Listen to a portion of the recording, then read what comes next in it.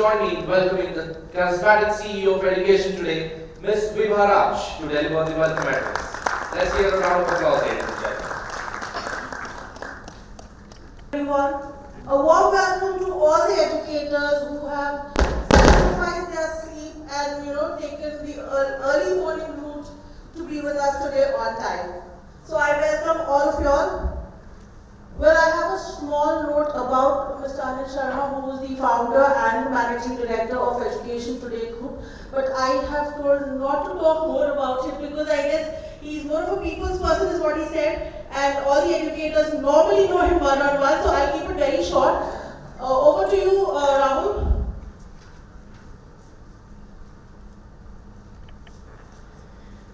Thank you, ma'am. A very warm welcome to all of you. We are delighted to have you with us as we celebrate excellence and innovation in education. Well, as we begin our event, let's first celebrate the long-standing tradition of lamp lighting, for which I would like to invite on stage Mr. Anil Sharma to be accompanied by Ms. Vibharaj. Would also like to invite Mr. Manjunath, Secretary of Sri Sarada Public School, Mysuru, a visionary leader dedicated to transforming education through innovation and holistic learning. With an MBA from the UK and extensive experience with the Times of India and Scandinavia, he carries forward his father's legacy with purpose and passion. Along with him, would like to request Dr. Anand Lakshman from Address Health, Mr. Mahesh Balakrishnan from International Baccalaureate, and Ms. Ramya Venkataramana from CENTA Private Limited.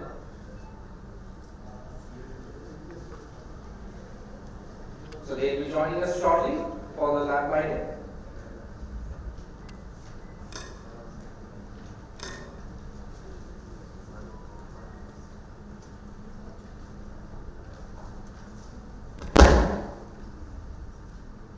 So this, ladies and gentlemen, is the Karnataka Educator Summit and Dynamic Awards 2025, presented by Education Today in association with International Baccalaureate and powered by Education News Network.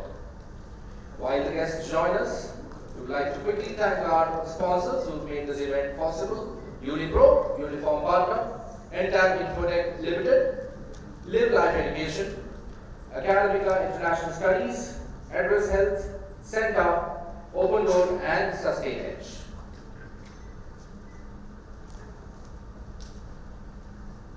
Also a reminder to all the guests and dignitaries here, we also have a booth.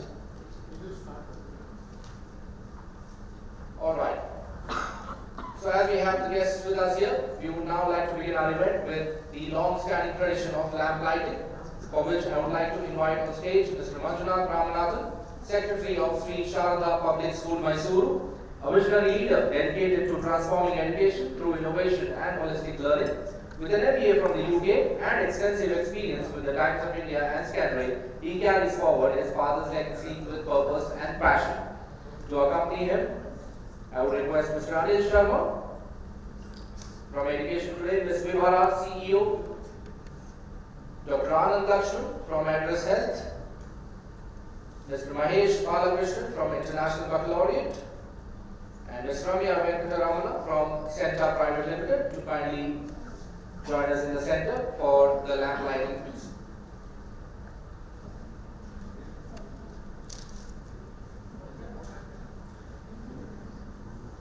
As this flame glows brighter, may it remind us that every spark of knowledge has the power of light, has the power to light 1,000 more. Let this be the beginning of a truly enlightening day.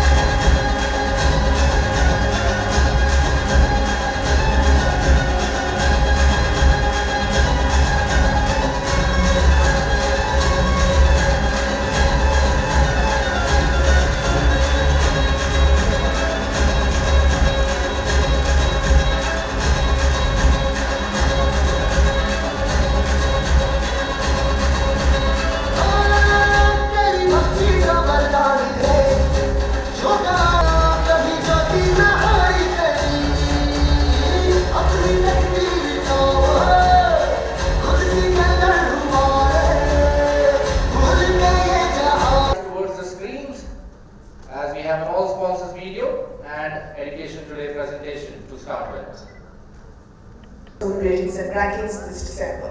In its endeavor to recognize and celebrate the journey of success of the best schools pan-India that have constantly proven their ability to provide world-class education to their students and thus mold them into leaders of tomorrow, Education Today rates and ranks these schools across various vital parameters in this issue. Block your space now to be a part of the premium league of schools and feature as one of the best schools in India.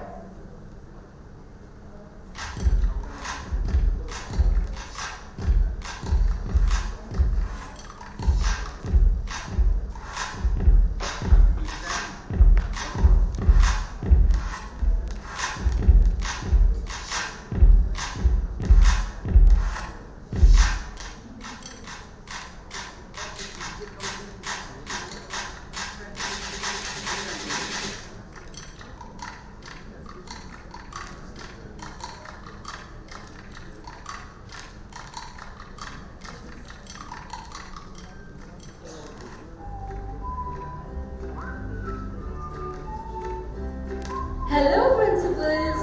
Ready to elevate the experience of your school admission? Here's My School Admission, the platform designed to boost your admissions and expand your network. With My School Admission, you can effortlessly showcase your school to parents actively seeking the best schooling opportunities for their children. Attract more students, streamline your admission process, and enhance your school visibility all in one place. Visit My School Admission now to elevate your school profile and grow your network.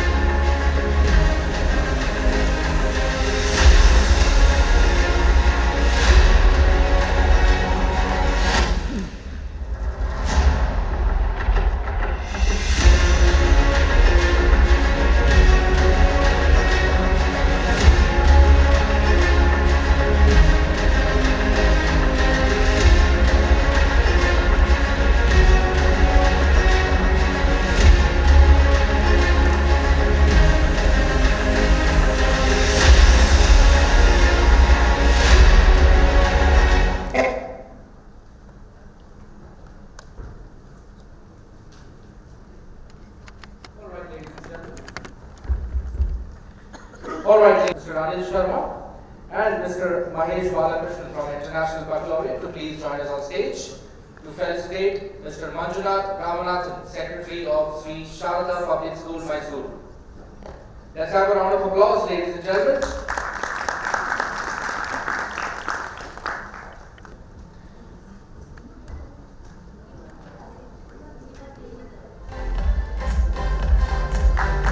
Let's have a huge round of applause, ladies and gentlemen, for Mr. Manjunath Ramanathan.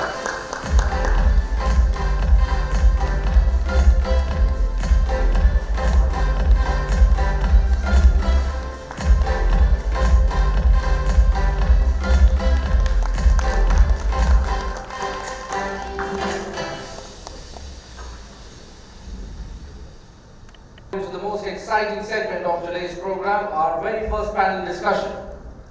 The topic, future-proofing schools, blending pedagogy with emerging technology. We are honored to be joined by a distinguished panel of thought leaders who will help us unpack these questions. Please note that the floor will be open for a Q&A session after the panel discussion, so we encourage you to share your questions and insights. And now let me introduce our esteemed panelists for the day. First up, I would like to invite on stage Dr. Manila Carvalho, Principal of Delhi Public School, Bangalore East.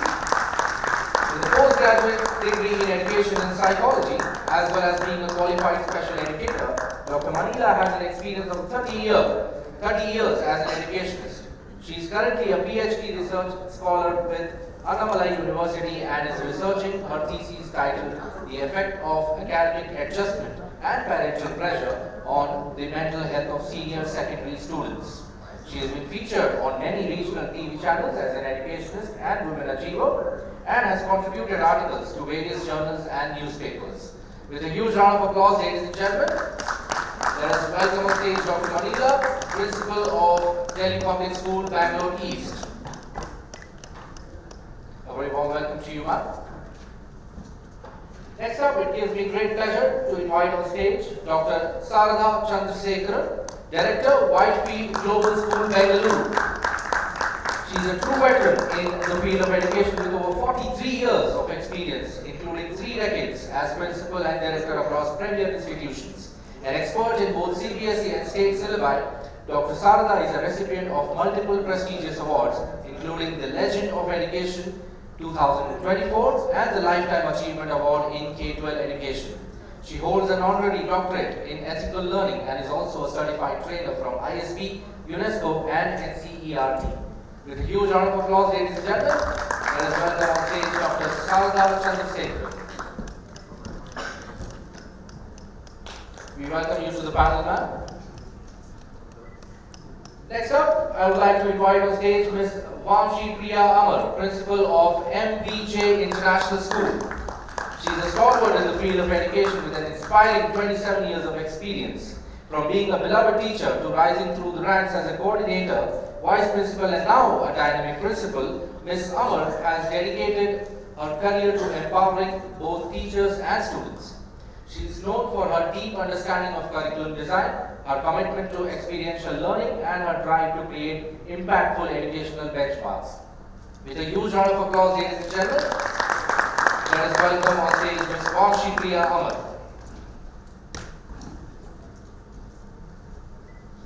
A very warm welcome to you, ma'am. I would now like to invite on stage Dr. Reshma Ganesh, Founder, Principal and Campus Director, SSRVM Bangalore East. She is the Founder, Principal and Campus Director of SSRVM Bangalore East and is a visionary educationist with 25 plus years of leadership.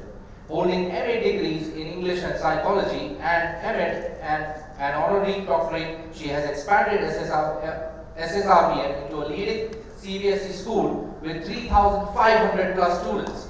As council member and academic director of SSRVM Trust, she mentors schools nationwide, aligning modern pedagogy with Indian values. With a huge round of applause, ladies and gentlemen, please welcome on stage Dr. Reshma Ganesh.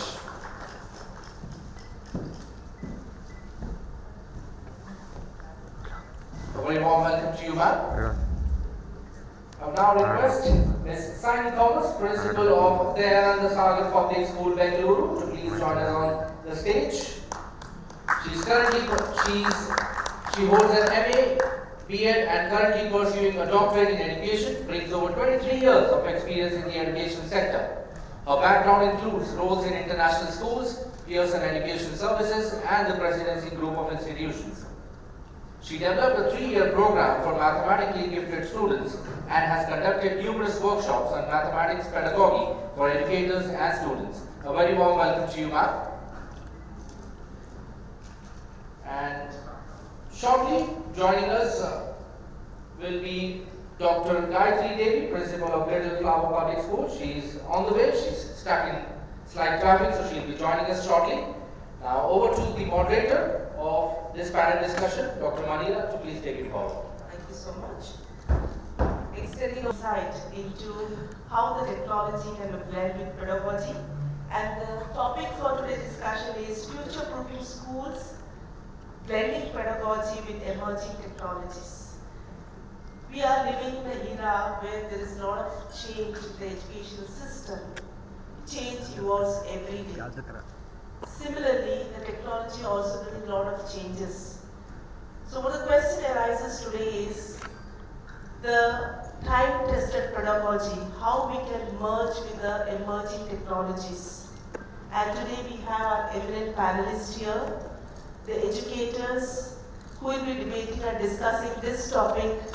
And I would say a warm welcome to all of you. And the first question I would like to pose to Dr. Reshma.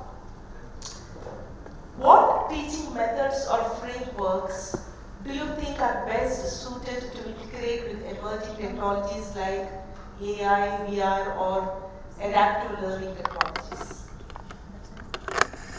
Thank you so much, Dr. Manila ma'am, for this relevant question.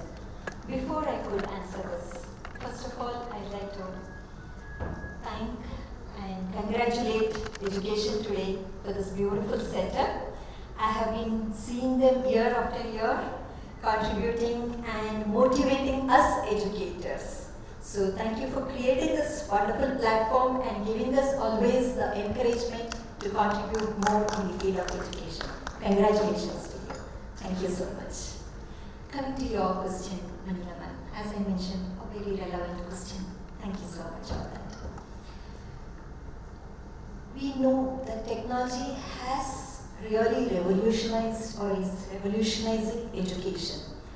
It has accelerated or augmented the pace of learning or the delivery methods. We as educators, we are standing at an intersection where the content and pedagogy is meeting with technology. So it's no longer a question whether we are integrating technology, but it is how meaningfully are we able to integrate technology. So the success of education is not just the availability of technology, but the best framework, the teaching practices that we are using to anchor them. Since the time of COVID era, I think we are all familiar with the terms, or we have been using blended classrooms or blended learning, isn't it? Where the traditional teaching methods as well as using the digital learning platforms. So taking both along, where there is personalized learning that is happening. So this is again redefining classrooms. So blended learning, then we have the flipped classroom methods. So the flipped classroom method where, for example, we are using an AI curated video for the student to watch at home at his or her own pace, isn't it? And then the next day or the following day, we are utilizing the school hours to see that there is a lot of discussion, collaboration, or hands-on activities that is happening. So this is where the flipped classroom method, which also reiterates or shows that it's not that technology is replacing us, but it is enhancing learning and humanizing learning. We also see that there are a lot of emerging technological tools like virtual learning, reality, as you mentioned, augmented reality. So these are best suited for the constructivist approach or the experiential learning, where these abstract ideas, they are made more tangible. So there is a deeper understanding for the students or learning that is happening. For example, a student is made to walk through a monument or walk through a rainforest. So there is a deeper understanding, and this is where they are constructing the knowledge or experiencing deeper understanding. Then there is another beautiful vital framework, which I would say is the universal design learning, UDL, where there is inclusion that is possible through technology. And for example, the artificial intelligence, using that we can convert a text to making it audible, or speech, converting it into a speech, so that visually impaired person, student, is able to also access the learning materials. So this is where technology has helped. So the universal design learning for learning is a very essential framework, I would say. It has really removed all the barriers and made learning resources accessible for everybody. So equity or accessibility is something that we are able to really see. Other frameworks are like inquiry-based or project-based, where there is a lot of scope for research, or students are able to use data-driven to form a hypothesis, or to understand about the climate change, how it has an impact on the ecosystem or on the other parts. So this is where, again, using technology there and using this inquisitive nature, developing their creative as well as critical thinking skills, all in collaboration. This is also a beautiful teaching framework that can be adopted. And we also are aware of SAMR, that is from substitution to augmentation to modification and redefining. So this makes us responsible users of technology. There is also TPAC along with this, where technology and the pedagogy and the content knowledge all put together. For example, if we are teaching about poetry on Keats or anything, first is understanding the content. Mastery over the content is very important. And then, what is the instructional strategy that can be used? And then coming to the available technology that is there and which is best suited. So it makes us use technology in a very guided and responsible manner.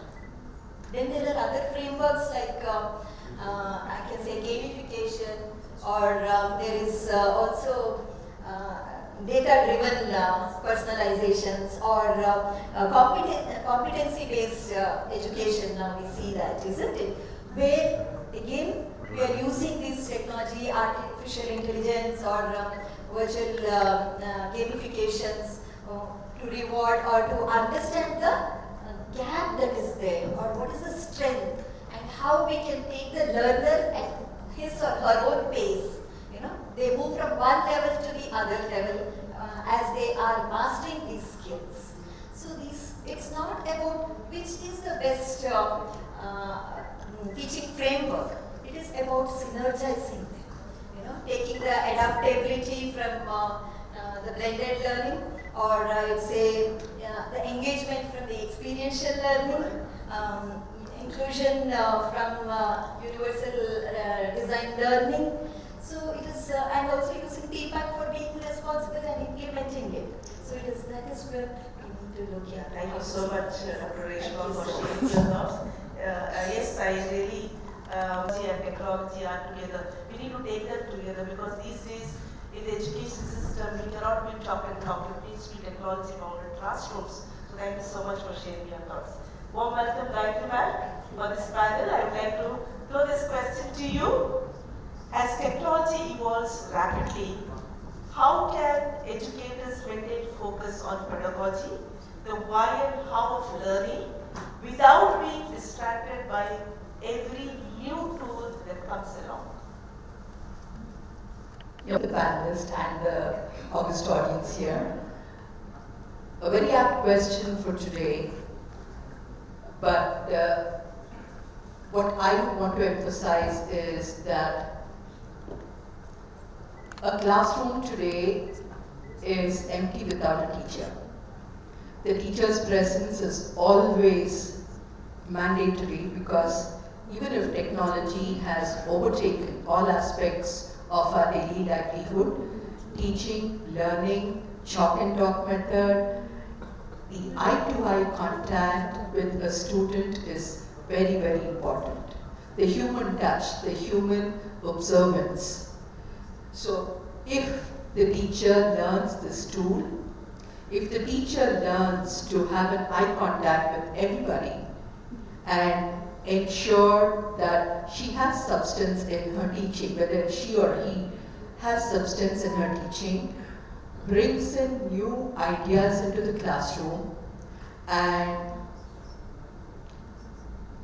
makes a very minimal use of technology, I think that would definitely have an impact. Now, gone are the days where we believe that marks, scores are be all and the end all of school's existence. The other day I was watching a very good friend of mine from Mumbai have a discussion that in his school there are no, even if there are tests and exams, the PTM is before the tests and exams, and in the PTM, the child, usually what we do is we give a list of portions telling that in math we have 4 chapters, in English we have 2 chapters, etc., etc. So here, the child is going to speak to the parent and tell the parent, this is the portion, and in this, in algebra, we have angles, and angles, the teacher has just thought is probably a right angle and obtuse angle, and this is what I have understood of it. So this is how the child explains the portions for the test. The parent understands, yes, my child is aware of what is happening under the chapter angles, and when the exam test is given, even if the child doesn't score well, the parent knows that this child has understood the chapter. Probably it was not his day, and that's why he or she has not attempted it. So you see, this particular school, this particular teacher has gone on a different path to ensure that the stress on learning for the test and exam is minimized to the optimum. There's a different approach. So today what we are looking at is a test doesn't mean that you need to by heart. There is nothing that would emphasize the child to get back to the root method of learning. So the teacher putting a heart, soul and mind into every chapter, every page and making the class lively. I think that definitely would want children to listen to her, to be sure that they are present for her class, and that ensures that technology will not have much of a role to play. So passion, passion, passion for teaching is the formula. Yeah, rightly said, Dr. Gayethri. The human touch can be given only by a teacher. I think teacher cannot be replaced. Teacher will be there because human touch comes only from the teacher. And the next question to Dr. Sarada: how do you ensure that technology enhances rather than replaces the human elements of teaching? Thank you, Manila. First of all, I think I'm very well put in, and Reshma, you have thrown a lot of light into a lot of areas where the teachers can learn. So I'm not going to tell all those things. I'll tell you a story. I told her, whatever question you will ask, I'll talk about the cow and my father has a cow. Okay, so the story is this, that it seems Japanese were very, it's not a story, it's a small information.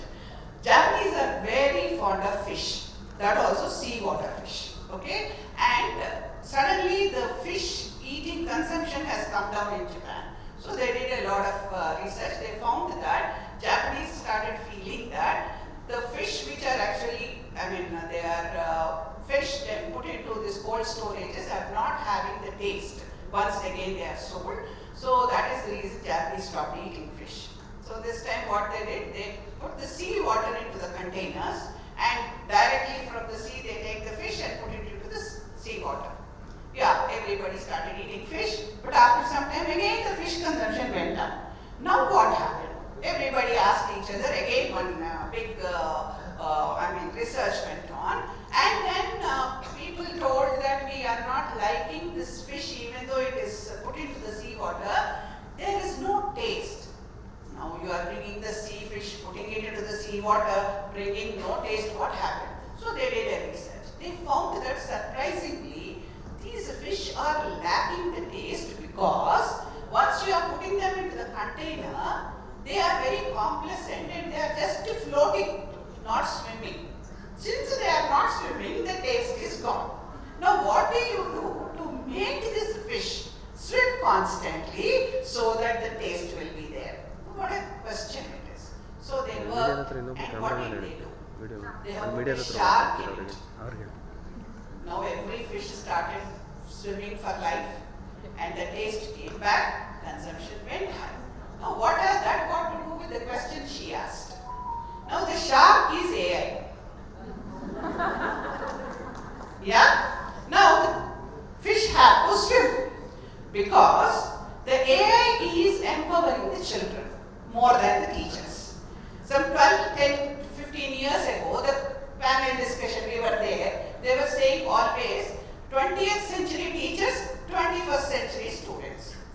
We are still the same. Yeah? And now 22nd, 23rd, 25th is coming. So, COVID proved that we are quite technology savvy. So, AI is the shark. Now, to my knowledge, there are 100 tools we can use, to my knowledge. So, my grandson's knowledge, who is 10 years old, there may be 1,000, which I do not know the remaining 900. Now, the teacher is also like that. Teacher may be better than me, being younger to me. Okay. Now, what should the teacher do? The shark is already there. Why should the teacher do? I'll give you one small example, another small anecdote.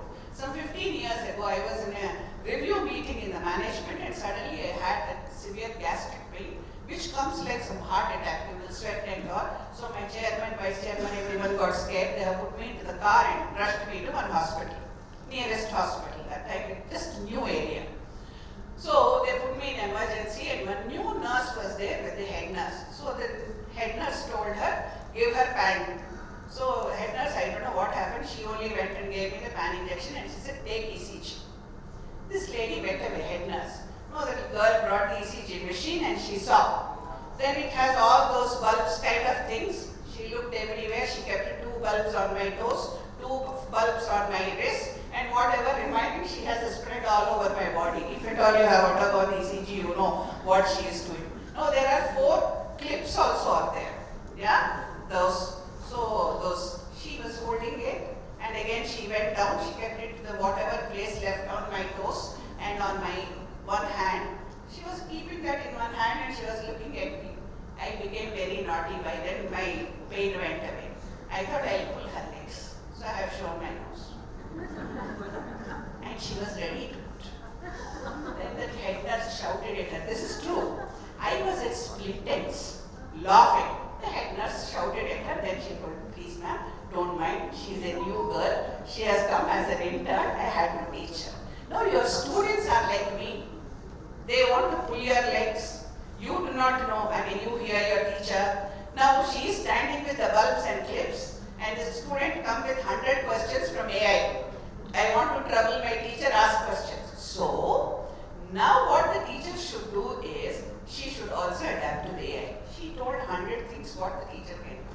I am telling you, how many teachers are aware that there is something called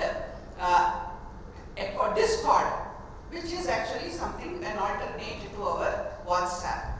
Yeah? And normally we call Reddit as one of the troublesome, whatever the mail or the chatting area, but it has maximum of the knowledge.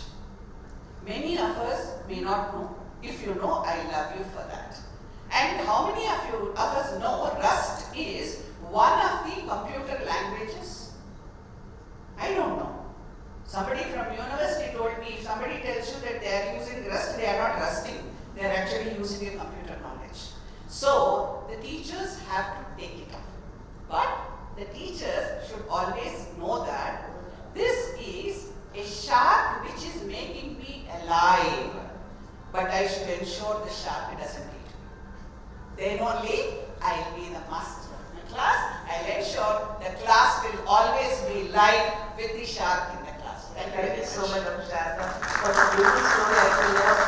Forget the shark, and of course, we need to leave the shark with the teachers. That is definitely essential, because these days children know much more than the teachers. Children are very intelligent, children are very bright. Sometimes it's a challenge to the teacher to be in the classroom.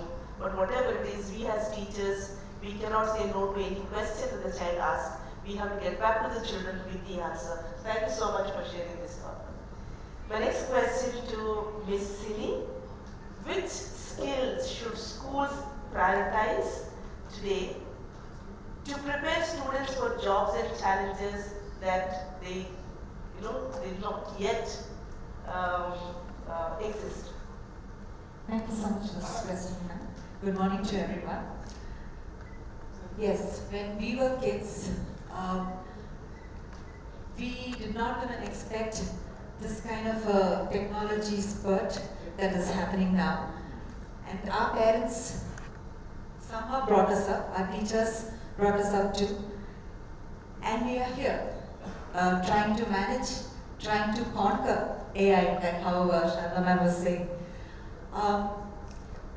The thing is now, whatever we see now is not what we are going to expect in the future. It's much more than we can even imagine. I think all these movies that come out on AI and stuff like that are kind of becoming, they all look prophetic now. A lot of things are coming to pass. So how are we preparing our students as educators? I feel not just teaching them about AI or teaching them to be proficient with AI is enough. We should make them strong enough to handle whatever comes in the future. Emotional intelligence is one of the most important things that we have to impart to our kids.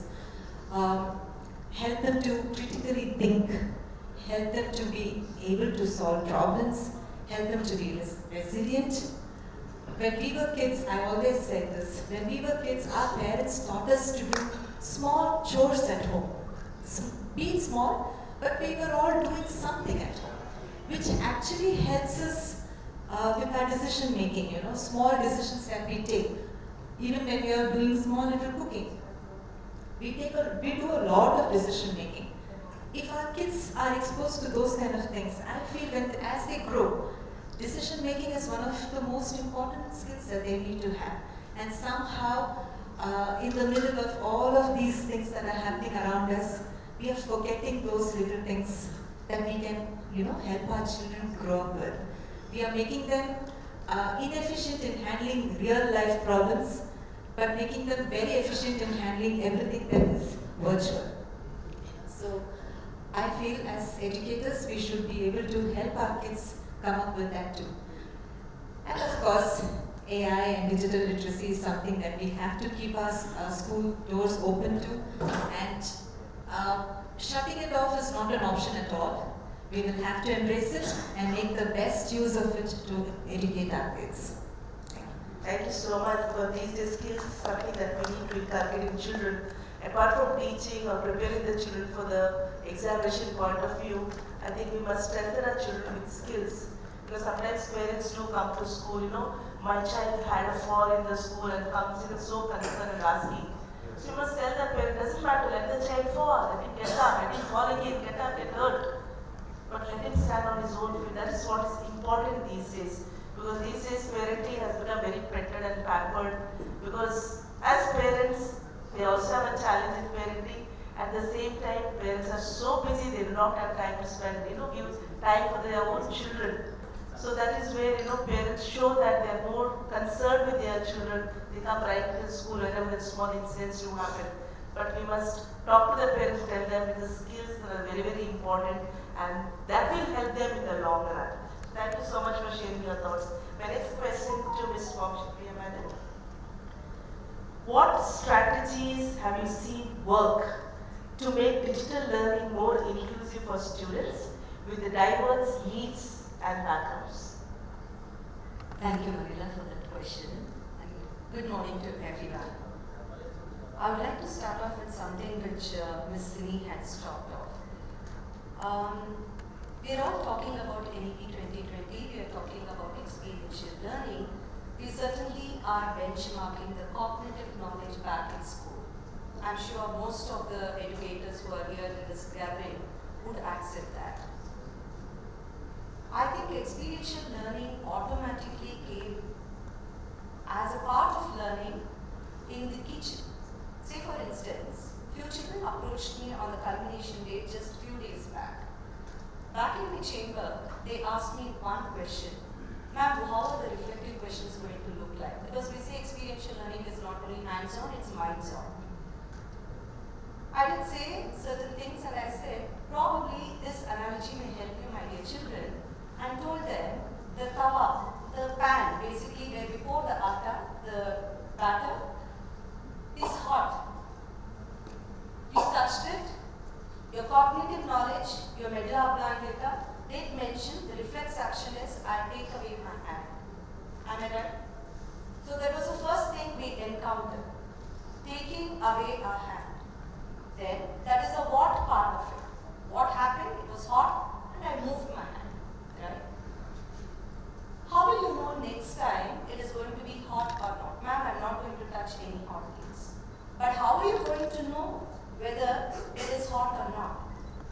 we learn this back in school?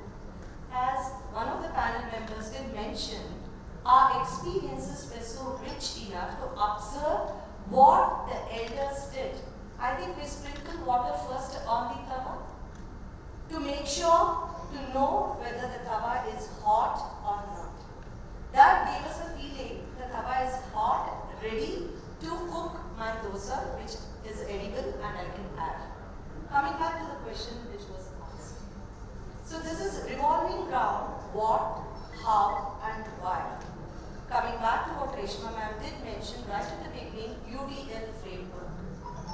To encourage the inclusivity in classrooms, I think we've all come up with CAST's UDL framework, which revolves around this what, how and why. CAST is an acronym for Center Affiliated for Special Technology. And it has come up with 3 different principles for UDL. Universal, diverse for learning, or it can be a differentiated mode of learning, in which 3 important multiple modes would answer your what, how and why. What are we going to do in the classrooms with this universal, diverse for learning? How and why are we doing it? Multiple modes of representation is extremely important in a classroom. What are we going to do as teachers, as educators, as co-learners, or as partners in education for children to learn in a classroom is multiple modes of representation. Now this can come with different digital platforms, coming back to that later. Now let me come back to how. Multiple modes of action and expression.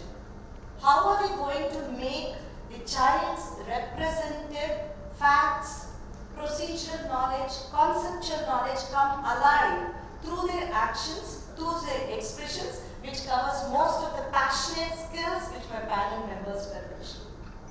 So the how part of it should engage the children back in classroom. So how do we engage? Multiple modes of presentation. That answers your why. Why are we doing this multiple modes of representation, then action, expression, as well as presentation?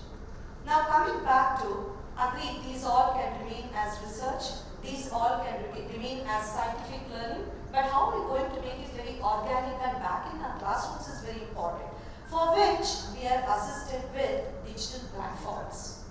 Maybe Canva AI, maybe Google Classrooms, maybe your Microsoft assistive learning, which is very, very important. Now why is this assistive learning important? Because it helps children to get into the asynchronous mode of learning. When we say asynchronous mode of learning, it gives them the time, the pace of learning, equally supported by blended learning, wherein the teachers are hand-holding them back in classrooms, they are not left alone. So that comes with the digital platform. Now the digital content part of it, how to make it inclusive in a classroom. Not every child is accustomed with what is running as a video within 1.5 minutes and pouring up questions back in classrooms. How am I going to make the child who is still in the tier 1 stage to be lifted to tier 3 stage? Differentiated instructions has to creep in. How do I make this differentiated instruction? Give them time to do the work. Maybe enlarged font size visuals can be put up. Maybe the slow-paced podcast can be brought in as a part of digital content which can be delivered back to the children on those digital platforms to make sure that the asynchronous methods become very comprehensive and a part of their learning instead of learning becoming a monster. Lastly, to say digital presentation. Mind Up is there for mind maps. I still remember some of my colleagues are here. Back 15 years back when we were just teachers, we used mind maps in a large scale. Graphic organizers. TTF taught us to use graphic organizers in a large scale. But now we have assisted technology which will help us to bring in those mind maps, graphic organizers quite visible and where children enjoy doing it all by themselves, keeping all the multiple So I feel if at all we are aligning ourselves and understand, deep dive into UDL, Universal Diversity for Learning, and the principles of learning, a lot of benefits can be achieved practically in classrooms. So we come back with what, how, and why, and it will be a thorough experiential learning. A differentiated learning, instruction, and education in classrooms will spring beautifully and uplift those Tier 1 children back to Tier 3, not leaving us not knowing what to do with the biometallic strip which is there in my iron box or in my geysers, and they're not working. I'm an engineer sitting back at home, but asking an outsider to come and fix it, who is a fifth class? I think that answers. Thank you so much. Yes, diversified teaching and learning is very essential in the classroom these days, because we do have children where we focus on inclusivity. Of course, there are clear guidelines that we cannot deny admission for any student based on the disability. So we have to have children with various different styles of learning in the classroom. And of course, technology comes very handy there to helping out these children to enhance their learning skills. Thank you so much for sharing your thoughts, Vamsheepriya. My next question to Dr. Gayethri. Is there a danger of tech fatigue among teachers and students, and how schools can manage that? With the alpha generation of students in schools who are already tech savvy and are on multiple social media platforms, the teacher ensures that she is more popular than her colleague. And how does she do it? Is she or he too being on the social media platforms. And whether we are ready to digest it or not, politics is there in the staff room, politics is there in the classroom as well. This is in Hindi what we call as kadwa sach. So being popular is what a student aspires for today. It could be through good, bad or ugly means. And similarly, the teacher also being on social media platforms. See, in our days, we only knew who our teacher was. We never would get to know, is she married, is she not married, who her children are, how does her husband look, how does she look differently when she's not in a sari or in a western attire. Today there are no secrets kept. When teachers start posting their personal photographs on social media, obviously she would want her followers to look at it, and children get an insight into what exactly is happening in her, with her, in her family, her children, etc., etc., etc. So I think like the students have fictitious accounts, the teacher also can have and never reveal her identity, and ensure, even if she has to be on social media platform, not allow the students to be a part of her social media platforms, thereby maintaining her dignity and her privacy as well. And with that, I think the inquisitiveness with the student would continue to remain like it was during our days. So I would say no for staff being on social media. Thank you. I agree with you, because I do tell generally whenever we go for any sessions, we do tell and talk about this, because we teachers are teachers for 24/7. It is not only when we are in the classroom. In the morning, the child will meet in the classroom and we, good morning ma'am, the child will say. In the evening, the same child will meet the teacher in the marketplace. He will say again, good evening ma'am, he will not say good evening auntie. So our teachers are there, we are teachers 24/7. So it's very, very important what post we upload on our social media. It needs to be dignified. It needs to be, kept us in high respect as we are educators. So that is something which we need to talk to the current generation of teachers who are very fascinated in uploading the post immediately whatever they have done. But something, we need to put it in their mind. Whatever posts go up on social media, give that dignified look for the people who reads it. That is something that's very, very essential. And with the closing note, because I already got intimation that its time is up, so I just want each one of you in one sentence to give me the closing remark on this particular topic. Yeah. Thank you. Please look at the shark which is there and keep yourself alive. AI is here to be there, but you are the master of AI. AI is not your master. That's it. Shall I go for it? Yes, please. I think with the digital content coming up, and as ma'am said, I said I will quickly grab the mic because AI is extremely important. One needs to co-live with it because obviously it's going to elevate you. We have to also get uplifted with it.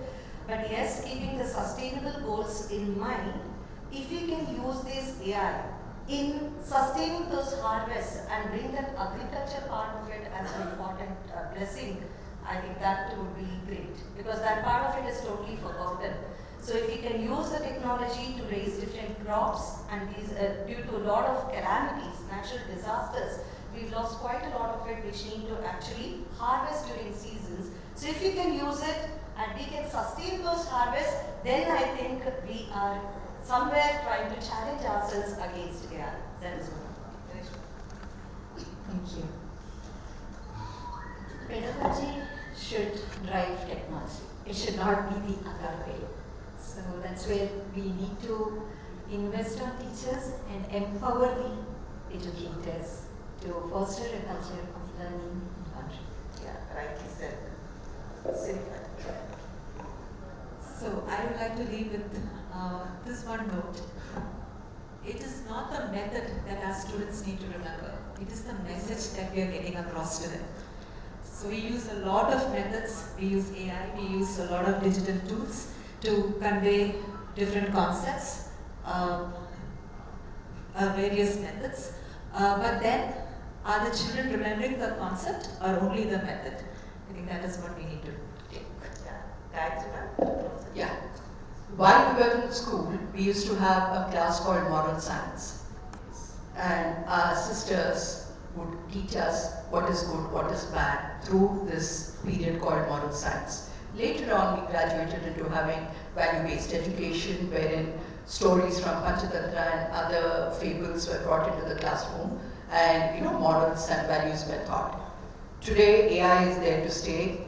It will continue to stay.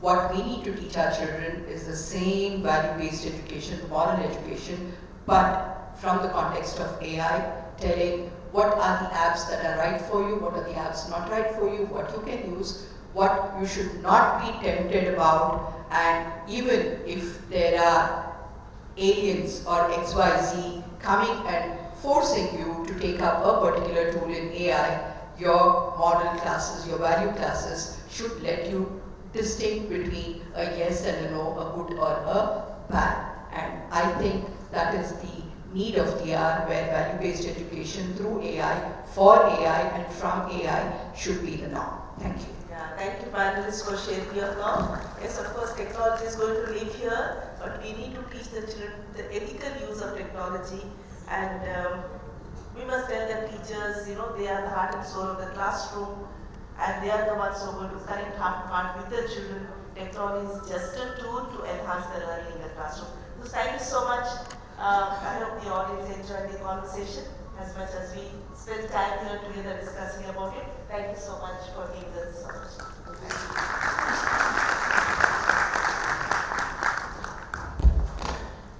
I thank all the panelists for sharing their insights and thoughts on the topic.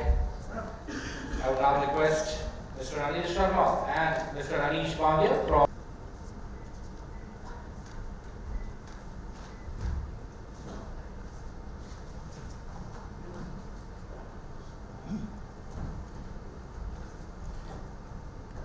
Thank you.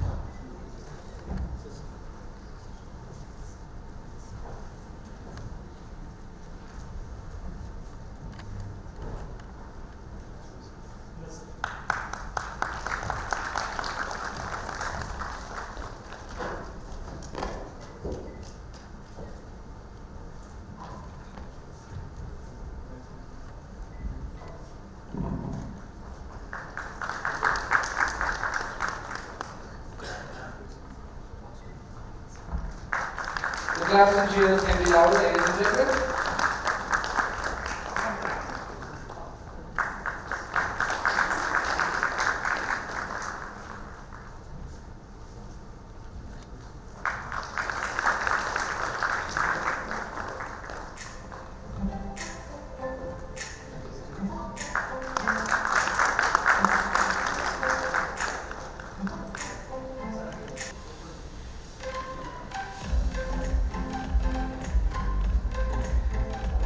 let's have a huge round of applause once again for all the panelists, ladies and gentlemen.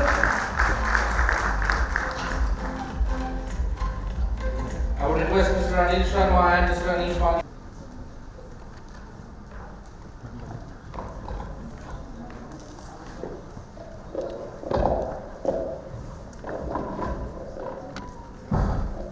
The first panel discussion for the day. And we would like to once again welcome you all to the Karnataka Educators Summit and Dynamic Awards 2025. Presented by Education Today in association with the International Baccalaureate and powered by Education News Network.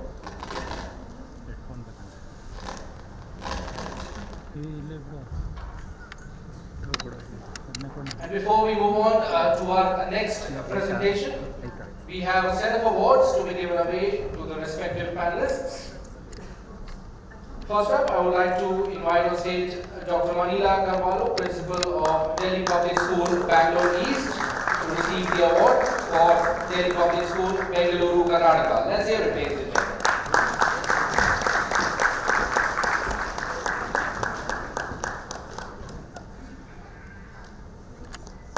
Delhi Public School, Bangalore East. Next up, I would like to invite on stage Dr. Gayethri Devi, Principal of Little Flower Public School, Bangalore, Karnataka.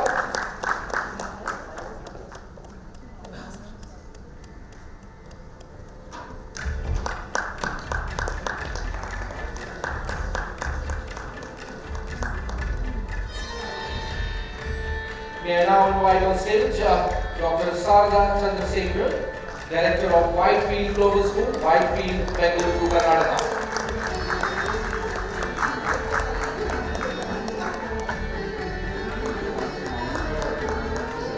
I would also request Dr. Sarada to please collect the award on behalf of Ballistus International School, Whitefield, Bengaluru.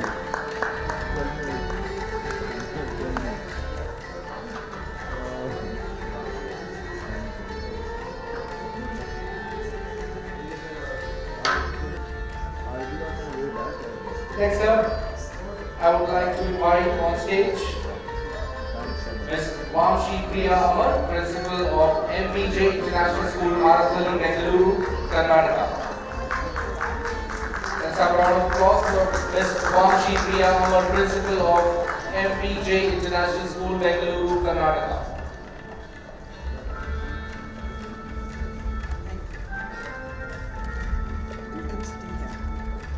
Can I now request Dr. Reshma Ganesh, Founder Principal of Sri Ravi Shankar Vidya Mandir, Bangalore East, to please join us on stage to receive the award. Let's have a round of applause, ladies and gentlemen, for Dr. Reshma Ganesh.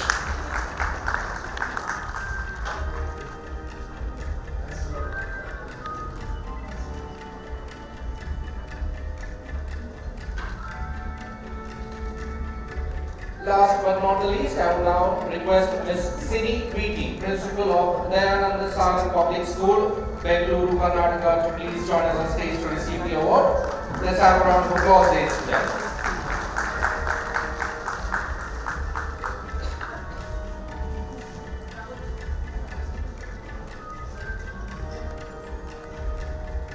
We also have Ms. Nidhi joining on stage, along with Ms. Ciny to receive the award for Dayananda Sagar Public School. Thank you so much, ma'am. Thank you, Mr. Anand. And I would request Mr. Anish Bangya to remain on stage as he is our next speaker for the day. To give you a little background about Mr. Anish, he is the co-founder of Open Door, an IIT Madras graduate from the class of 2010. Anish co-founded Open Door with Abhishek Kariwal in 2013. Open Door now partners with over 300 schools providing thinking classroom and thinking assessment programs to foster deep thinking in children. Let's hear it, ladies and gentlemen, for Mr. Anish Bangya, co-founder of Open Door. Over to you, Mr. Anish.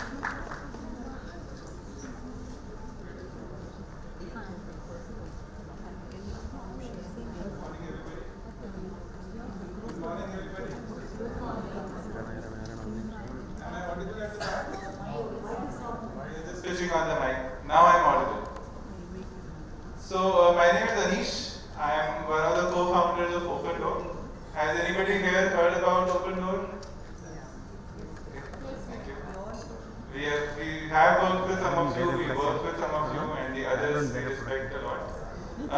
we want to talk about a topic which is very dear to us, which is why do good questions matter in our classroom.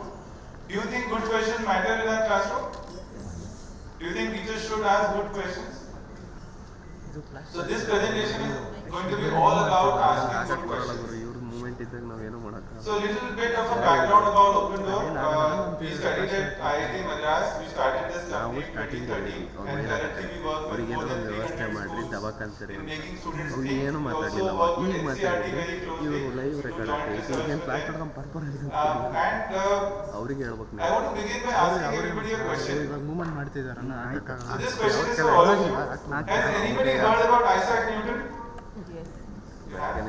So my question is, how many years do you think it took Isaac Newton to develop his laws of motion? Any guesses? Without looking at the internet or ChatGPT. Any guesses? How many years did it take Isaac Newton to develop his laws of motion? Any guesses? Just a second. Okay, more than a second for sure. How many years? Did I hear an answer? More than a year? Okay. Just a second, more than a year. The correct answer is it took him 22 years to develop his laws of motion. Do you know how much time it takes our teachers to teach laws of motion? Surely they don't need 22 years to teach them, but they currently spend about 6 to 7 periods in teaching laws of motion. No wonder students do not understand laws of motion in depth. How many years do you think it took Robert Hooke to understand what a cell is? Any guesses? The name of Robert Hooke appears in the first paragraph of the chapter of cell. How many years do you think it took Robert Hooke to understand what a cell is? Any guesses? Few years maybe? The correct answer is he never understood it. So what he was looking at was dead cells when he was looking at a cork under a microscope. It took many centuries for people to understand what a cell is. How much time do you think teachers teach when they teach cell for? They teach cell in about 7 to 8 periods. There are many deep concepts across science and math and other subjects that are taught in a hurry. And I often ask myself, when it takes time and deep thinking to understand a concept, then why is there a hurry in our classrooms? Because this hurry is making students a superficial thinker. And when students are growing up and becoming doctors, journalists, marketeers, they are becoming ordinary doctors, ordinary journalists, and ordinary marketeers. Because back then in school, they were taught in a hurry. They didn't understand anything in depth. They lost the habit of thinking deeply. OpenDoor helps teachers across Bangalore, across India, outside India in helping teachers teach by asking questions and still always finishing syllabus on time. I want to talk about two of our products called Thinking Assessments and Thinking Classroom. And I want to show these products with the help of what I know best, questions. All of you here have come in a car, either from Bangalore or from Mysuru or nearby. In all those cars, there is one engine. Do you know how many engines are there in the human body? Every car that you've traveled in has one engine. Do you know how many engines are there in the human body? Any thoughtful answers? Any? Ma'am, please. More than 4. How much? Okay. I will not reveal. Glad you don't have a mic. Ma'am is close to the answer. Any other thoughts? While you're thinking, I want to tell you what an engine in a car does. The job of the engine in a car is to burn the fuel, petrol, diesel, CNG, and create energy for the car. Do you know in our body how many such things are there that are burning fuel? Millions. Okay, millions. The correct answer is astounding. The answer is we have 37 trillion engines. Million times of a million. We have 37 trillion engines because in each of your cells, there is something called a mitochondria, and the job of the mitochondria is only to burn the fuel that you eat and make energy for your body.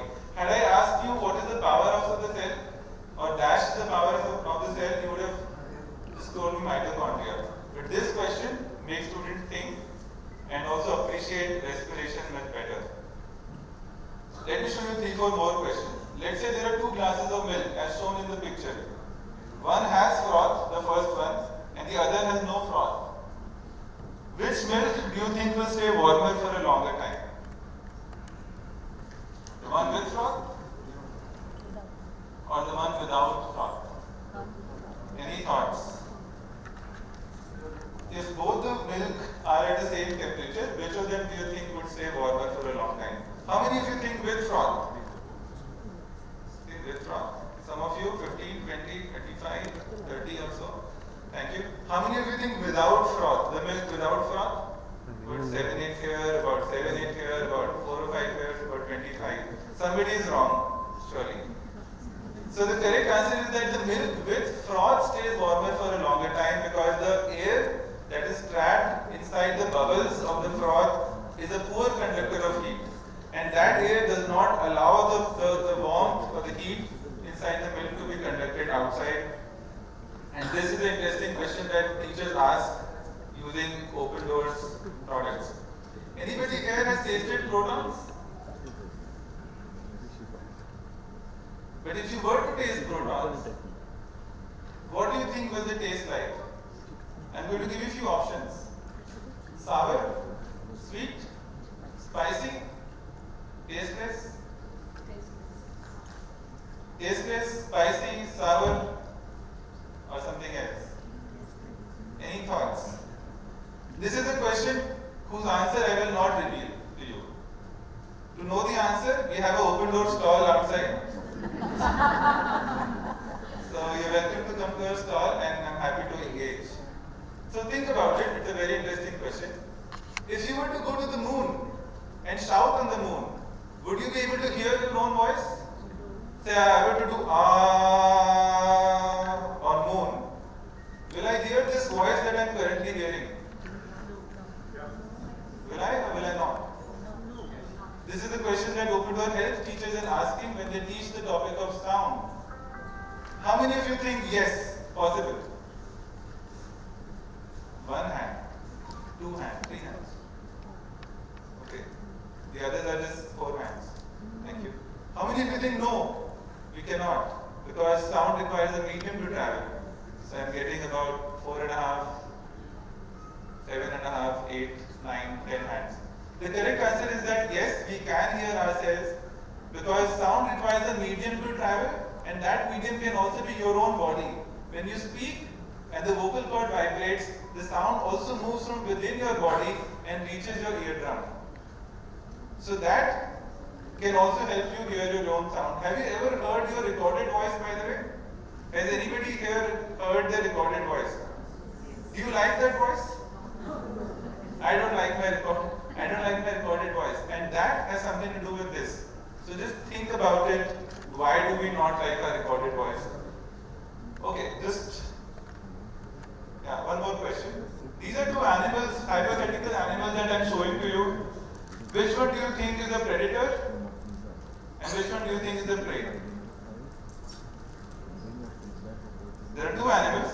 One of them is certainly the predator, one of them is the prey. Which one do you think is the predator? Thank you.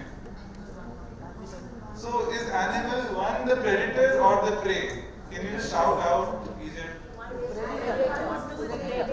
is the predator? And 2 is the predator. Why do you think so? I mean, whoever is confident can just voice out. The way the eyes, something to do with the eyes? Yes, something to do with the eyes. One of the animal has eyes closer and the other animal has eyes apart. The first animal happens to be a predator. Its eyes help the animals in focusing on the prey, and the eyes of the second animal helps it survive. That's more like a prey. Going to the next. Unlike many things that you should not try at home, this is a question I will recommend you must try at home. So the question is about a boy who's starting to sit down on a weighing machine.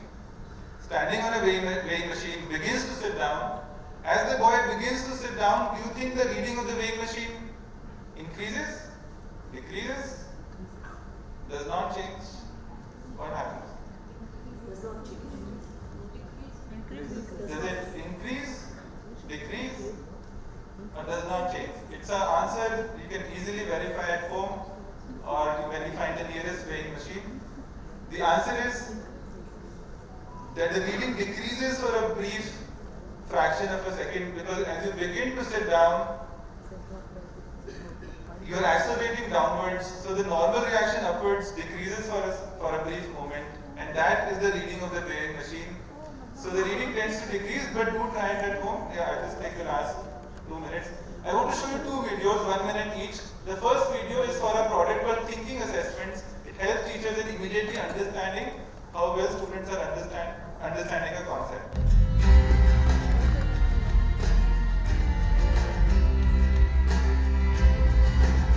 I recently completed teaching the concept of force in class 7. Opendoor prepares an assessment for me that I can take after completing teaching the concept. The questions make children think and apply their understanding to different situations. Students answer on a bubble form. I can scan these forms by placing them in front of the computer camera.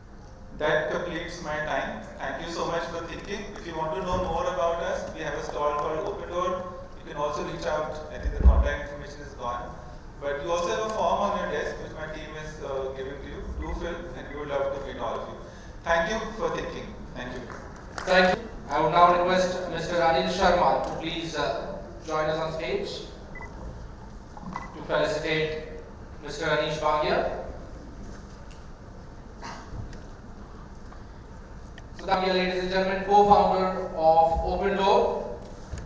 Let's have a round of applause for Mr. Ganesh. Can we have the certificate? Yes.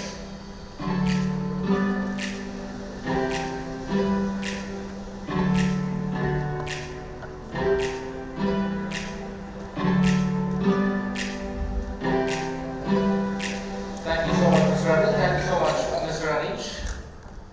We now move on to our next presentation, which is by Unipro, who are also our uniform partner for the summit today, for which it gives me great pleasure to invite on stage Mr. Shashi Pandey, who is the Vice President for Unipro. Ladies and gentlemen, let's hear it for Mr. Shashi Pandey as he joins us on stage for the presentation.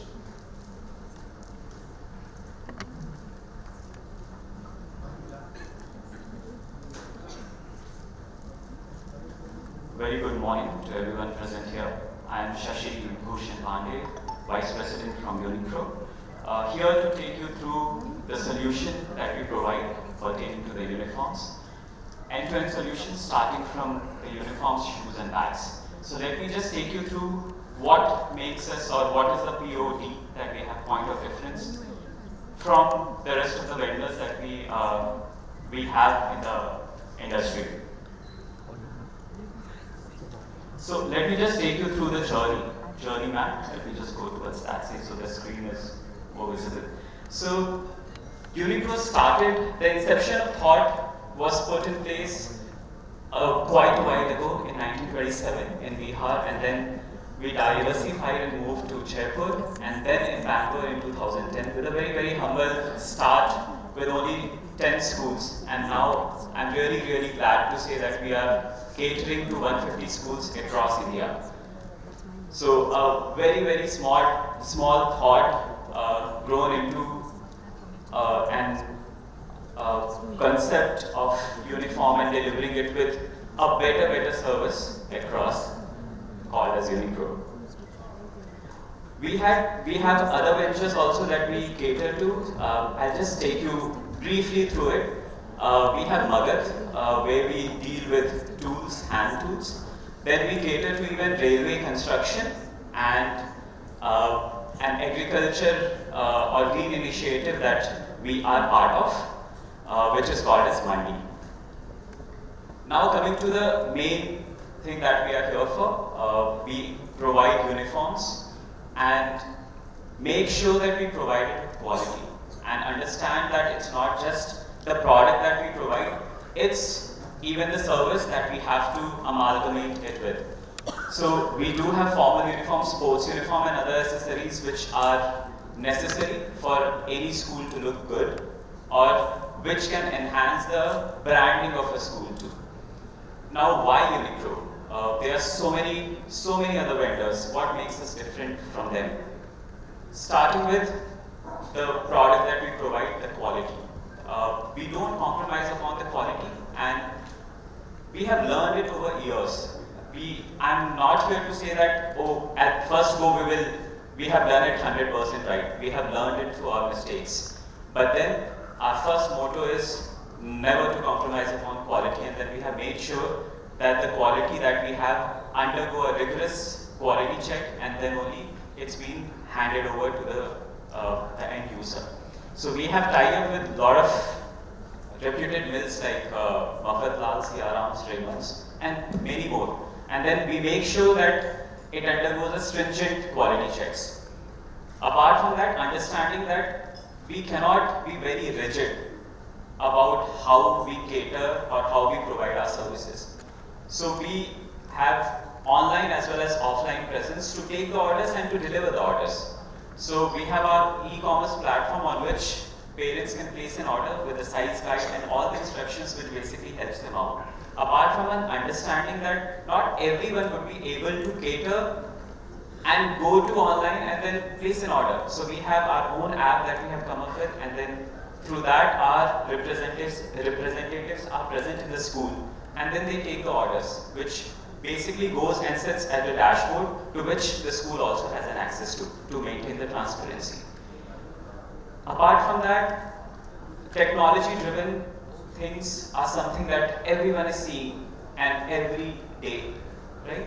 So that's why we have AI chatbots to make it much more easier for the parents to get the information which are very normally asked or frequently asked questions. And these chatbots basically facilitates those particular aspects where hundreds of customer care shouldn't be there on call every time to address these basic questions. So AI chatbot basically provides that platform where these basic questions can be addressed, and parents are assured that their queries are basically being addressed and the concern doesn't get escalated further.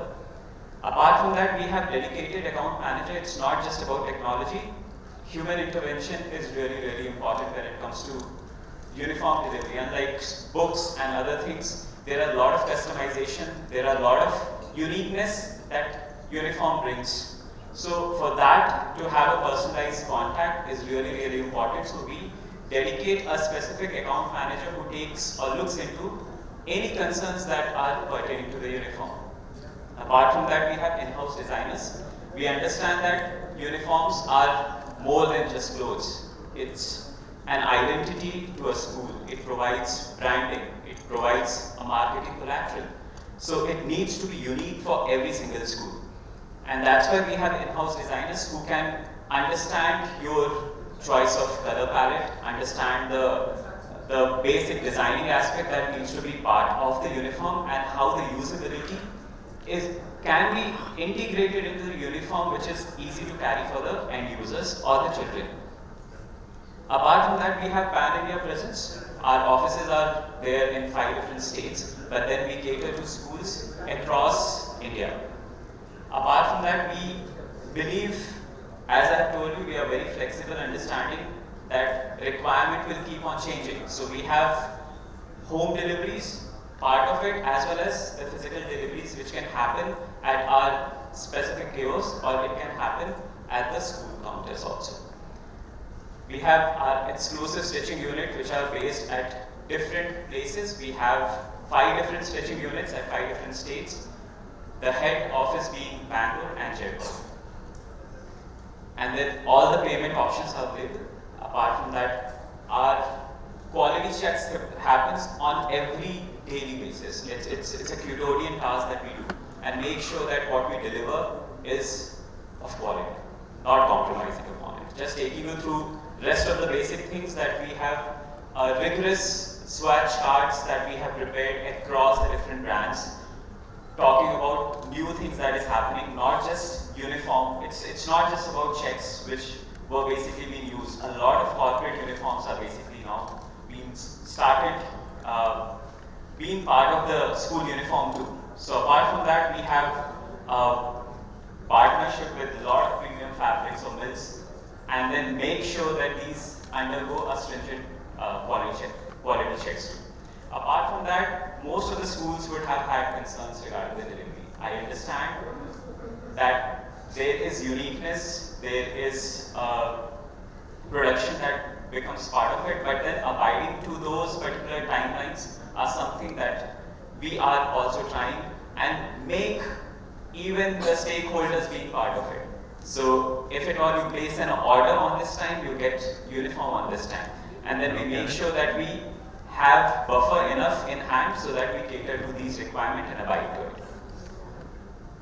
And as I have already told you, we have AI-driven AI-driven customer support, which basically addresses the basic questions which generally are not being used in uniform deliveries and other concerns. So if at all parents get their all queries addressed, I think close to 70% of concerns would reduce down. So we have understood these particular aspects of uniform delivery and try to get the technology-driven answers towards providing the uniform, providing it in time, and addressing the concerns of the parents too. Apart from that, we understand while the measurement has been given 1 month or 2 months ago, by the time they take the uniforms, it might change. So there are no question ask exchange that we offer until unless they have not used it, they have not washed it. So we provide size exchanges without any question asked, and that makes the process much more hassle-free. As I have already told, we have in-house designers who basically understand your taste, understand the logos, the palettes, the branding, the logos as per which they are supposed to design something. And then uniqueness is to be part of every single school uniform because it talks about the school, it talks about the brand. And that's why we have in-house designers who can cater to these particular requirements as per your choice or as per the logos or the other detailing that we have. Apart from that, understanding that transparency needs to be maintained between the vendor and the school management, we have come up with a school dashboard which basically gives all the details of the sales that has happened to understand what are the levels at which we have got the orders, when it was catered to, when it was delivered.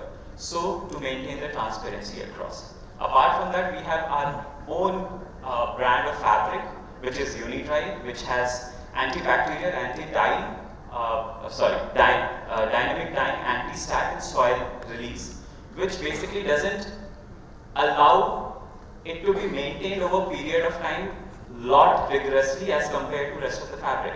And it's very easy to maintain and it's very, very simple to carry it forward to. Apart from that, we have premium school brand bags also with which we are associated with. We have tie-up with a lot of shoes and brands starting from Adidas to the Bata to cater to the wider range of price ranges. And our presence, as I've told you, are there in 5 different states, but we cater to 150 plus schools across India. Thank you so much. We have our stall outside. Would be very happy to take you through the different fabrics and kind of designs that we cater to. Thank you so much. Thank you, ladies and gentlemen. That was Mr. Shashi Pandey, Vice President of Unipro. I would now request Mr. Anil Sharma to please join us on stage to felicitate Mr. Shashi Pandey. Let's hear it, ladies and gentlemen, for Mr. Shashi Pandey, Vice President Unipro, also our uniform partner for today's summit.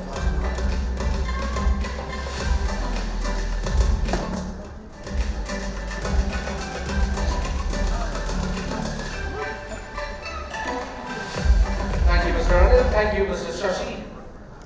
Moving on, I would now request our next speaker for the day to please join us on stage. He goes by the name Dr. Anand Lakshman. He is the founder and CEO of Address Health Solutions India Private Limited, which provides comprehensive school health services across India with experience working with WHO, the Micronutrient Initiative, and the World Bank. Dr. Lakshman's initiatives focus on improving school health checks, infirmary services, health education, and mental wellness programs in urban schools. Over to you, sir. Thank you. Am I loud and clear? Yeah. Last weekend I was at a conference in Delhi and they gave me 6 minutes to complete my presentation. I stole 30 seconds. Today I was asked, Anil told me, give me 10 minutes. So I was wondering what will I do for 2.5 minutes more. So this part is where I'm just thinking what will I fit into the next 2.5 minutes. But try to add a few things so that we can talk a little bit more, but best is to, this screen is gone off. Yeah, so that's part of the plan. It's taking a minute away of my time by taking these infirmaries, annual health checkup to more than 2 lakh children, and mental well-being programs which we call risk reduction. It's going on and off. Yeah, okay. I hope it stays, huh? Okay, so today my topic is going to focus on putting health into education and education into health. Health and education are the pillars of any developed society. They are most intertwined in schools where children's values, beliefs and practices are shaped for future living. Unless we provide children with opportunity to get the knowledge and practice healthy behaviors which will shape their future living, we will be missing out on an entire generation's opportunity to be able to influence that for the future. And therefore, I request all of you to look at being the cutting edge of both these sectors, health and education, which impact the future. So what is currently done on health and education? Usually, some of the basic hygiene issues are covered. There is some awareness about health issues that is generated, sometimes in the form of some talks. Usually I won't blame my specialist doctor friends, but they tend to go on and on about their specialty. So a cardiologist will come and talk for miles and miles about some heart issues, putting the fear of God into people. But we are trying to think about what else can we do.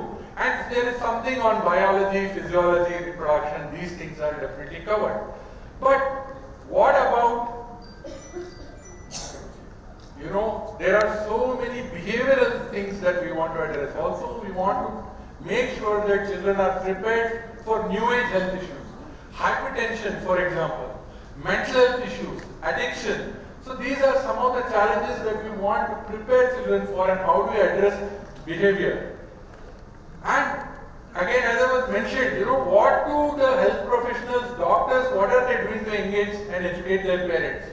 Usually we are doing expensive procedures with very little for prevention, and we don't have any time to explain after for patient care, right? So the photograph I put up there, ladies and gentlemen, if you expect that children will go through schooling and then grow up to become adults and then senior citizens, and you expect that a doctor will sit in hospital and talk to them about how to shape their behavior, it's not happening. No doctor is going to spend time doing it. We are all busy cutting up people. So what we want to do is we need to engage with these children on healthy behaviors for the future. So what is health education? Health education is constructed communication opportunities to improve health literacy, because there are many aspects on which basic literacy like emotional literacy, vocabulary of expression is not there. Improving knowledge, because knowledge is the fundamental bedrock, knowing about various health issues, but importantly also developing skills for better health. So if you want to influence this, get children the chance to build the skills for better health. For example, a teenager is offered a cigarette by a friend. Does he have the skill to say no? Does he know how exactly he can not piss off his friend and still say no? That's a skill that needs to be developed. But the knowledge also has to be developed that, there are so many cancers that could come from being, and the habit is formed in teenage or in early college life. So this is what the fundamental basis for education, for health education is. At Address Health, we have been looking at the various theoretical models that exist which can influence health behavior, like a health belief model, which focuses on the perceived threat. So it looks at, do people perceive threat, and they perceive threat only when they feel susceptible and they feel if they can get it. And they will take action only if they feel that there is a huge threat and there is a huge cost. So there is health belief model. Similarly, there is something called the stages of change model, which says people go through various levels of change to get to a behavior and to maintain it. And then people have to be taken through those changes. And then there is steps to behavior change, which says all people are not at the same level. Some are at the level of knowledge, but some are at the level of intention to practice. And we should cater our messaging to the based on the level at which people are to receive these messages. So we looked at all these models, and then we looked at all of these things and how we can influence these behaviors, and we came up with a health education curriculum. So the health education curriculum at Address Health is based on workbooks from class 1 to 10. These workbooks are made for each grade, age-appropriate learning, age-appropriate way of teaching is incorporated into those 10 books. And then there are 6 themes and 12 chapters for each of these workbooks. These are based on the NCERT and CBSE health education guidelines, the Ayushman Bharat School Health and Wellness Ambassador themes, and these can be incorporated into the school's book list and system curriculum. What is special about what we do in health education is that doctors and dentists and psychologists take classes once a month. Every section, every classroom we go and take a class once a month, and every theme that we take, every chapter we take has a behavior change objective and a learning objective. And we have, at the end of the class, there's a classroom activity, there's a take-home worksheet for parents, where we tell parents that what is it that you have to reinforce at home. Because school alone is not sufficient to build the health behavior. The parent has to partner with the child to reinforce the message that we are giving. So there is a take-home message for the parent that is sent through this. And there is digital content which child can explore in the form of videos or additional gamified quiz. So this kind of content is what we are implementing. Now, for pre-primary classes, we came up with a unique concept called HEART, Health Education Through 3 minutes. I'll take about 2 minutes 15 seconds. Health Education Through Art. So Health Education Through Art is pre-primary sections. We are focused on interesting art activities which has activity books, stickers, cutouts and such materials, where children are subliminally learning about health by just doing fun art activities. So for pre-primary classes, there are just 16 and 12 activities. These are done by the teachers themselves are doing it, and we are training the teachers to implement these art activities. But by doing these art activities along at home with parents or in school, the pre-primary children are learning about these things. Learning about health, learning subliminally that these are the healthy behaviors, whether it's healthy practices, sanitation, sanitary habit, playing with friends, safety, all these issues. And there is a doctor session for parents once a year, which we clarify doubts on parenting, nutrition, such things. So, this is the 1 minute that I wanted to add extra to the presentation, and that is, recently I am very happy to announce to all of you that UNESCO asked Address Health to write the health activity workbooks for the entire country. And so Ministry of Education, we are writing grade 1 to 5 as the first installment, and in 10 languages we are producing the health activity workbooks, which are going to be implemented first across CBSE schools, then it's going to be taken to the state education boards. So we are coming up in 10 languages, we are coming up with this curriculum for next academic year. So in summary, and respecting the time that you gave me, we always summarize what we learn in a health education class, and we put it out there for parents, for children to reflect back upon. So I would like to summarize that health and education are very closely intertwined, and we have to focus on behaviors and skills, not knowledge alone. It is behavior and skill based on a bedrock of knowledge that can make a foundation for health. And we at Radisson teach health education integrated into the curriculum, where health professionals will come to school and take these classes as per the time that you allot us. And finally, Mao Zedong said a journey of 1,000 miles begins with a single step. Of course, here I measured it will be somewhere around 125 steps. You go this way and reach our stall, and you can come and visit us, and I tell you more. Thank you very much for your time. So ladies and gentlemen, that was Dr. Anand Lakshman, founder and CEO of Address Health Solutions India Private Limited. I would now request Mr. Anil Sharma to kindly felicitate him. Let's hear it, ladies and gentlemen, for Dr. Anand Lakshman.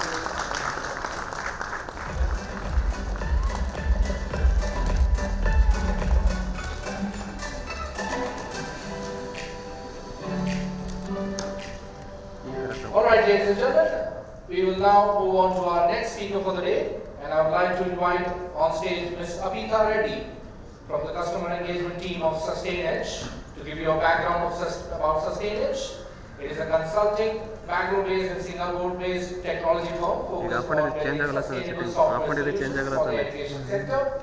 Sustain Edge as a company aligned with the UN Sustainable Development Goals, advancing inclusive education, supporting talent from Tier 2 and Tier 3 cities, and enabling environmentally responsible campuses. Over to you, Ms. Abhita.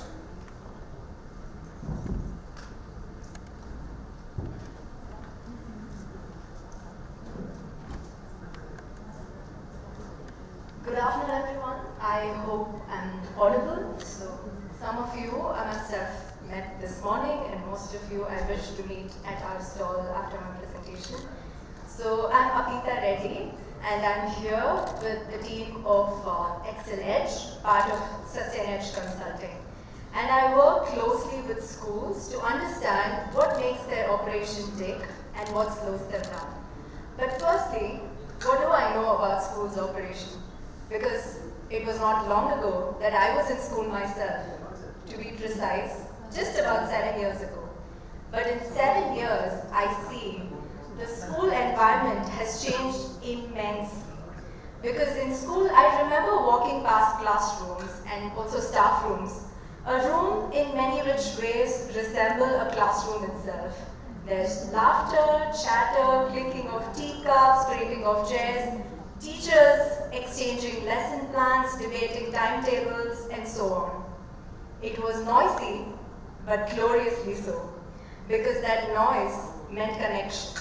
It meant community. It meant that the people who have decided to shape young minds had still some time and also the space to share their vision as well as to reconnect what initially brought them into teaching. But after I started working with schools immediately after graduation, I realized that in these staff rooms, there was a sudden silence. Not the calm kind of silence, but the heavy kind. Why does this happen? Because these days, teachers has to equip on so much. There's definitely systems that are fragmented. They have to manage a WhatsApp group or many, and also the timetables are in Excel, and then the reports are on another system. So there are multiple systems that the teachers and educators are handling these days, which they don't have to. And secondly, teachers have so much reporting to do as equal to their daily job of teaching itself, and administrators are spending more time in talking about or reporting a student's journey than spending time with the students themselves. And of course, parents. And I'm sure all of you are also wonderful parents in this esteemed gathering. And parents these days are wonderfully involved in children's education. I hope I'm right. That they want to stay on track of everything that's happening in school, get immediate updates, and also stay partners in the learning journey. But what is common in all these pain points? There's one commonality. Can anybody guess? Anyone? Okay. The common point in a pain point like these is that the intention is the need for visibility. The intention is the want for collaboration. But the outcome is sometimes exhaustion. That's exactly what we want to cater at Excellence. What we want to bring is that not just put a platform for schools to adopt which manages data, but give a platform which would reduce the noise, reduce the chaos, and allow the teachers to do what they actually love doing, teaching. And then you might be thinking, is it another ERP? Because schools don't need an ERP. Or rather, schools don't need just another ERP. They need something more. And they need calm, they need connected systems. And that's what we want to bring in with Excellence. We want to handle the operational noises so that teachers can spend time with the students. And what are we trying to build in here is that schools these days are beautifully diverse. Some schools are still wanting the rigor of CBSE, one like I studied in. And some schools are prioritizing sports and extracurricular activities and a little bit of studies as well. And then some schools embrace the Montessori independence. And we also have schools which embrace the IB approach, which encourages students to be inquisitive and focus on a holistic learning. And that's where our USP is. We want to build such a platform, or we have such a platform, which is catering to each school's DNA. It caters to your philosophy, your pedagogy, and can be made to your pace. And with that, we wanted to think, what are the problems that these schools are facing on a day-to-day basis? Because the pain points are the ones that are seen in every small activity that happens every day. So, which were threefold. One is, of course, the main admissions and management. So in here, in addition to just like an ERP has, we have digital forms, instant receipt, transparency-free structure and everything, where the teachers and the students are aligned and the parents have the maximum visibility that they need. Secondly, teacher substitution. Excel Edge automatically finds when a teacher is absent and substitute that teacher's presence in a class with another teacher, with another available faculty, but also manages the system and the curriculum in such a way that everything goes as per plan at the end of the year. And the learning journey itself. As I mentioned, Excel Edge can, with the help of the teachers or with minimum support, devise an annual as well as midterm plans for the school's DNA and the school's vision itself. And these can be reusable again and again every year. And what can speak louder than a school's experience itself? So this is one testimonial that we got from a school that we worked on. So this is from the principal of Vamsheepriya in Bangalore. And listening to testimonials like these actually makes me realize that this is what technology with heart really means. And this is what we want to achieve with XLH as well. Because our mission is simple. When technology works and when technology does everything that an administrator or a teacher is doing right now, teachers can thrive, schools can thrive, and that's what we want to bring to you as well. Thank you.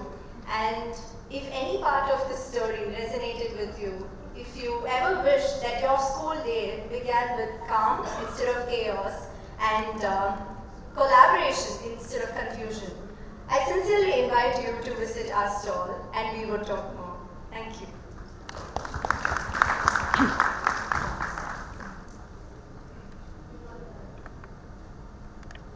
From Sustainers, let's hear it for ladies and gentlemen.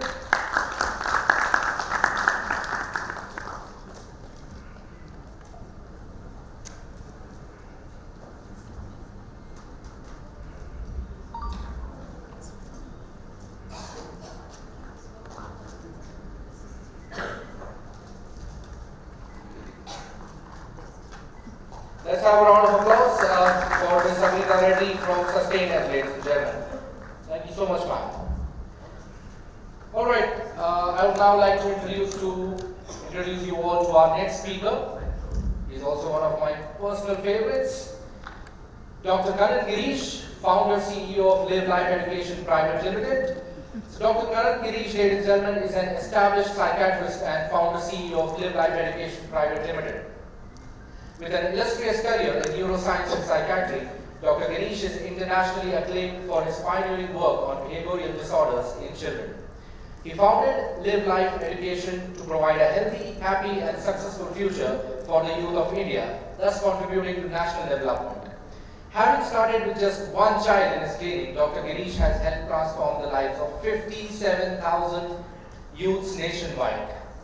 Dr. Girish currently serves on the advisory board of several nationally reputed universities and works closely with the government to develop innovative models for empowering the country's youth through transformative education. With a huge round of applause, ladies and gentlemen, let us welcome on stage Dr. Karan Girish. Over to you, sir.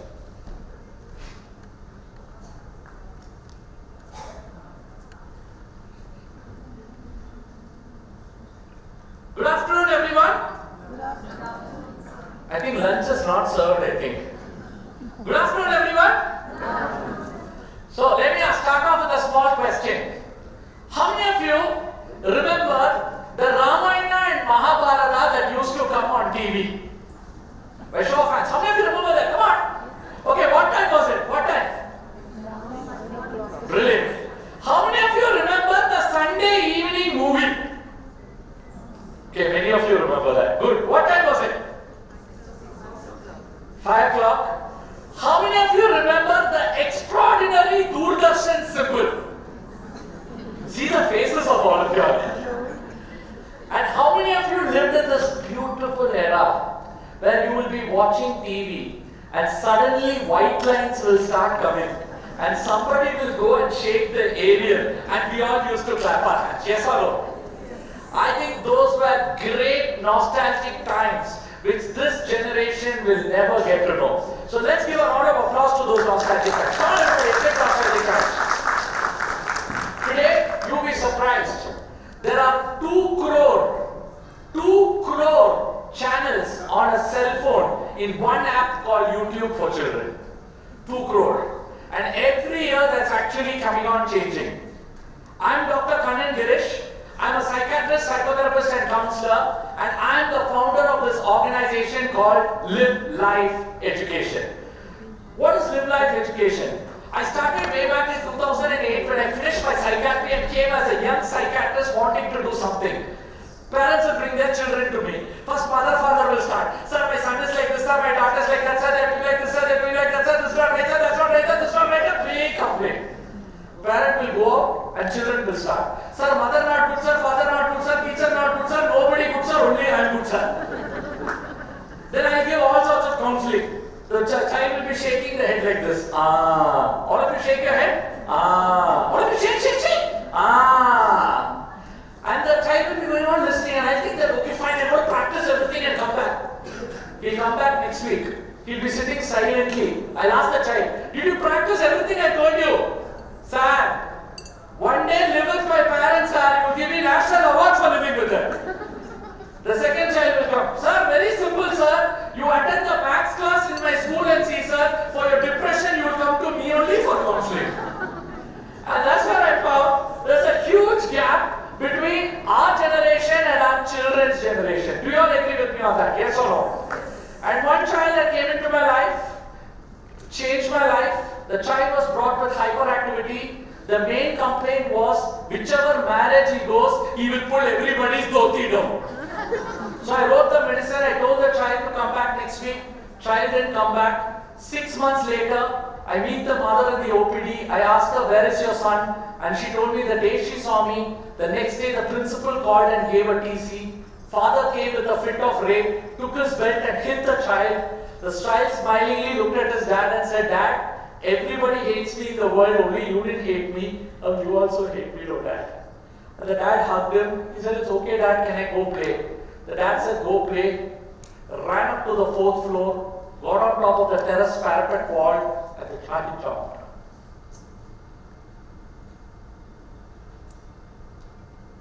Now this child hit the ground and split into two. They caused the body only from the neck downwards.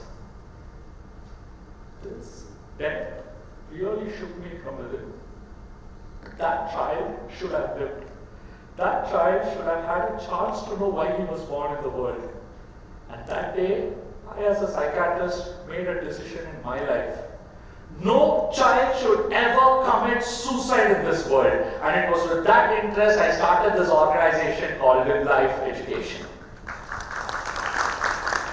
Started with one student in my clinic. Today we have done our programs to more than 4 lakh kids.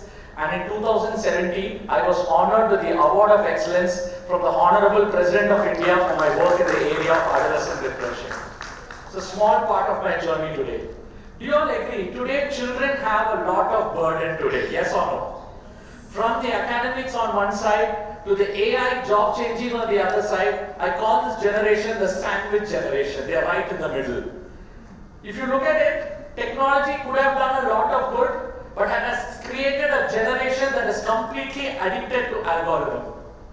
Today there are more fans for Korean band BTS than Bollywood stars today among children.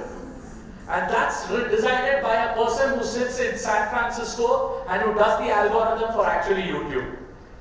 These are the top 10 skills Forbes saw that is required for the next 10 years. And look at the skill set. Only the top 2 have something to do with academics. The remaining 8 has got to do with leadership, character and competence. And in my opinion, the most important is the last 2. Can you all see the last 2? What are they?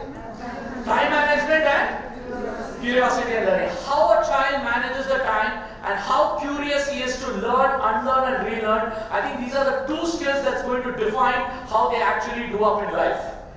All learning is social and all learning is emotional. How many of you remember the name of a teacher you really loved and you used to wait for that teacher's class in school? How many of you remember that teacher? Come on everybody, raise your hand. Good, how many of you? Good, so many of you, good. How many of you remember, when you think about the teacher, a color of the dress that the teacher wore? Yes. And how many of you remember the beautiful words that teacher spoke? Yes. And how many of you also remember the name of a teacher you prayed to all gods on planet Earth must be absent the next day? Welcome to Indian education.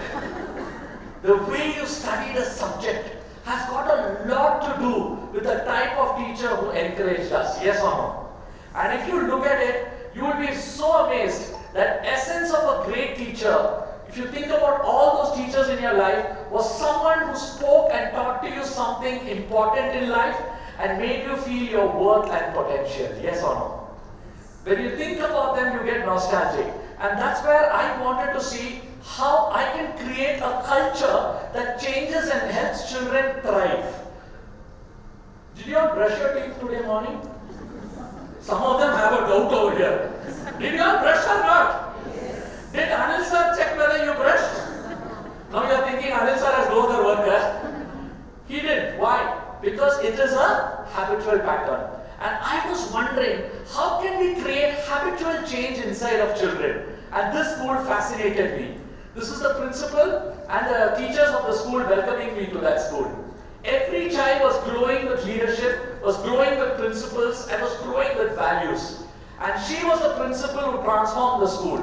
This school had a shutting down orders. She attends a program of Stephen Covey called The 7 Habits of Highly Effective People. She gets inspired, comes back, teaches it to her children, children take it to the parents, parents take it into the society. This school goes on to have 800 children and a 2-time magnet school in the United States. And what I saw fascinated me. Every child was treated like an adult. Every child was treated with respect. And one thing I truly saw was trust. I always say this, if children don't listen to you, that means somewhere they have lost trust in you. And I say trust is the currency of the 21st century. I show this with a nice musical experiment. All of you take your left hand out, left hand. Some people don't know left hand, left is this one. Yeah, left hand out like this, straight, eye level. Left hand. Right hand up, up. Say hi. Hey, louder, yeah, say hi. Alright, so we're going to create one musical rhythm, okay? Both this side and this side together. I'm going to say 1, 2, 3. After I say 3, all of us will clap, irrespective of where our hand is, and create one noise in the hall. Okay, ready? 1, 2, 3. Come on, still keeping on top and showing Tata. Come on, together, ready? 1, 2, and 3, all set. Wait, Alright, ready, come on, up. Ready, 1, 2, 3. Come on, still, last time, one song, only one song. Okay, ready? 1, 2. I didn't say 3. Only 3 people didn't lift up. Everybody else did. Why? Children do what they see, not what they are told in life. Are you all getting that clear? Yes or no? So if you want to make a difference in the child, we need to role model it in our children. Yes or no? You want our children to stop using cell phone first? We need to stop using cell phone. And that's where I was my aha moment that I wanted to build a system that builds culture and trust in children. And in 2017, we strived up with Franklin Covey, started with one school in Chennai. Today, I work with 155 schools across India today. Small part of my journey. So what do? We travel around the world. I go and study the best practices from across the world. So this is our schools in Japan, where we have 48 schools we work with in Japan. We see what are the best practices there and then bring that into India, into all the schools we actually work. This is one of the very impoverished schools in Brazil. You know, many of you don't know, in Sao Paulo is one of the most drug-infested cities in the world.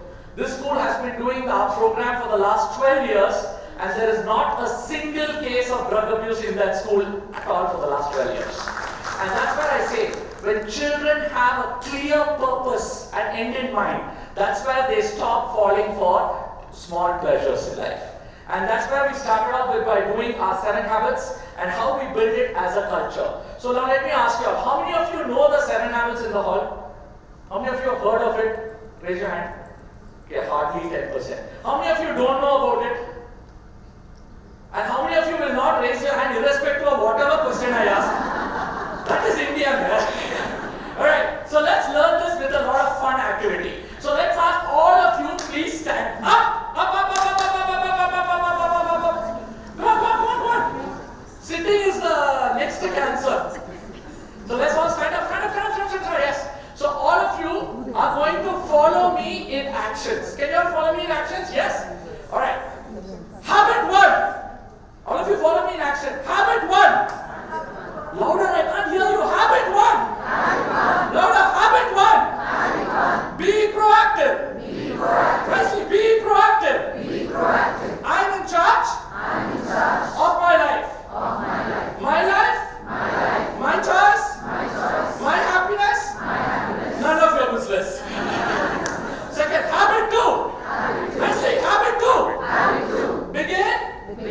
With the end in mind.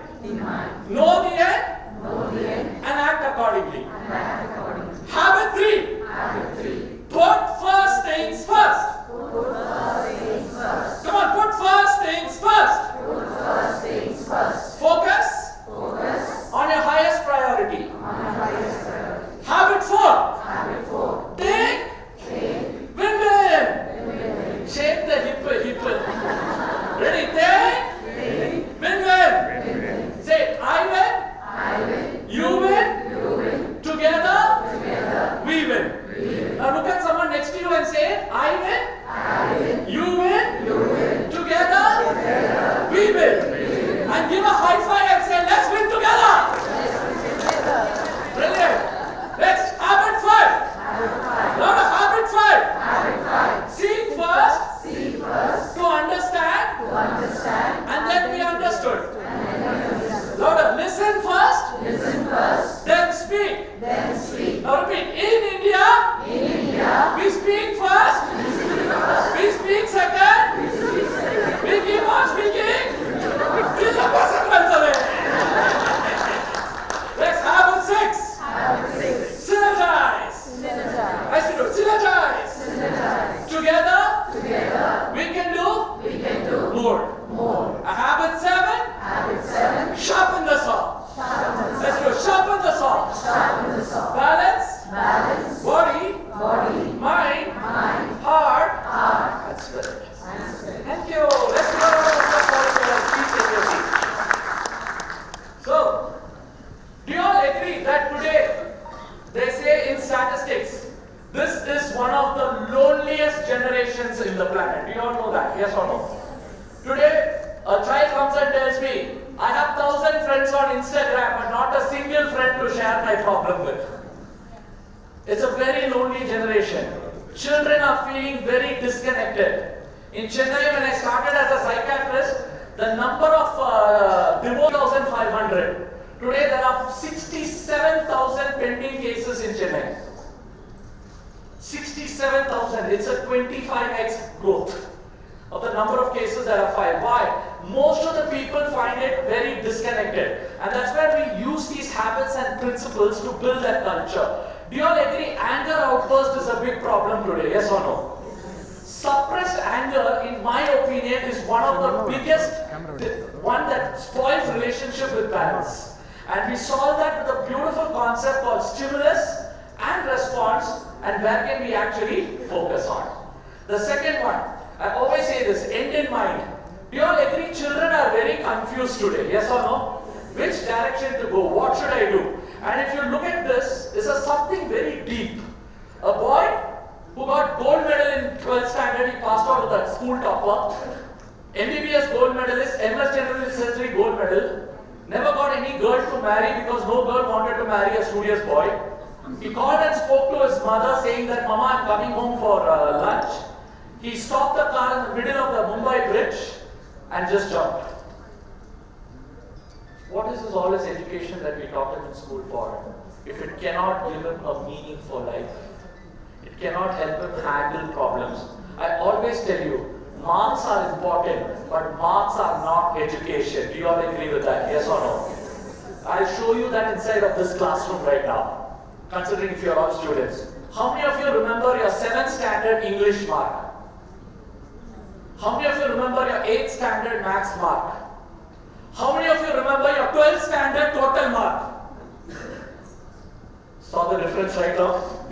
And how many of you realize 12th mark was only to get you an admission, that in life had no significance? Yes or no? And that's where I always say, creating a vision, commitment and purpose is very important when you build culture inside of children. Look at this one diagram. Can you see none of these distractions was there for us when we were studying? Yes or no? None of this were there. And that's where I say, time is our biggest asset today. And teaching children how to manage time is a very important way we can leverage it and actually make a difference. So I would like to invite 2-3 of my students. Please come up. Please give them a big round of applause. So I would like to hear from her. How has the 7 habits helped you, and which is your favorite habit and how it has helped you? Go ahead. My favorite habit is think win-win. Think win-win.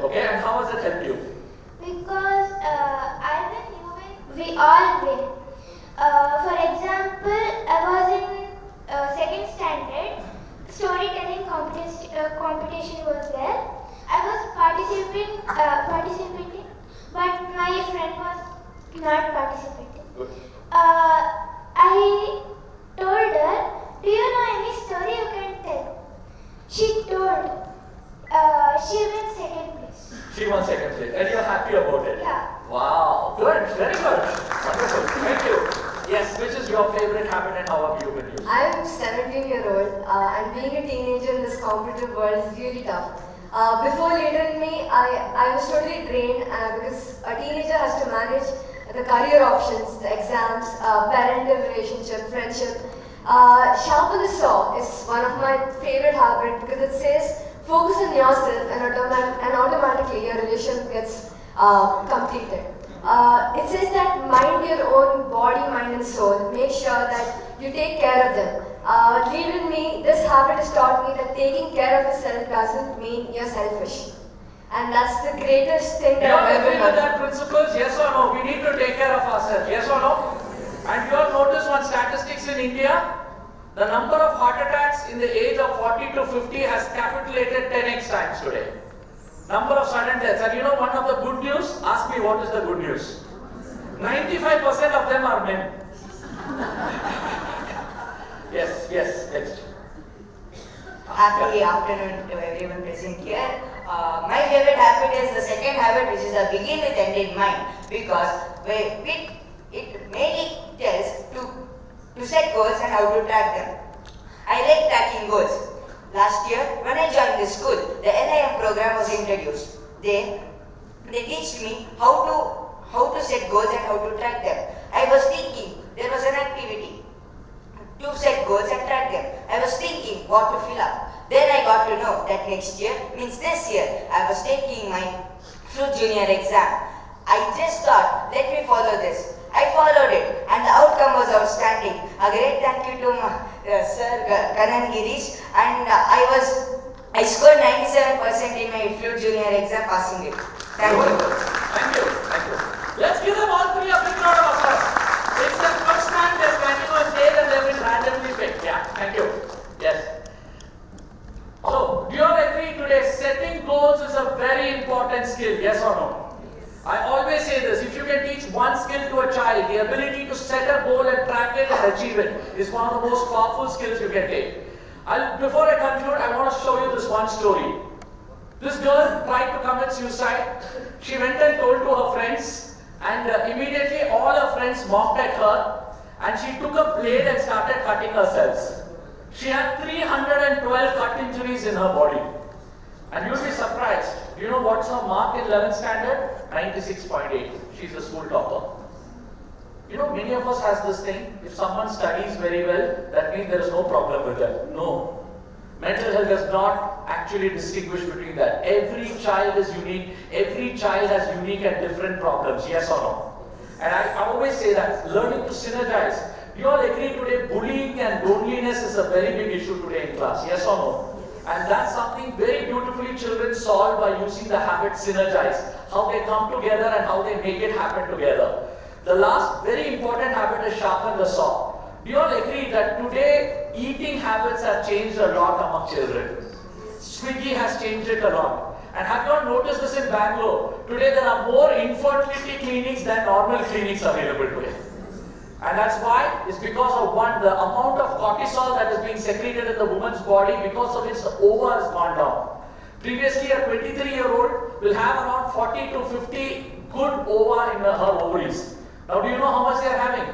On an average, they are just having 6 to 8 good ovas when you take out for an IVF. And that's a very serious issue. And that's where we are not focusing on what is called sharpen the saw. So last, before I finish, I just wanted to just run you through this small 2 minutes video where you can see all of these children, how they are applying these habits. So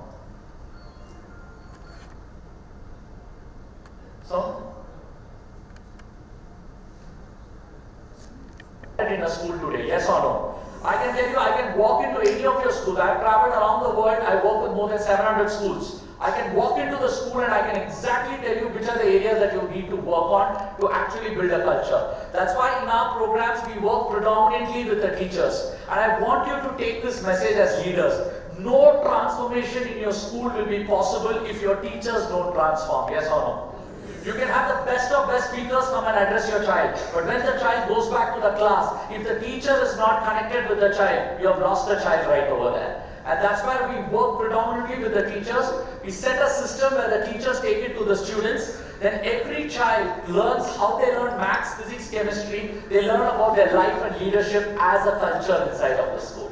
And then we integrate it into your subjects to make it very robust so that every child speaks it in a way. And as you use this beautifully, I will end it. A child came and told me, Mahatma Gandhi used the 7 habits. I asked how. When Mahatma Gandhi was pushed out of the train, instead of being reactive, Gandhi became very proactive. He created an end in mind as freedom for India through non-violence. He came back to India and seek first to understand the fellow Indians. He synergized with his fellow Indians with the end in mind and took it to the British. British was very reactive. Gandhi was very proactive. Kept putting first things first, synergizing with his countrymen, always thinking win-win. That's how he got freedom for India.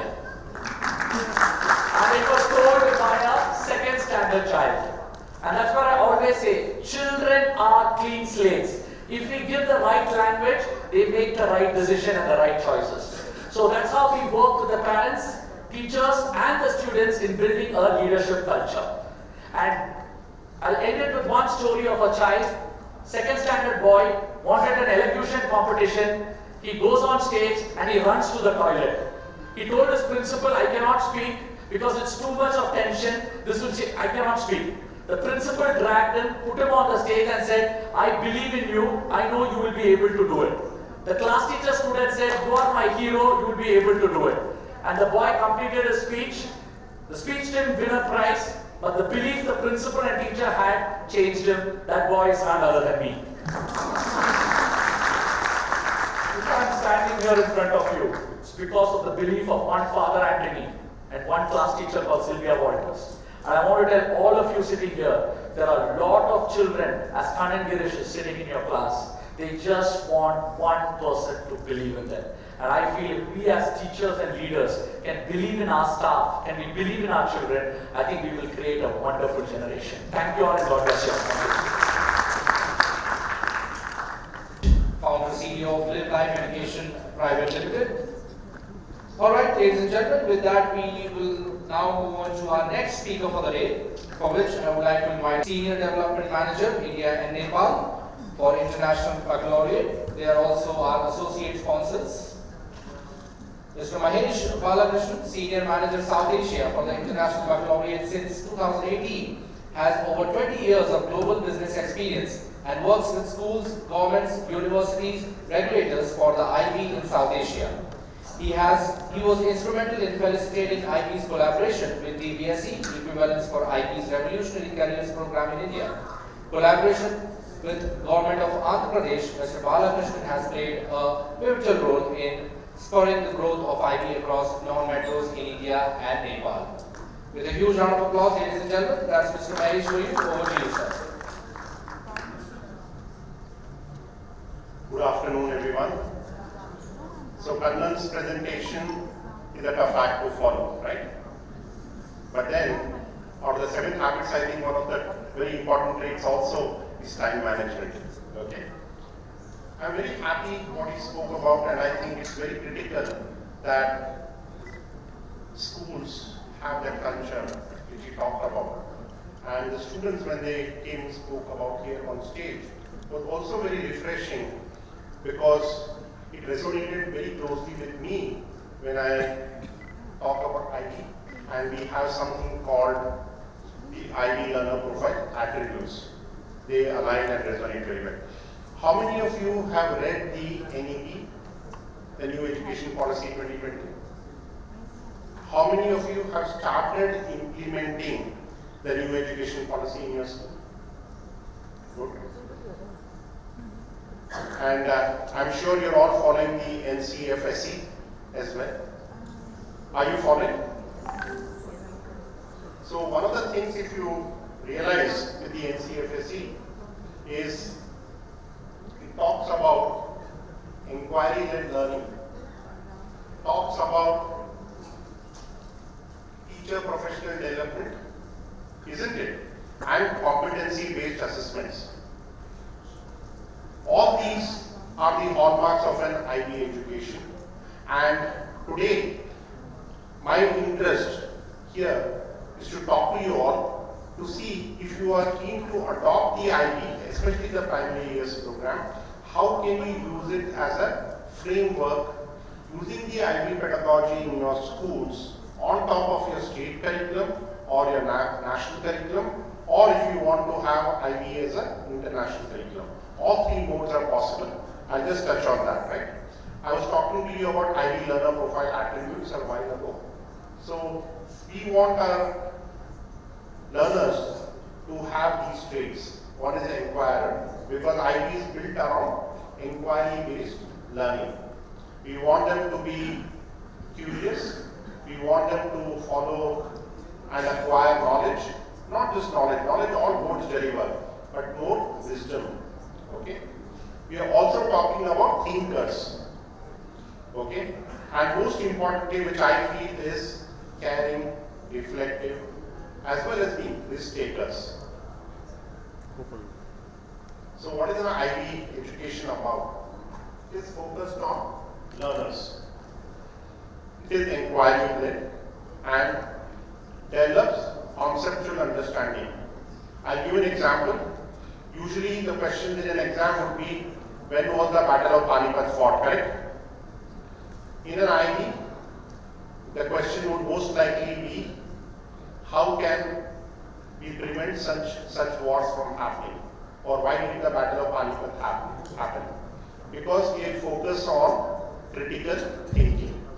And you also get the flexibility to create your own curriculum. Okay? You can follow NCERT curriculum, you can follow the SCERT curriculum, or if you want, you can create your own curriculum. We as experienced learners sometimes want that, oh, can we do it differently? Okay? But when we are so focused on syllabus delivery, it sometimes becomes an issue, right? So I am happy to share, IB gives you the flexibility for you to scaffold your own curriculum for your local context. So we talk about local, yet be global. The IB continuum of international education is there in about 160 countries globally, over 7,000 schools, both in the public sector, which means government schools, as well as private schools and private international schools. Even in Mysuru, we have a school called 10X, which is an IB school, and we are also talking to a couple more schools here. Bangalore, you know, the whole road of Sarada, like Starbucks, you have a IB school on this side of the road and that side of the road, right? We have a lot of schools in places like Bangalore and especially in Sarada.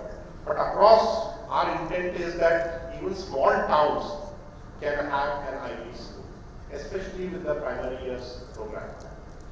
In Tamil Nadu, we have got schools in places like Shivkasi, Madurai, Tiruchendur, Ramna, okay, Warangal, Vijayawada in AP, right? So don't think whether your school is in a tier 2 or tier 3 town. If you feel that you want good progressive education, please look at IB. Okay? It will do you good. Parents today are very eager to have that kind of education, moving their children away from high stakes, high competitive and rote learning. I'm not saying that IB students are not eligible for IIT or NEET. They are eligible. At least 50 to 60% of our students from India continue their higher education in India. And how many of you have read that news about 9 UK universities setting up campuses in India? Not right. Similarly, Australia, US and others are also opening up campuses in India. So your students, if they do an IB education in India, can go on to study in local universities or those universities in India as well as global universities. The choice is yours. The choice is the students, right? And many of these global universities want IB students. Why? They are self-directed, they can put in the effort, and they know how to learn. So our mission is to make the world a better place through student-centered education. Okay? It's about putting the student at the center. How many of you have heard of ATL skills? approaches to teaching and approaches to learning skills. Yeah. So IB focuses on that, and we ensure that all the teachers who are touching students would undergo an IB workshop. It could be a physical education teacher, it could be a music teacher, it could be an art and craft teacher. They all need to undergo the IB workshops. Okay. We have global standards for which your school aligns with, and then you become affiliated. The process of affiliation takes anywhere between 10 months to 18 months, and then you become an IB World School, similar to what somebody would be there in Americas or Australia or Gurgaon or Bangalore or Hyderabad. The same kind of quality standard you can have. And being an IB parent myself, I always say, even less of IB is better than no IB, because I have first hand seen that. Okay. We have 4 wonderful programs. We have a standalone early years program as well, which is still the TYP. So primary years program is about developing the whole child as a learner. It's transdisciplinary in nature. Okay. And schools can implement it from nursery to class 5 or from first standard to class 5. Takes about 18 months for affiliation. All the teachers need to undergo a workshop, as well as you write your own school policies and standards which are aligned and are global in nature. Our primary years program doesn't put emphasis on books. It can be a very bookless curriculum, but if I tell you today that please throw away your books, your parents will come and beat you and me, right? We don't want that. So the books can be support resources. But the school teachers, the educators, collectively, collaboratively can write the curriculum if they want, or you can adopt the SCRT or the NCRT and use it as a framework. It becomes very, very nice. Many of the schools are doing that who are theoretically CBSE schools. Our middle years program is from grade 6 to grade 10. Again, you can be having international curriculum, or you can blend it over the national curriculum or the state curriculum with our pedagogy. What we insist on is our pedagogy. Okay? How you teach. You provoke inquiry, instill concepts and the local context, which is very important. It becomes experiential in nature, becomes applied learning. Today everybody throws around the word holistic learning, right? Agree? You'll see a lot of people talking in my school is about holistic learning. So we talk about applied learning, experiential learning, project-based learning, all with the student at the center. The 10th core, grade 10, is an on-screen examination. That means students do project work, reflection, as well as full on-screen examination on a tablet or on a computer. And that on-screen examination has long answers, short answers, multiple choice, everything like a pen and paper exam. Okay. 11th and 12th, we have the IB diploma program, which is standard curriculum. We provide the curriculum. Again, critical thinking, research skills, very rigorous. And students go take the pen and paper examination. Usually that happens in the month of May, with results coming in July. Yet, based on the system, IB students are able to get admission in local colleges and global universities as well. Okay. And we have a very nice program which I'll talk later on in the day. It's about future of work and skills of the future, where students are prepared to go on to take up global workplace ready courses at grade 11 and 12. The Association of Indian Universities, which is the equivalence giving body, has given equivalence to these students. Okay, so they can get admission in Symbiosis, the Christ University, University of Mumbai, IIM Indore, and so on and so forth. It has got good recognition as well. But I will talk about that later. And if you look at the NEP, right, talking about diversity, local context, all of that is there in our curriculum, pedagogy and policy. Equity and inclusion. I'm very happy that even in early years people are talking about access and inclusion, which is again very critical and fundamental to the IB community projects are very important for us. And people think that community projects comes only in the IB diploma. No, even our primary year schools, they do encourage students to do the community projects.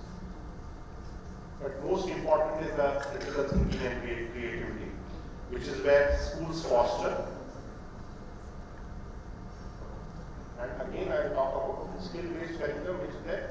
Focus on key concepts, ideas, application, and problem solving. All that is there within the IB programs. So if you are looking at becoming an IB school, automatically you will notice you are aligned to the IB. I'll end my presentation here, but if you have questions, I'm happy to answer. Any questions?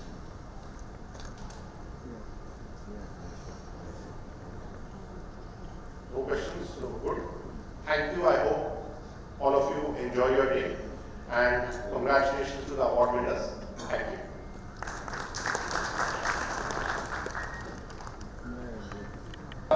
Mr. Mahesh Balakrishnan. Let's hear it, ladies and gentlemen, for Mr. Mahesh, Senior Development Manager in India and Nepal for International Baccalaureate, who are also our associate sponsors for today. Alright, so in a few minutes from now, we will be starting the Slot 1 Awards. Right? Before that, we have a short video for Education News Network. Can we have that on the screen, please? Shortly. Before we move on to the awards, we have another announcement from CENTA, that is Center for Teachers Accreditation. As of now, Puttaswamy from PGS Public School, Nelmangla is on the top of the leader dashboard on CENTA assessment fun activity that is being conducted right at the stall outside the ballroom. So here's an opportunity to win total 10 numbers of rupees 8,000 worth vouchers on CENTA one-year training program. Activity ends at 4 p.m. Visit the CENTA stall and scan the QR code to participate before it is too late. So the stall is right outside the ballroom. Please do visit and participate. Alright, so we now move on to the slot 1 of the awards, for which I would like to invite on stage Mr. Anil Sharma from Education Today, and accompanying him would be Mr. Shashikant Vishwakarma from IB to give away the awards under the slot 1 category. And also a reminder that there is a booth outside the ballroom, so all the winners are requested to give their bites, and we would love to hear from you. Alright, ladies and gentlemen, so let us now start with the slot 1 of awards under the Dynamic Schools, for which I would like to invite on stage Ms. Philomena Kenneth, Principal of B&M Public School, Panashakri, 3rd Stage, Bengaluru.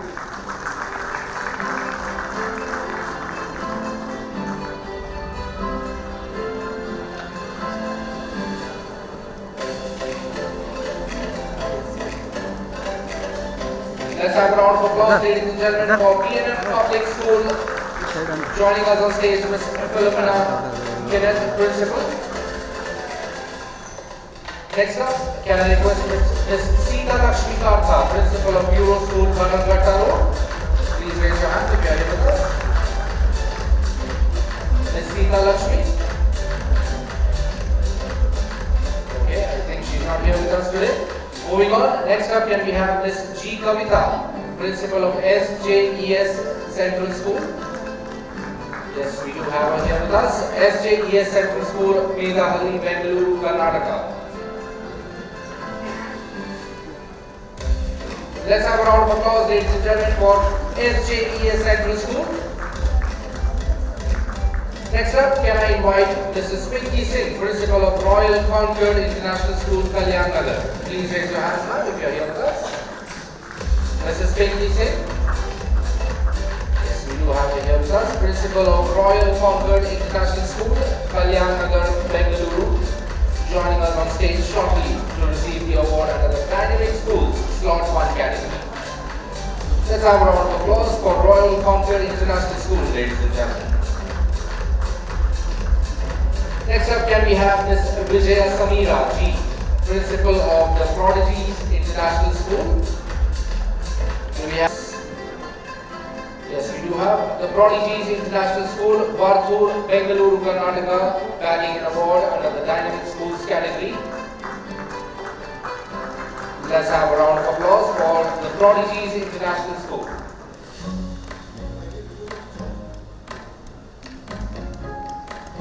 Let's hear it, ladies and gentlemen, for the winner. Next up, can I invite Ms. Ciny Sajid, Principal of Euro School, Whitefield, Mahadevpura. Do we have Ms. Ciny Sajid here with us? Alright, I think she's not here with us today. Moving on, can we have Ms. Mini Adhikari, Principal of PNC Cognito, Cambridge International School. Please raise your hand if you're here with us. Mrs. Mini Adhikari, yes, we do have her here with us from International School, Whitefield, Bangalore. Let's have a round of applause, ladies and gentlemen.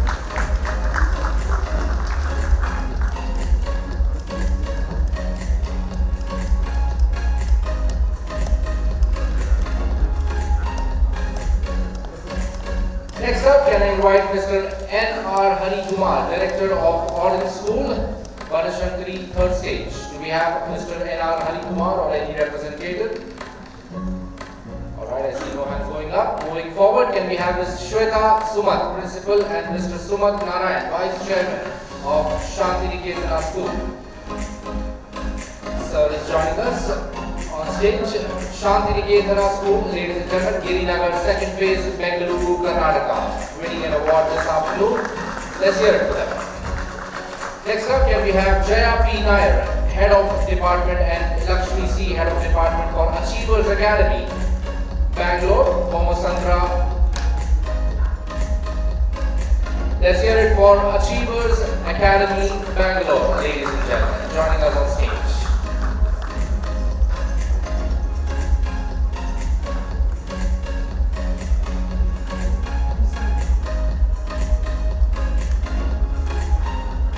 Of Achievers Academy, Bangalore, joining us in the center.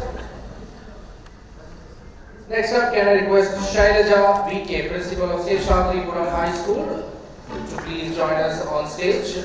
Seshadripuram High School, Yelahanka, New Town, Bengaluru, Karnataka. Joining on stage, Shailaja VK, Principal. Let's hear it for Seshadripuram High School. Next up, can I invite Mr. Gaurav KS, Principal of MVM School, Carvalho. Do we have Mr. Gaurav? Yes, we do. Mr. Gaurav KS, Principal, MVM School, Carvalho, Devanhalli, Bengaluru, Karnataka, joining us on stage. Let's hear it for MVM School, ladies and gentlemen. Next up, can we have Ms. Lata S, Principal of Vijayashri Public School? Do we have Ms. Lata here with us? Anyone representing Vijayashri? Alright, moving forward, can we have Ms. Anuradha Krishnan, Head of School of Ebenezer International School? Do we have Ms. Anuradha here with us? Alright, moving forward. Next up, can I invite Ms. Dhwani Vinod Vasudevan, Principal, and Ms. Binti Gaurav Trivedi, Managing Trustee of Ujjwal World School, Kadugodi, Bengaluru, Karnataka, to please join us on stage. Let's have a round of applause, ladies and gentlemen, for Ujjwal World School.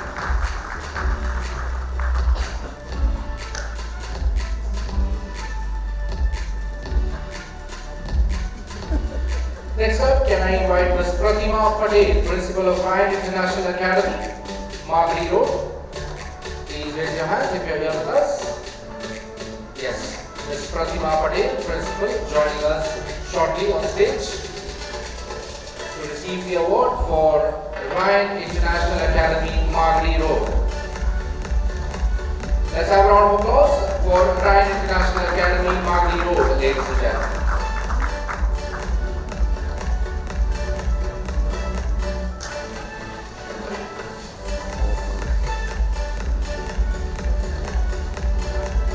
Next up, can I request Senthil R, Principal of Gnana Dhamma Institution, Bangalore Rural, to please join us on stage? Yes. So, Mr. Senthil R, Principal of Gnana Dhamma Institution, joining us on stage. Let's hear it, ladies and gentlemen. Round of applause for Gnana Dhamma Institution. Can we have Ms. Dr. Smriti, Principal of KMV Red Hills Senior Secondary School? Do we have someone representing KMB Red Hills Senior Secondary? Alright, moving forward. Then we have Ms. Seher Khan, Director of Cambridge Public School. Do we have Ms. Seher Khan with us this afternoon? Alright, moving forward. Then we have Ms. Suganya Esther, Marketing Head of Red Bridge International Academy. Please raise your hands if you are here with us. Ms. Suganya? Yes, we do have her here with us.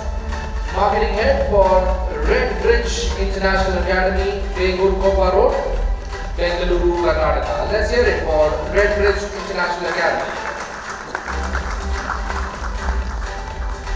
Next up, can I invite Srimati Manjula Jagdish, Founder Secretary of Divine English School? Yes, we do have her here with us.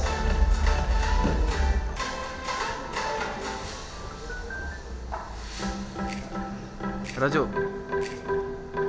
Joining us shortly on stage is Srimati Manjula Jagdish, Founder Secretary of Divine English School, Yeshwantpur, Bengaluru. Let's hear it for that, ladies and gentlemen.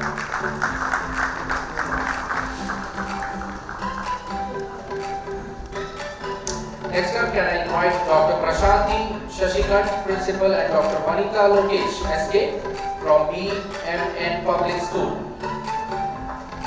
Do we have them here with us this afternoon? I see no hands going up. Next up, can we have Dr. S.A. Siddesh, Principal, Academic Director of Ashok Public School. Please raise your hands, sir, if you are here with us. Yes. Dr. S.A. Siddesh, Principal and Academic Director for Ashok Public School, Duniya Grahara, Bengaluru, Karnataka, joining us on stage. Let's hear it, ladies and gentlemen, for Ashok Public School.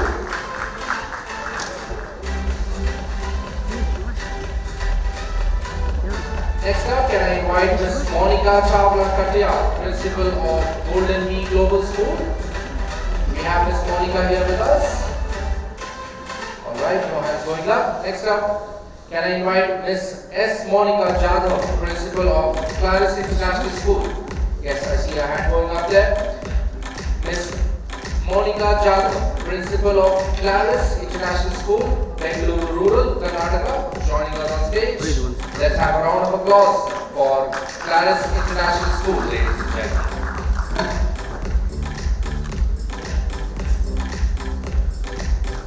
Next, can we have Dr. Riju Joseph, Principal of Innovative International School? Yes, we have Dr. Riju Joseph, Principal, here with us this afternoon, joining us shortly on stage to receive the award for Innovative International School, Ramasandra, Bengaluru. Let's have a huge round of applause, ladies and gentlemen, for Innovative International School. I invite Mrs. Sujata Catherine, Principal of Baldwin Co-Education Extension High School. Please raise your hand if you are here with us now. Yes. We have Mrs. Sujata Catherine, Raja Rameshwari Nagar, joining us on stage. Let's have a round of applause. Open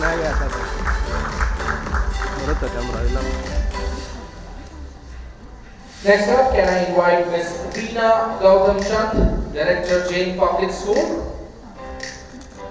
We have someone representing Jain Public School, JP Nagar. No hands going up. Alright, moving forward. Next up, can I invite Mrs. Manjula Bibi, Principal of Jnanajyoti International School. Yes, we do have her with us. Mrs. Manjula Bibi, Principal. Joining us on stage shortly. Receive the award for Jnanajyoti International School, Magadi Main Road, Bengaluru, Karnataka. Let's have a round of applause for Jnanajyoti International School.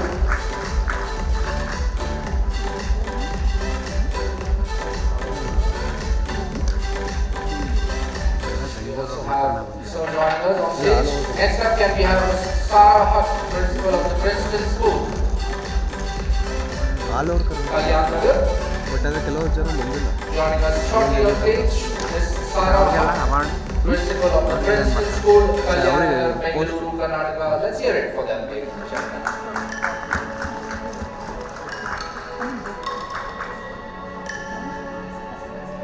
Next up, can I invite Sister Rosie Mary, Principal of SSM Public School, Nagasandra Post. Bangalore, Karnataka. Let's have a round of applause for Sister Rosie Mary, Principal, SSM Public School, Nagasandra, joining us on stage to receive the award under the Dynamic Schools Slot 1.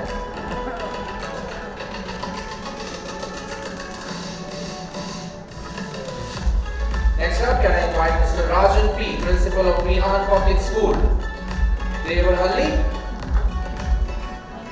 Photo.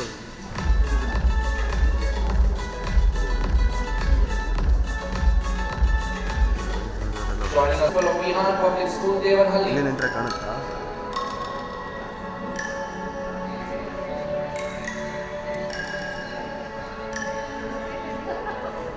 ತೆಗಿತಾನಲ್ಲ. ತೆಗಿತಾ but ಅದ್ರ ಇದು ಈಗ ಈಗಲೇ post ಆಗ್ಬೇಕಿದು ಆ ರೀಸನ್ಗೆ ಅಷ್ಟೇ, ಇಲ್ಲಾಂದ್ರೆ ಅದು ಯಾವುದಕ್ಕೂ ತೆಗೆಯೋದೇ ಇಲ್ಲ, ಆರಾಮಾಗಿ. To join Mr. Anil Sharma for giving away the next set of awards, can I invite Mr. Praveen on stage from Excellence. And our next awardee is Father Norwin Pereira, Principal of St. Joseph's Boys High School, Museum Road. Father Norwin joining us on stage, Principal of St. Joseph's Boys High School, Museum Road. Let's hear it for them, ladies and gentlemen. Next up, can I invite Ms. Anita Menon, Principal of Narayana E Techno School, Uttarahalli, to join us on stage to receive the award. ಬಹಳ ಜನ ಇರೋದು Bengaluru. Raju. For the Narayana E Techno School, Marathalli branch.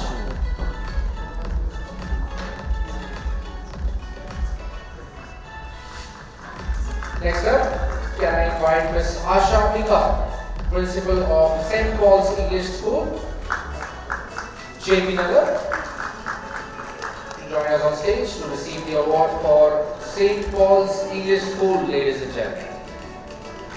ಅದನ್ನು Instagram ಪೇಜಲ್ಲಿ ಹಾಕ್ತಾರೆ ಈಗ live update. Let's have a round of applause for St. Paul's English School, JP Nagar. She will also be collecting the award for Presidency School, RT Nagar. ಮಾಡ್ಬೋದು maintain ಮಾಡೋದು ಬೇಕಲ್ಲ, maintain ಮಾಡೋರು ಹೌದಾ? YouTube live ಇದೆ, ಏನು ನಿಮ್ಮದು link ಕೊಟ್ಟಿದ್ರೆ ನಾನು ಲಿಂಕ್ ಕಳಿಸ್ತೀನಿ ಎಲ್ಲರಿಗೂ. ಒಂದೇ ಬಿಗ್ ಇವೆಂಟ್ ಒಂದೇ ಲೈವ್ ಮಾಡೋದು. ಯಾವುದು ಹೈದ್ರಾಬಾದ್ ಯಾವುದೋ ಇಲ್ಲ ಬೆಂಗಳೂರು, ಎರಡರನ್ನೊಂದು ಒಂದೇ ಮಾತ್ರ ಲೈವ್ ಮಾಡೋದು. So there are a few more awards to be given away. Presidency School, Bangalore.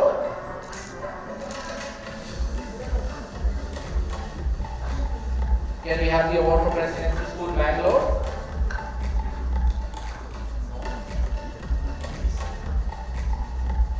Raju. Next up, can we have the award for Presidency School, Bangalore South, Gilekahalli?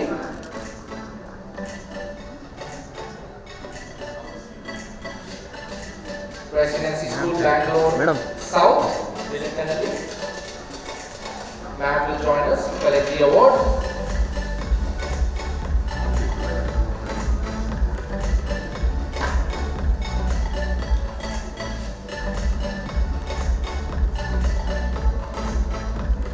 Next up, can we have the award for Presidency School, Bangalore North, that is Yelahanka.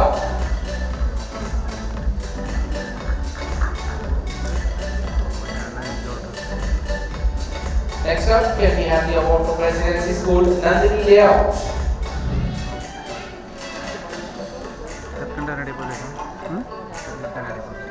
Madam. Madam.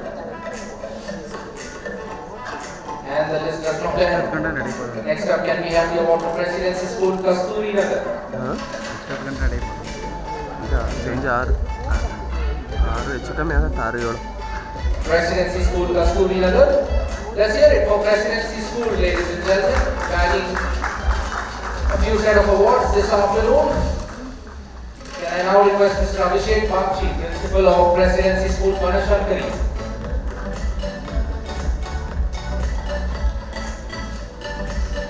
Requesting Mr. Abhishek Bakshi, Principal of Presidency School, Banashankari, second block, to please join us on stage to receive the award.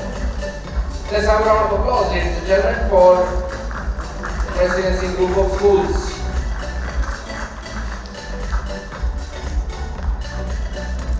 Next up, can I invite Sister Alpana SND, Principal of Sophia High School, Palace Road, Bangalore. Please join us on stage. Please raise your hand if you are here with us now. Yes, we do have a Sophia High School, Palace Road, Bangalore, ladies and gentlemen. Let's hear it for them. Next up, can we have Miss Arachna Balpur of Chaman Bharatiya School, Thani Sandra Main Road, to join us on stage. Miss Arachna joining us in the center. Let's hear it for Chaman Bharatiya School, Thani Sandra, Bangalore.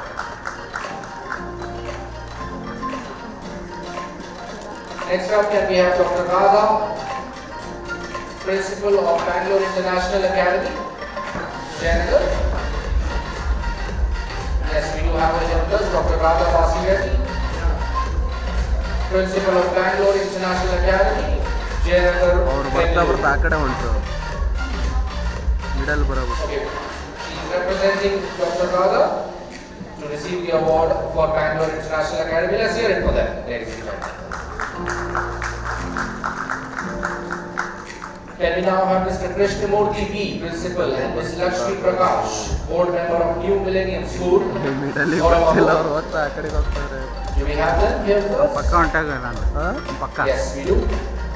Mr. Krishnamurthy B, Principal, and Ms. Lakshmi Prakash, Board Member of New Millennium School, Oramavu, Bengaluru. Let's hear it for them, ladies and gentlemen.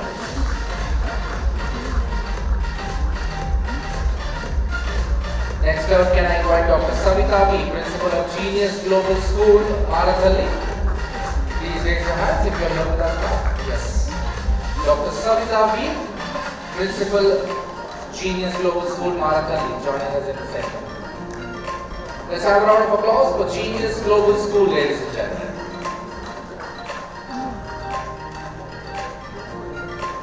Next up, can I invite Ms. Rupashri H, Principal of Vijaya English Primary High School, Jayanagar, to please join us on stage. Winning the next award is, ladies and gentlemen, Vijaya English Primary School, and joining on stage is Ms. Rupashri H, Principal. Let's hear it for that.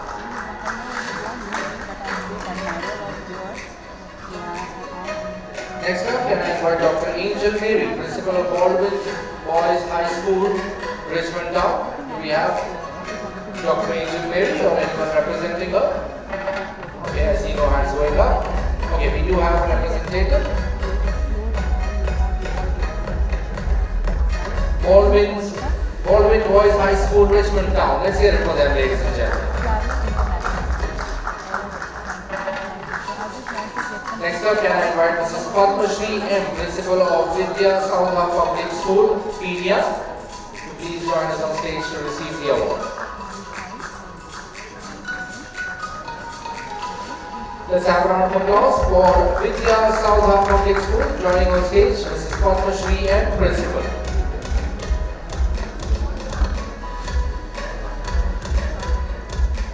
Next up, can I request Dr. J. A. Vani Sharma, Founder and Principal, and Mr. Krishna Kishore, Secretary of Tapovan School. Please join us in the center.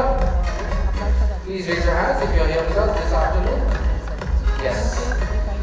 Dr. J. A. Vani Sharma, Founder and Principal, and Mr. Krishna Kishore, Secretary of Tapovan School, Ciny, Bengaluru. Let's have a round of applause, ladies and gentlemen, for Tapovan School.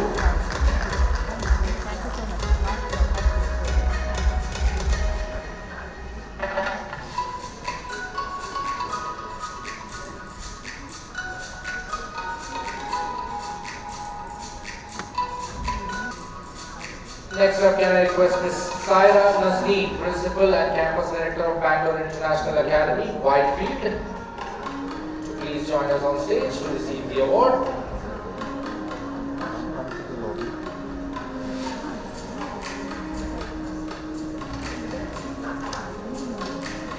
Next up, joining on stage is Ms. Saira collecting the award for Bangalore International Academy Whitefield.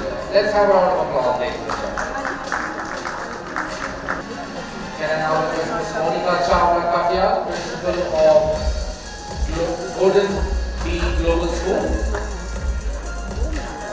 Bangalore Road, Bangalore East, joining us on stage. Let's hear it for East Bangalore School, ladies and gentlemen.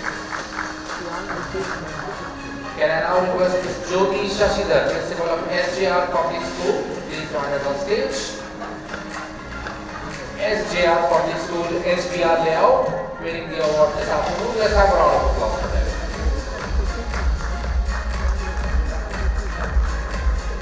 I would also request ma'am to collect the award for SJR Public School Radisson branch.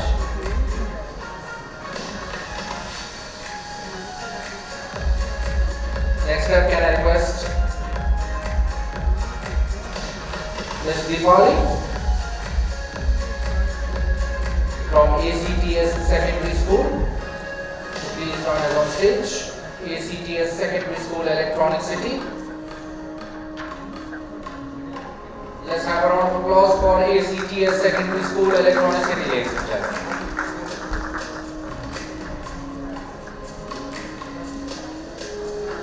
Can I now invite Mr. Ramesh Chandra Panda, Principal of Podar International School, to please join us on stage.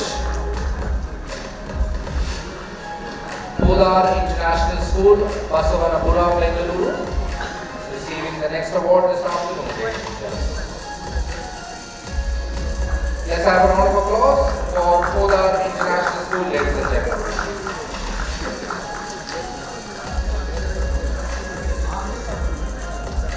Next up, can I invite on stage Dr. Jane Sonal, Principal of Delhi Public International School.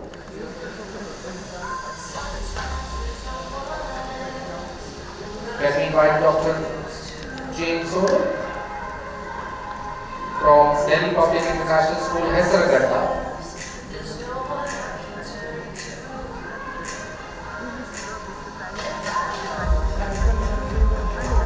Next up, can we invite on stage Ms. Lavanya Chowdhury, Principal of the Vriksha School, Electronic City. Do we have Ms. Lavanya with us this afternoon? Anyone representing her? Yes.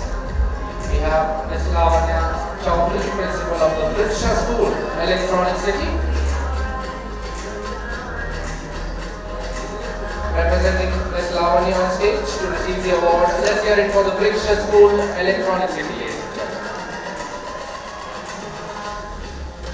Can I now invite Ms. Gayethri C, Principal of the Polaris International School, Hoskote. Do we have Ms. Gayethri C here with us? Okay, I see no hands going up. Moving on, can we have Ms. Shavana Manu, Principal of NMH Global School, Sarada? Please raise your hands if you are here with us. Yes.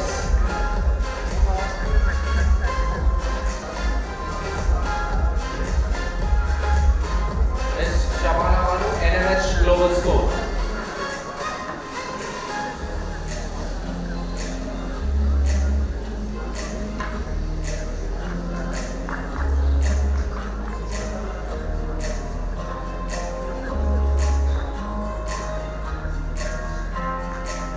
Next up, can we have Ms. Radha Vijay Kumar, Principal of the Kesar International School, Bengaluru. Radha Vijay Kumar, Principal, joining us on stage. Let's hear it for Kesar, the International School, Bangalore, ladies and gentlemen.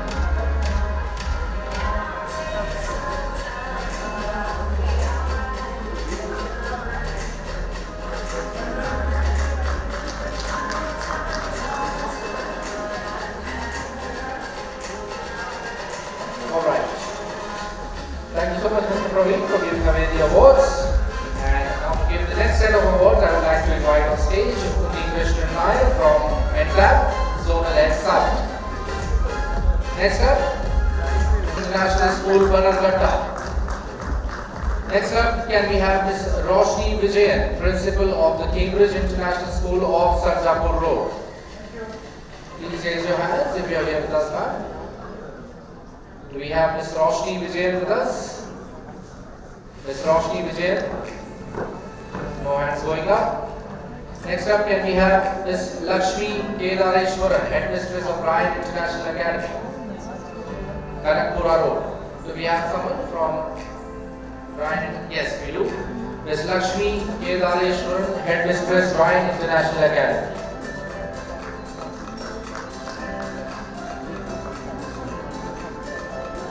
Also requesting all the awardees who have received their awards can please proceed for lunch, which is right outside the hall. All the award winners who have received their awards can please proceed for lunch. Next up, can I request Ms. K. Rajeshwari, Principal of Ryan International School, Yelahanka. Please raise your hands if you are here with us. Ms. K. Rajeshwari, Principal, joining us on stage shortly to receive the award from Ryan International School, ICSE, Yelahanka.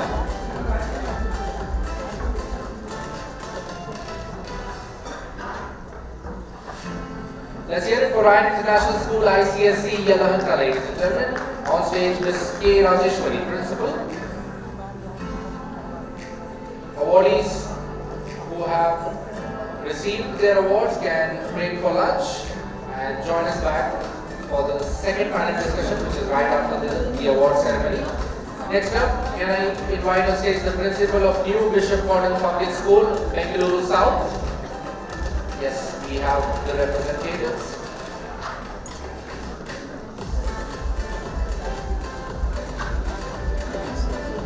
Joining on stage, New Bishop Modern Public School. All the winners who have received their awards in slot 1 and the schools who are expecting award in slot 2 can please break for lunch. If your award is in slot 2, you can break for lunch, and if you have already received your award in slot 1, please break for lunch. Next up, can I invite Ms. Shelja, Director, and Ms. Kalpana Munchala, Principal of Modar Global School, Yelahanka. Please raise your hands if you are here with us. Yes. Modar Global School, Yelahanka, Bangalore, ladies and gentlemen.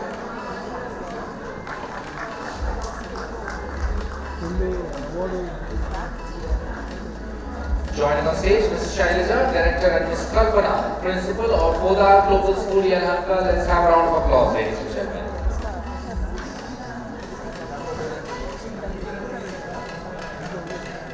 Next up, can I quickly invite Mr. Hiramat S.J., Chairman, and Mrs. Devi Hiramat, Principal of Pratham International School, Whitefield, Bangalore, to join us on stage to receive the award.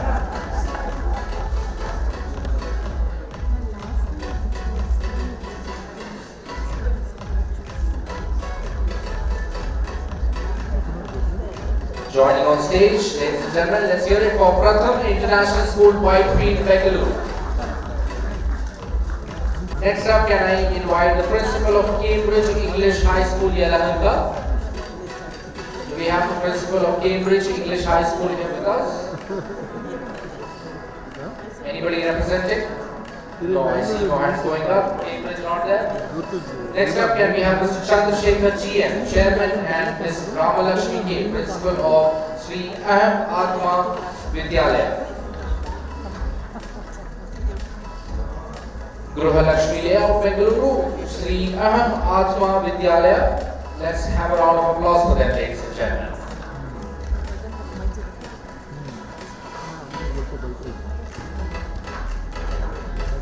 Let's hear it for Sri Aham Atma Vidyalaya. Next up, can I invite Ms. Bharti Jetwani, Principal, and Ms. Deepa Nayak, Vice Principal of VGS World School, Bangalore North, Karnataka.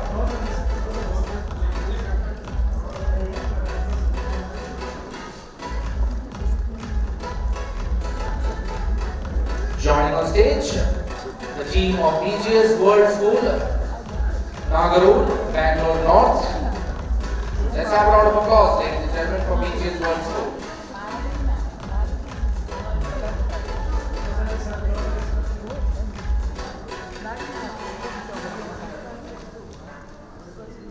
Can I now invite Ms. Neelam R, Director and Head of School of GJR International School. Do we have Ms. Neelam R? Please raise your hand if you are here with us. GJR International School, no hands going up. Can we have Ms. Jyoti Shashidhar, Principal of SJR? Okay, already received the award. Can we have Ms. Shija Manoj, Principal of National Public School, Yashwantpur? Middle School, Yashwantpur. Let's have a round of applause for our ladies and gentlemen.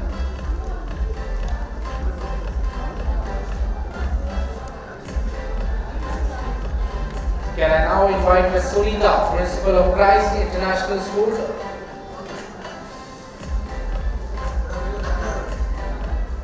Do we have Ms. Sunita, Principal of Christ International School? Please raise your hand if you are here with us.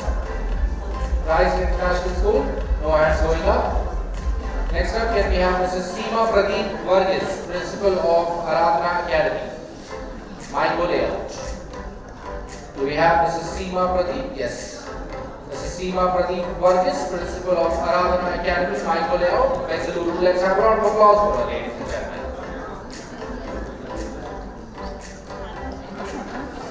Next up, can I invite Mr. Kevin Domino Pope, Principal of the Frank Anthony Public School? Please raise your hands if you are here with us. Anybody from the Frank Anthony Public School here with us this afternoon? No hands going up. Moving forward, can we have Ms. Sri Purna Sar, Principal of Ryan International Academy of Sarjapur Road? Do we have Ms. Sri Purna here with us this afternoon? Management Secretary and Ms. Jenny John of IRA, all the award winners who received their awards in slot 1 and who are expecting award in slot 2 can proceed for lunch. Next up, can I request Ms. Tejashwini Sankeshwar, Principal and S. Bindu Lekha from Shishya PEML Public School? Please raise your hand if you are here with us. Yes. Shishya.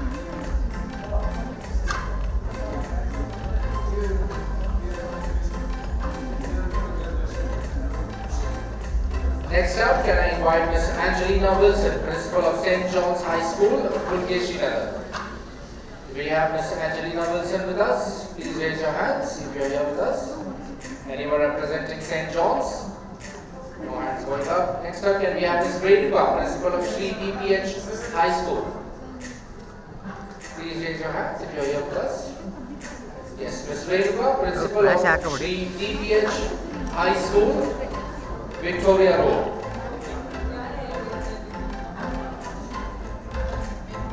Let's have a round of applause for Sri DPH High School, Victoria Road, ladies and gentlemen. Joining on stage, Ms. Redika, the principal. Next up, can I invite Ms. Madhushri MS, Vice Principal, and Mrs. Bhuvaneshwari S, Headmistress of Vidya Purna Pragna School. Please raise your hands if you are here with us. Okay, we have a representative.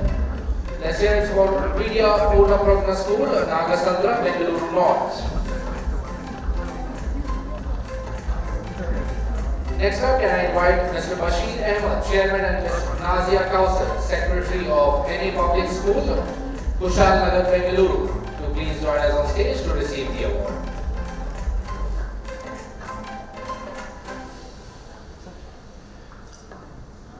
Joining on stage, Mr. Bashir Ahmed, Chairman, and Ms. Nazia Kausar, Secretary of NA Public School, Kushal Nagar. Let's have a round of applause.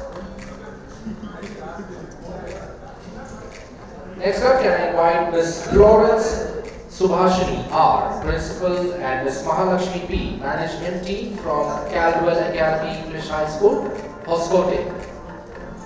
Please raise your hands if you are here with us. Yes. Caldwell Academy English High School, Hoskote, Bengaluru. The team joining on stage shortly to receive the award.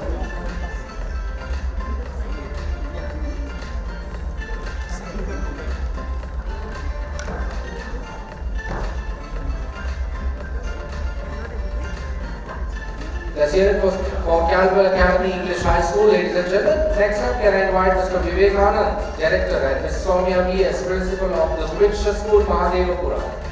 Please raise your hand if you are here with us. Yes. The Vriksha School, Mahadevapura, Bengaluru, Karnataka. Joining on stage, Mr. Vivekanand, Director, and Ms. Soumya V.S., Principal. Let's hear it for the Vriksha School, Mahadevapura.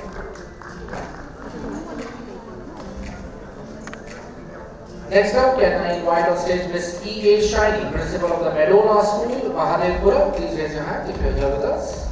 Yes. Joining on stage shortly, Miss E.A. Shiny, Principal of Madonna School, Mahadevpura. Let's have a round of applause, ladies and gentlemen, for that.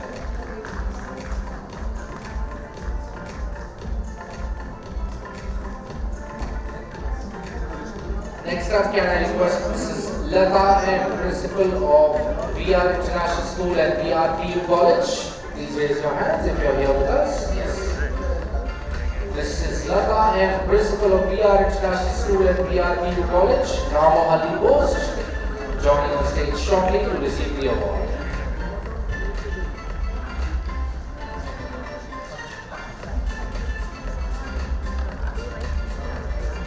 Let's hear it for VR International School and VRPU College.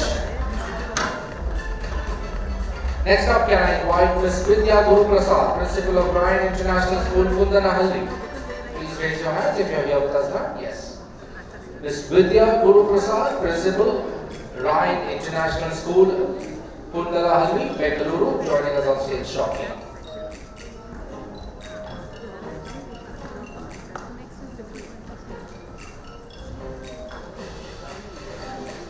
Next up, can I invite Ms. N.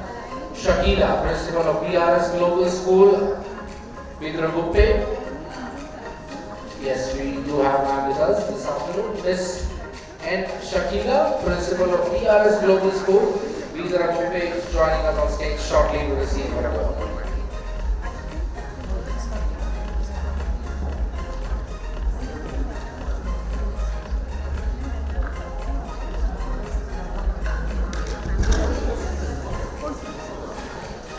Can I request Dr. Kavita Reddy, Principal of Genius Global School, Kodati, to please join us on stage.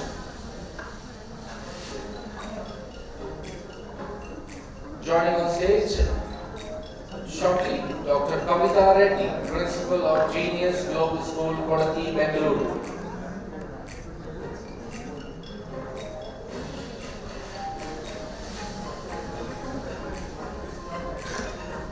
Let's hear it now for Genius Global School, ladies and gentlemen, Kodati, Bengaluru. Next up, can I invite Father Vijesh Thomas, Principal of E-Sales Academy. Do we have Mr. Father Vijesh Thomas? Yes, we do. Principal of E-Sales Academy, Chandapura, Bengaluru. Let's hear it for him, ladies and gentlemen.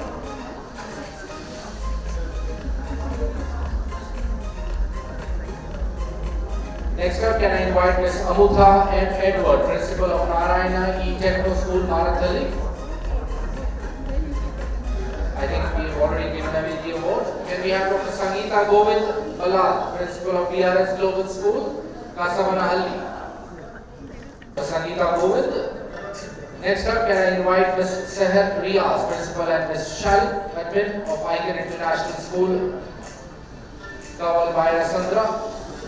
Please raise your hand if you're here with us. Yes.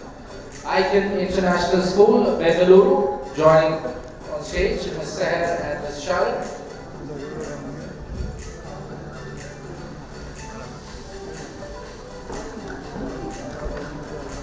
Next up, can I request Mrs. Asha M. Das, Principal of Baldwin Girls High School. Madam, side. Hello. Please raise your hand if you're here with us now. Hello, madam. Okay, we have representative for Baldwin Girls High School. A representative for the same joining us shortly on stage. Baldwin Girls High School, Richmond Town. Richmond Grove, sorry. Let's hear it for Baldwin Girls High School. Next up, can I invite Ms. Parimala LK, Principal of Seshadripuram Public School. Seshadripuram Public School, Yelahanka, New Town. Joining on stage, Ms. Parimala LK, Principal.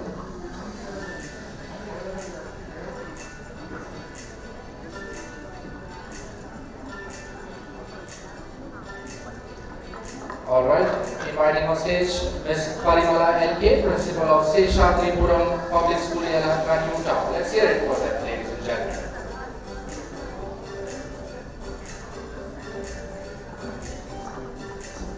Next up, can I request Mr. Rakshit P. Raj, Associate Director of New Age World School. Do we have Mr. Rakshit P. Raj? Please raise your hands if you are here with us. Anyone representing New Age World School? No hands going up. Moving forward, can I request Ms. Vitali Viswas, Principal of Cambridge School? Please raise your hands if you are here with us. Yes. Ms. Vitali Viswas. Let's hear it for Cambridge School. Next up, can I invite Ms. Parvati, Principal of the Oro School, Kanakpura Road? Please raise your hands if you are here with us, ma'am. Anybody representing the Oro School, Kanakpura? No hands going up. Next up, can we have Mrs. Bindu Sharma, Principal of Harsha International Public School, Nelamangala? Harsha International Public School, joining on stage, Mrs. Bindu Sharma, Principal.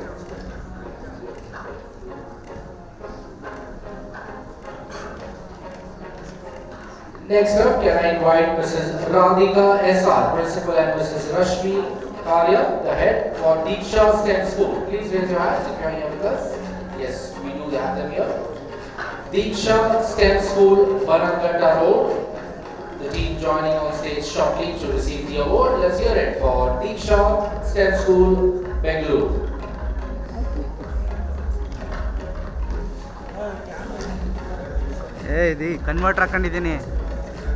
Next up, I would like to invite on stage Mrs. Anupama Ramachandra, Principal of Delhi Public School, Electronic City, to please join us in the center to receive the award. Let's hear it for Delhi Public School, Electronic City, joining on stage Mrs. Anupama Ramachandra, Principal. Next up, can I invite Ms. Olive, Vice Principal of Karnataka Public School. Do we have Ms. Olive here with us this afternoon? I see no hands going up. Moving forward, can we have Ms. Brinda, Director of Devi Mata Central School? Do we have Ms. Brinda with us? Please raise your hands. No hands going up. Moving forward. Next up, can I invite Dr. Prasant Fernandez, National School, ladies and gentlemen.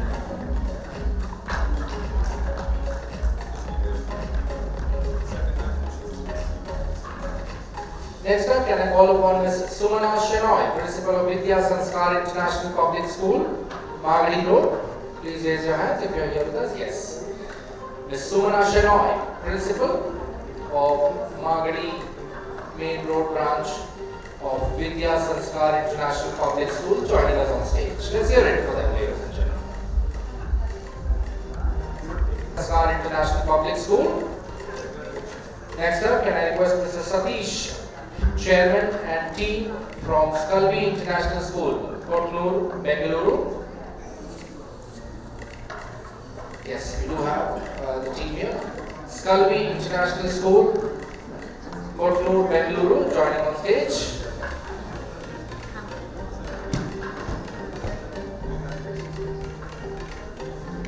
Can I now call upon Deepa Menon, Principal of Sophia Public School, Nelmangla. Do we have Deepa Menon? Please raise your hand if you are here with us. No hands going up. Can we have Mr. C.N. Prakash, Director, and Mrs. N. Mamata Prakash, Managing Director of New Indus Valley Residential School, Bhattarahali Residential School, ladies and gentlemen.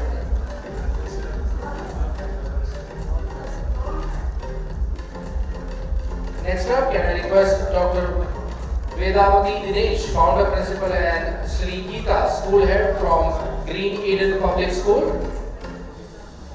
Anybody representing Green Eden Public School? The Glentree Academy, Karnataka. Joining on stage, Mrs. Sriharipriya, the Vice Principal, to receive the award.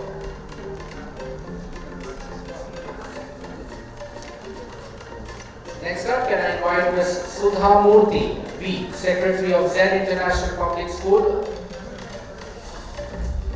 to join us on stage. National Public School, joining on stage Ms. Sudha Murthy. Next up, can we have Mrs. Ramita Ramachandran, Principal, School of India, Bangalore. Please raise your hands if you are here with us. Yes.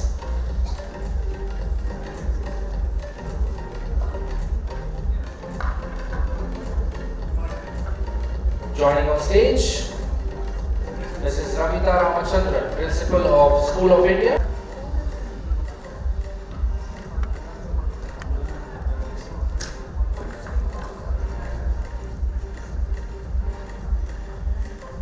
I would now like to invite the team of Skalvi International School, Cotonou, to receive their award under the Dynamic Schools category.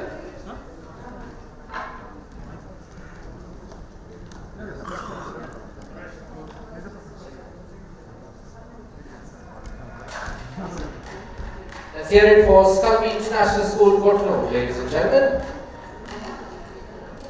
Next up, can I invite Mr. Jose Anantanath, St. Norbert CBSE School. Anybody here representing St. Norbert CBSE School? Next up, can we have the team of BMN Public School, Dasanapura Hubli, Bangalore North.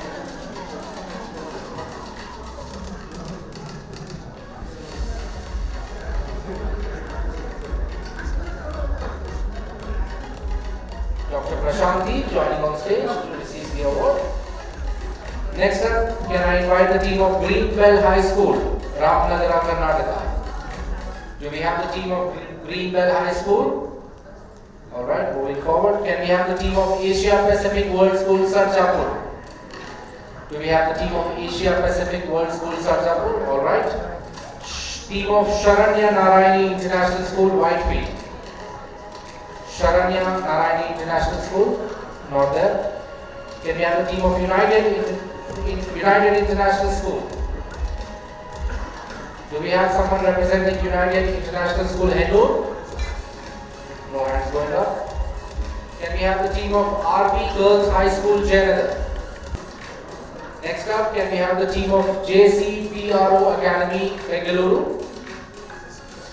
Team of JCPRO, not there. Shiksha Sagar High School, Sanjay Nagar. Shiksha Sagar High School, Sanjay Nagar. Carvalho Convent School, Bengaluru. Carvalho Convent School. The School for Global Minds, Devanhalli. Alright. BLS International School, Basveshwaranagar. Gurukul High School, JB Nagar 9th phase. The Regency Public School, Vidyaranyapura. Nitya International School, Bengaluru. Tunbridge High School, Infantry Road. Gopalan National School, Mahadevpura. Sri Gnana Gangotri International School, Chivasandra. Mount Literacy School, Whitefield. Dia Academy of Learning, Krishna Rajapuram. Gnana Sagar Vidya Mandira, Vartur. Yes. Gnana Sagar Vidya Mandira, Vartur. The team joining us on stage.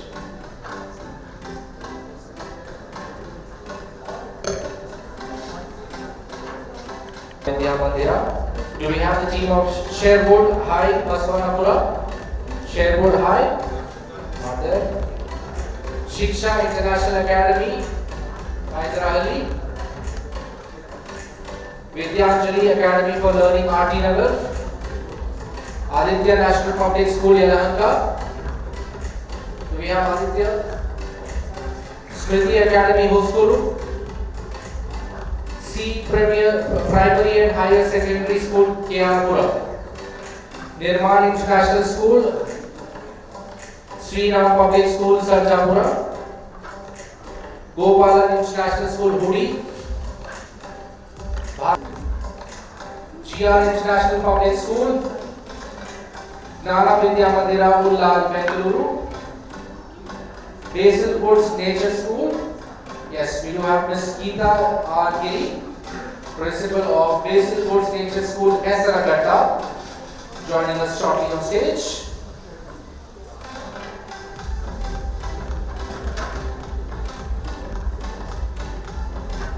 Do we have Alpine Public School, Ponanagunte, Bangalore International Academy, Jayanagar, Sishu Griha Montessori High School, Newton Sandra,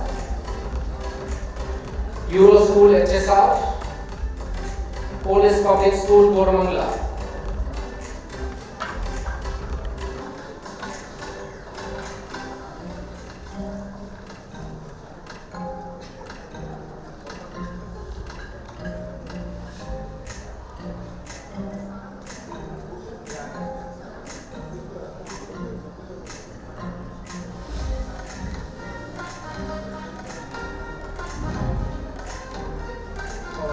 Thank you so much, gentlemen, for giving away the set of awards.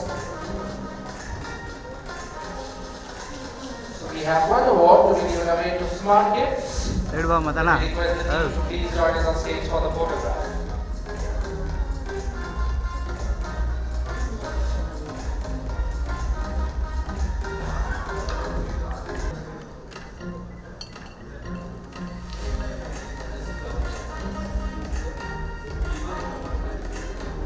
Global learning standards. Interesting. And it gives me great pleasure to introduce you to the panelists, starting with Ms. Susila Santosh, Director of Vishwa Vidyapeeth Group of Schools. Ms. Susila, a visionary educationist, has led VVPGS to become the #1 ICSE school, excelling in holistic education and individual attention.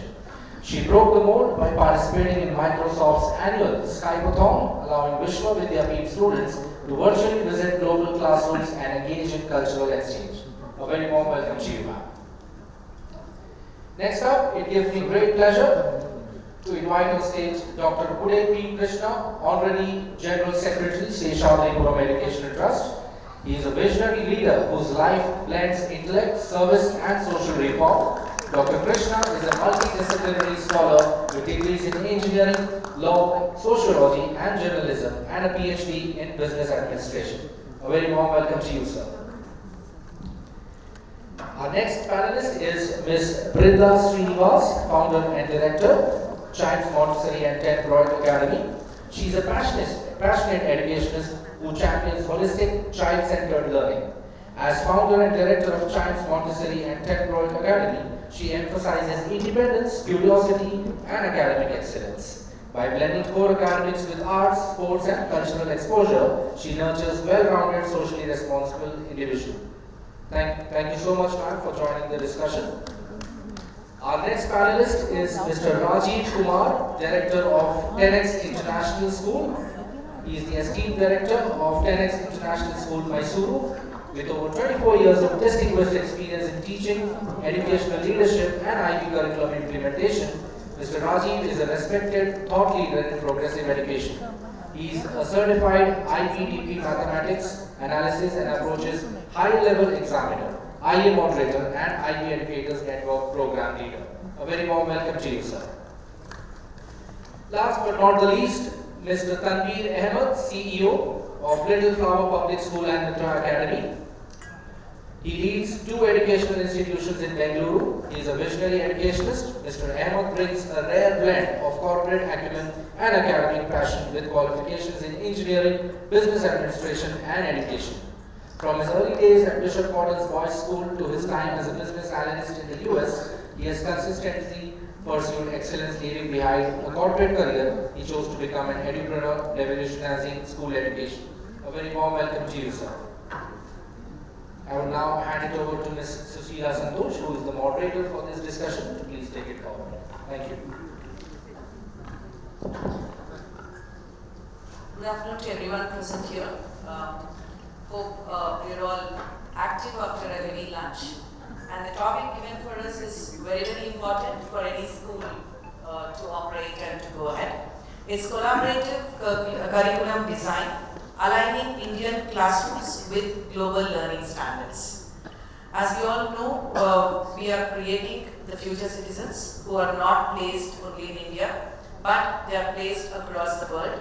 Now here comes a challenge, how we are going to collaborate the curriculum, unlike the traditional ways how we had earlier.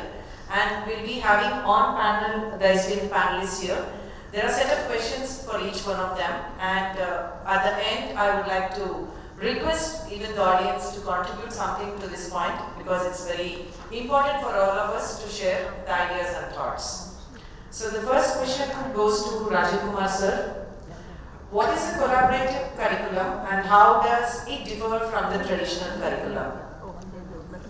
Thank you for the question. So when we talk about the collaborative curriculum design, as the name in itself makes it clear that it's the outcome of a collaboration.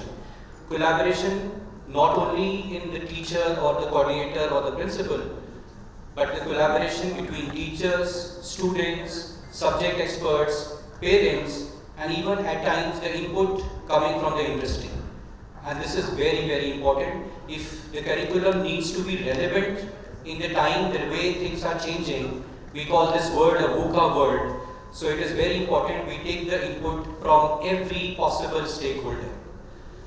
Now when it comes to the difference between the traditional approach and the collaborative curriculum design, we can discuss it in different aspects. One of them could be the decision making. In the traditional approach, it was the principal or one particular person, an author or one organization who is taking all the calls. So the syllabus was made and it was pushed down to the teacher and to the students. And their voice was never represented.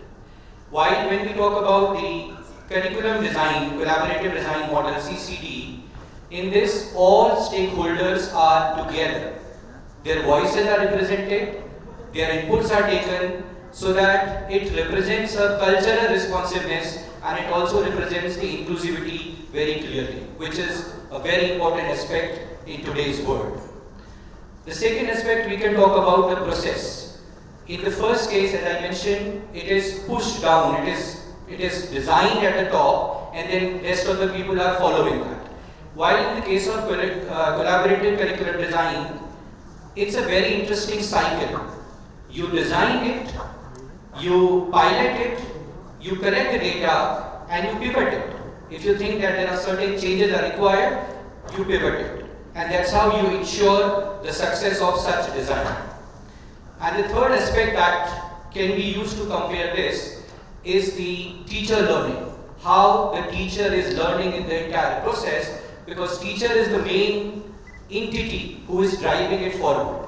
So in the traditional approach, whenever a curriculum was designed and it was pushed down, there was always master trainers. These master trainers used to train the other trainers and which then going to the individual teachers.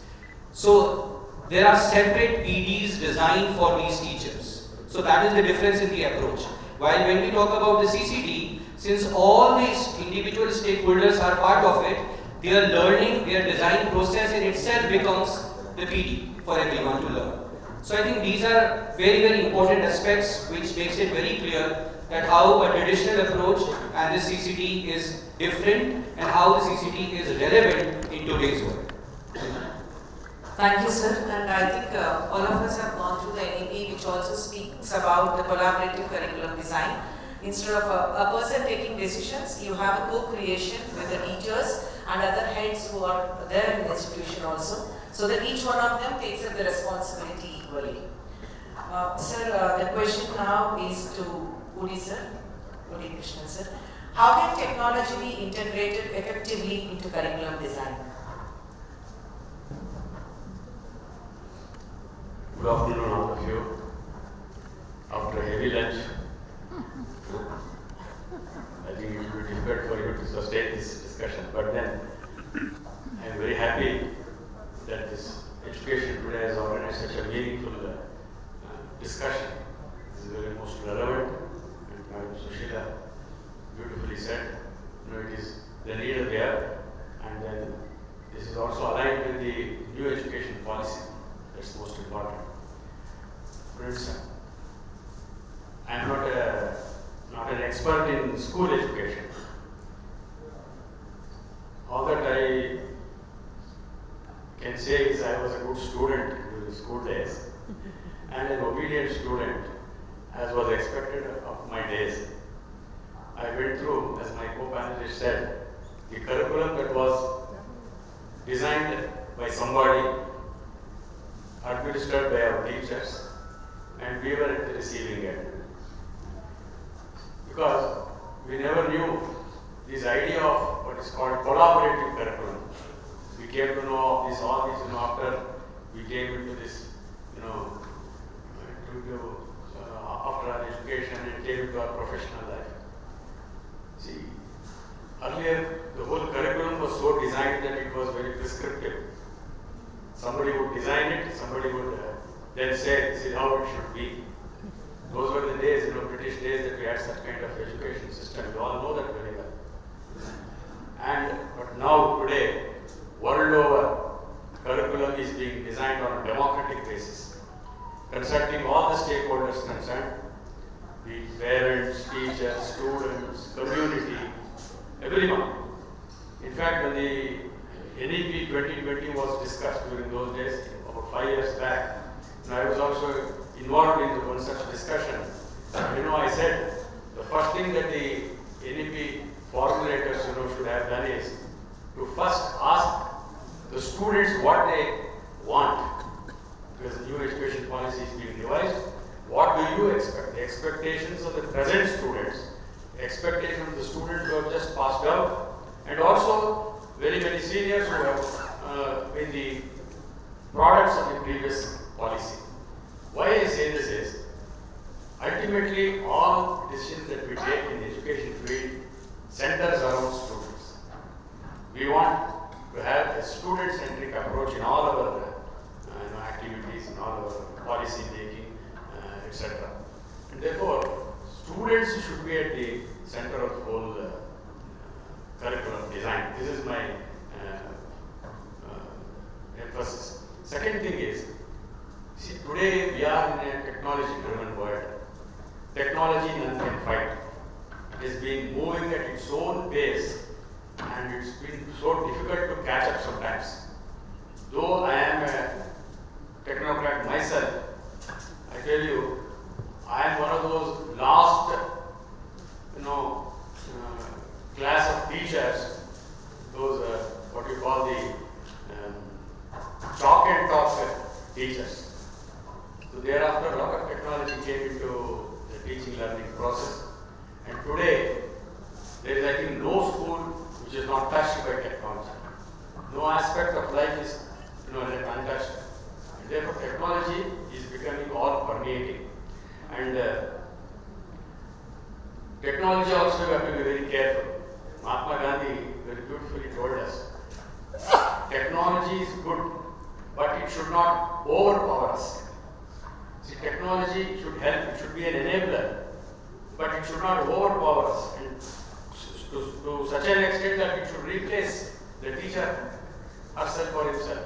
And therefore, what I want to tell is, technology should have the role of an assisting role, but not that of a dominating role.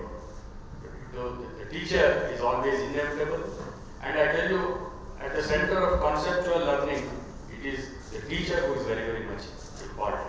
And therefore, technology is, as we must understand, should be an enabler and not a decisive decision maker. And while we all think of integrating technology, technology has by itself permeated it, it is already integrated into our curriculum.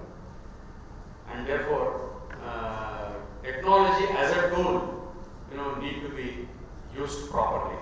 And one thing that I have experienced is, many of our teachers, particularly senior teachers, have still some kind of a resistance towards these technological tools. And how we can overcome that, is really a very big issue. And speaking at the society level, see, we are all, most of us here are from the urban schools, but there are rural schools.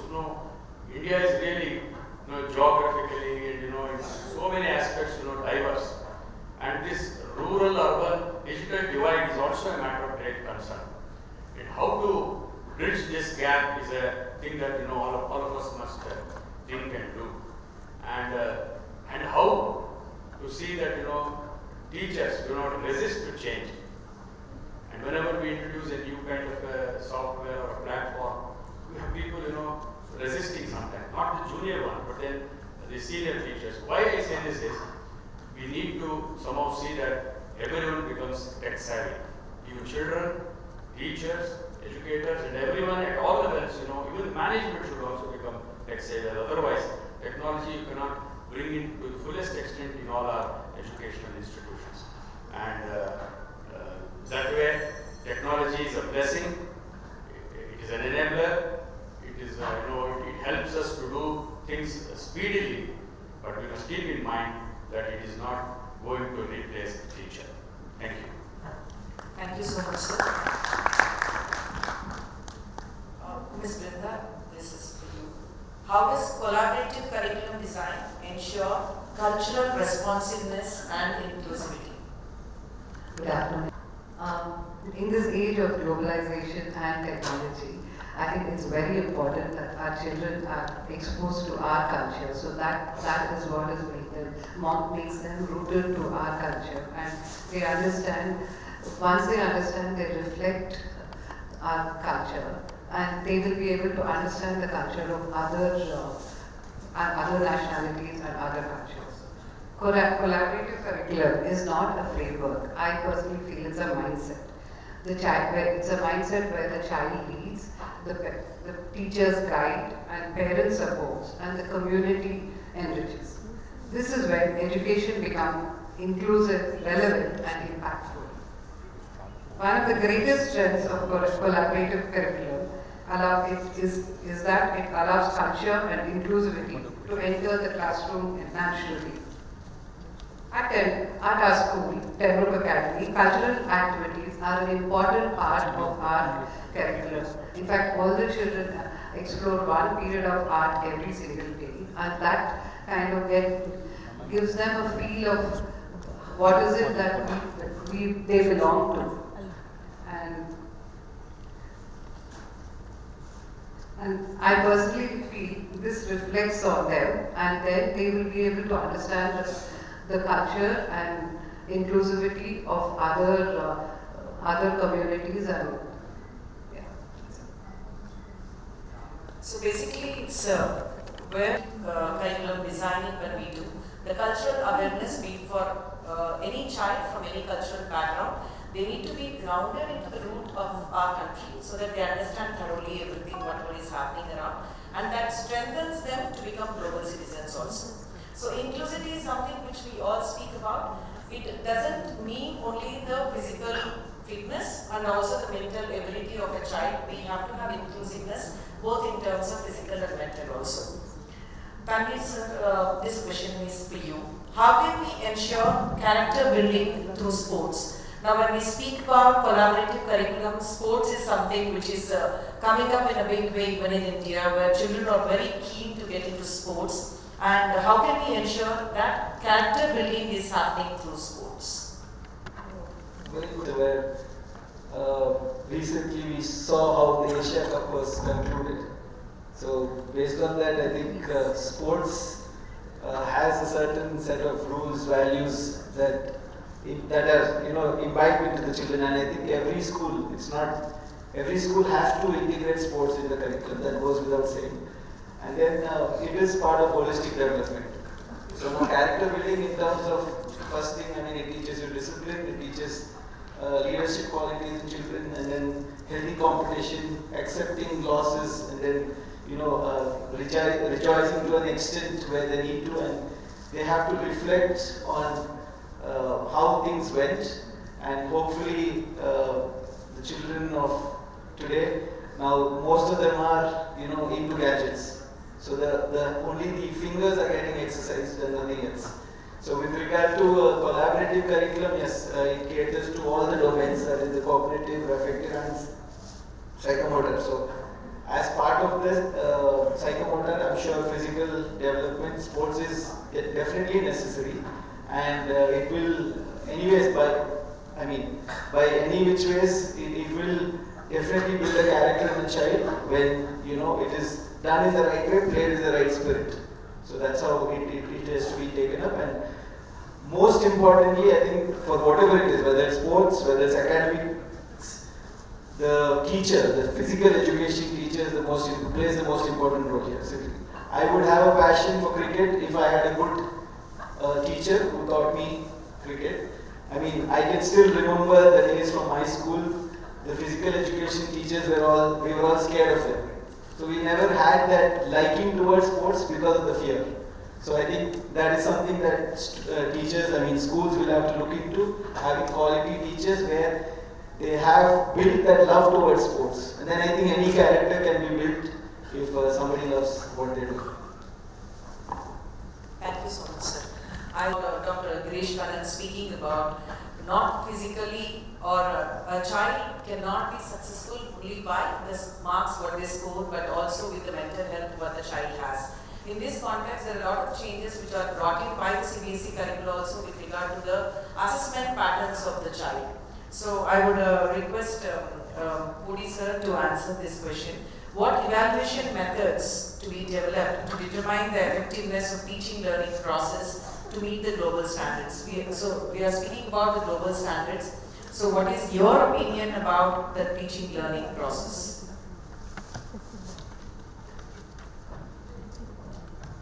I think about the teaching learning process, the most important thing is to assess the teaching outcomes. And today I think we have to assess how much the student has grasped in terms of various kinds of assessments that are now devised across the globe. And for a curriculum to really be effective, the most important thing is you should be able to measure the outcomes of the teaching learning process. And there are many methods. Of course, I am not a scholar, as I already told you, in the school education, but I can tell you there are so many metrics that have been developed across the education sector, which help students in level of understanding to be assessed. And the most important thing here in any teaching learning process, as I understand, is the teacher has to be fully equipped, try to do their best, and also try to keep the student interest in mind. Ultimately, understanding and making them understand is the key in the whole process. And I'm reminded of one saying which I saw on a magazine. It said, "World over, children walk to school and run back home." So we have to take care that learning becomes a joyful process. The whole exercise of learning and teaching should be a joyful process. Only then I think we can reverse this trend. The children start running to school and walk to school. I think this is the core emphasis that I want to get. Thank you, sir. This question is, can cultural exchange be a part of the learning experience for students in terms of globalization? Yes, definitely required, especially in our country. So I was, of course, studying in the United States. I was part of one of the exchange programs where I went and spent 2 semesters in the United States, and then students from there also came. So we get to learn each other's culture. I mean, they get to learn how things function here. The biggest, I still remember when I was there, we are always used to the pen paper form of assessment. So we had this open book exam when it was very new to me, I mean from India. And for them, when they experienced our method of testing, they were kind of shocked because they are usually used to the objective kinds and open book exams. But for us, that was completely new to us. So, but that was more difficult than a closed book exam. So it is we get to. I mean, if it is done where children go across, it's both ways. They understand our culture, we understand their culture, and it is. I like in this area of globalization. I mean, in this era, I think children must be exposed everywhere. So wherever they go, they must learn to survive, whether it's India, whether it's any other country, and that can be achieved only through education and exposure. So I think most important is the exposure, and with these cultural exchange programs, I'm sure children will survive anywhere, and we must prepare children to be independent wherever they are in the world. I unlike the routine, I would want to pose a question to the audience here to make more lively, wherein your contributions matter a lot. So I just want to understand, when you speak collaborative curriculum design, what is your perspective? See, when we started the panel, they said it is collaboration between the teacher, the principal, and the heads. This is one perspective. So what do you understand by collaborative curriculum design in your own way? There's nothing right or wrong. Can anybody contribute what you have understood with regard to the collaborative curriculum design, what we are speaking?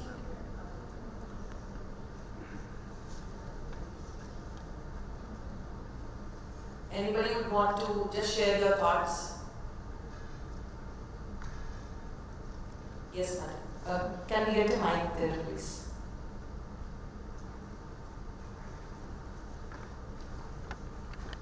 This is entirely my perspective on this issue.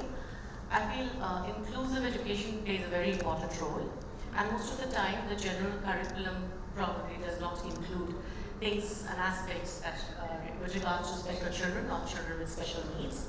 So when we are framing a curriculum, I think teachers who are trained to handle this should also be part of the curriculum making, and we can also have a few parents on it, because sometimes the parents also give us some good inputs, and we can have parents also on the panel so that we can all sit together and brainstorm when we are framing a curriculum. So your perspective is to be more inclusive, wherein you try to include children and take their perspectives also. Because I think it's mostly because the regular teachers are not equipped to handle certain things in the class when it comes to special children. So many times they do not understand the symptoms, the signs when a child is actually having learning difficulties. So when we frame a curriculum and we have so many different children in the class, it's always good to have somebody from a different perspective. Thank you, madam. Thank you. In my perspective, collaboration is all about bringing in different perspectives and ideas to the table. It brings an open-mindedness, collaboration and involvement of all stakeholders, including parents, as she mentioned, including students from their perspective, and even outside third-party members if the curriculum is being designed for a school or a group of schools or even for a state or a nation. And like we have here on this forum, we have the IB, we have the NEP, and we have different representation of principals from different curricula. So collaboration will bring in a lot of openness to the whole curriculum design. Technology can be one tool through which we can actually collaborate and do well. So that's my perspective. Thank you so much. We can take one more. Very beautiful concepts I was also talking about is about collaborative learning, and what they did is they usually do it as something which is hypothetical. So say for example, I was in a particular class in Chicago. They said very beautifully, if Niagara Falls was in Chicago, how would the economy of Chicago have changed? So children had to learn math, children had to learn a lot of history, children had to learn geography, children had to collaborate, they had to come up with a hypothetical thing, and they made one of the best presentations I've ever seen of what collaborative learning of interdisciplinary things can be, where the children are self-driven to find a solution to an existing problem. And I think that's the way forward which AI cannot do. And then when children start thinking out of the box, bringing things together, going interdisciplinary, going to the math teacher and saying, sir, tell me how much water comes in, how will the water go out, which is the runway for getting the water. So that way, I think this should be the way we bring in collaborative learning of interdisciplinary, inter-subject, and also getting the children to think and act on something which I think which is very personalized to them also. Thank you. Thank you so much, sir. This is what we call like before a teacher starts a class, if a social studies teacher is going to teach about the day and night, that is a interesting topic what the teacher can teach. But then if we ask them a question, why there is sun and moon both seen in the morning hours in the sky? So this creates a thought process in the child, and they start thinking about it, so that entire class will be more attentive, wherein which the child starts appreciating the teacher. And also a question like, immediately after rain, when you see the sunlight, why does a rainbow be formed? why there are only 7 colors and why violet is in one end and red is in the other end, why in the traffic signals we have only red color. These are certain questions which can be collaborated, which are in the real life situations. Like most of the times the physics principles are taught as the principles which are to be learned. For example, the centripetal and the centrifugal force, what they learn. But none of us, or they wouldn't even know how the flush actually works in the commerce. You know, these are certain examples what we can give. So collaboration doesn't alone mean about inclusive and other aspects, but bringing in all the subjects together and making the children understand. The last question, which will be posted in general to everybody to take your individual opinions. Is collaborative approach similar to the curricula system of education in our past? Can we correlate or can we have any correlation? I will take all the 4 opinions on this, minute each. I think that will be good. Yes, sir. Of course, the pattern is little different. Gurukula system of education in the earlier days was restricted to a very few students. There, the whole emphasis was how to live in the company of a teacher. The whole basic emphasis was on character formation, basic human values like obedience, respect to elders, and basically leading a simple life, doing things all by themselves, and living a simple, frugal life. So these are the things that you learn in a Gurukula system. More than anything, the most important thing in Gurukula system is the imparting of moral and spiritual education. Today in this modern curricula, somehow we have missed this moral and spiritual education, all in the name of overemphasizing the concept of secularism. So I think somewhere down the line, I feel that the earlier Gurukula system, though it was restricted to a few people, the quality of education was something exceptional. Today, that was individual centered, student centered. Today, what has happened is we have had what is called as mass education, and through this mass education, we are talking of 360-degree education, trying to give in piecemeal everything that is possible. But that is not the real purpose. It is not that we want to give everything, a bit of everything and then see. But what we want to do is develop management. That is what I tell you. Collaborative curriculum should help, in building up the character of the student. And for that, I tell you, even the community has a greater role to play. You ask, you have to take feedback, right from the policeman, right from the postman, everyone in the society. You can take the feedback from them and what they expect of children in the society, what they expect of the citizens. I think all these things matter a lot. Collaboration is very close to the holistic approach.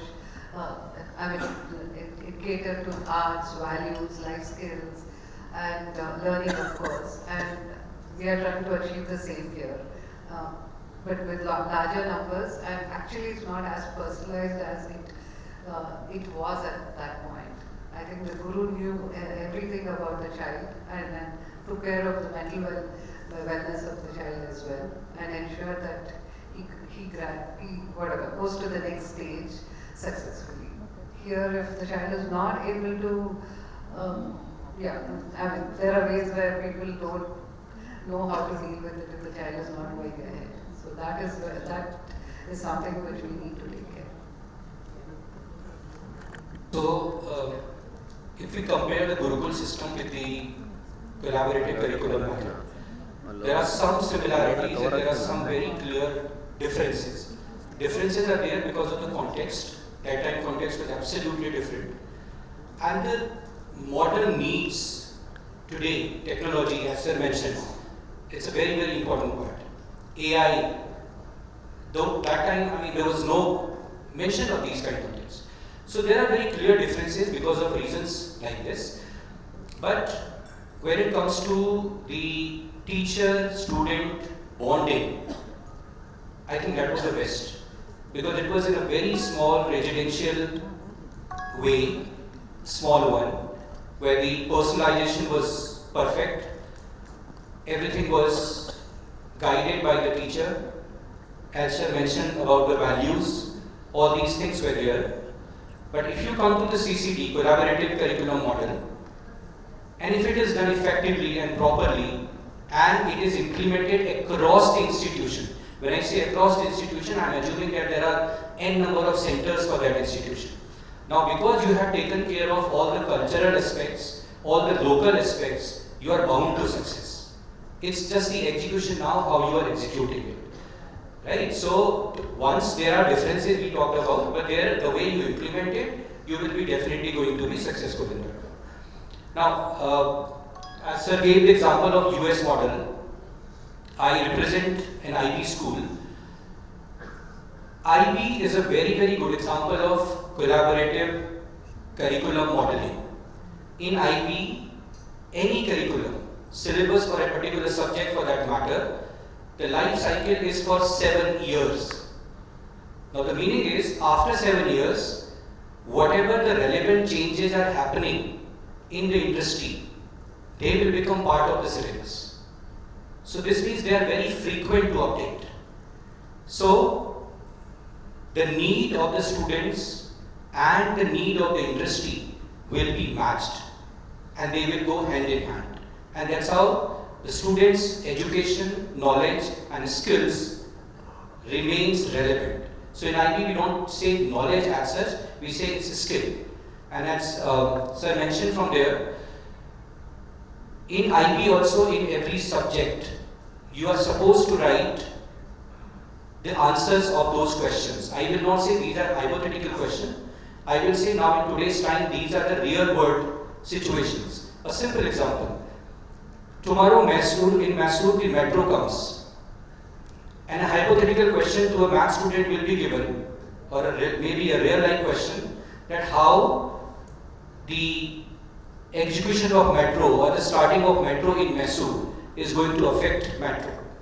So very simple example would be, lot of opportunities will be coming in, a lot of people will come to Mysuru, but at the same time a critical thinker will answer it this way also, because from so many other remote places, now the footfall will also increase. And when the footfall will increase, it will come with other set of problems. So this means, in today's education, you need to be a critical thinker. While you are thinking about side A, at the same time you need to also think about side B. So I think that way, the current collaborative curriculum model is much more better and relevant to our need. Yes. Thank you, sir. I'm not coming to the teaching, but from what I've read a little bit, and probably those days there was no fees that was being charged.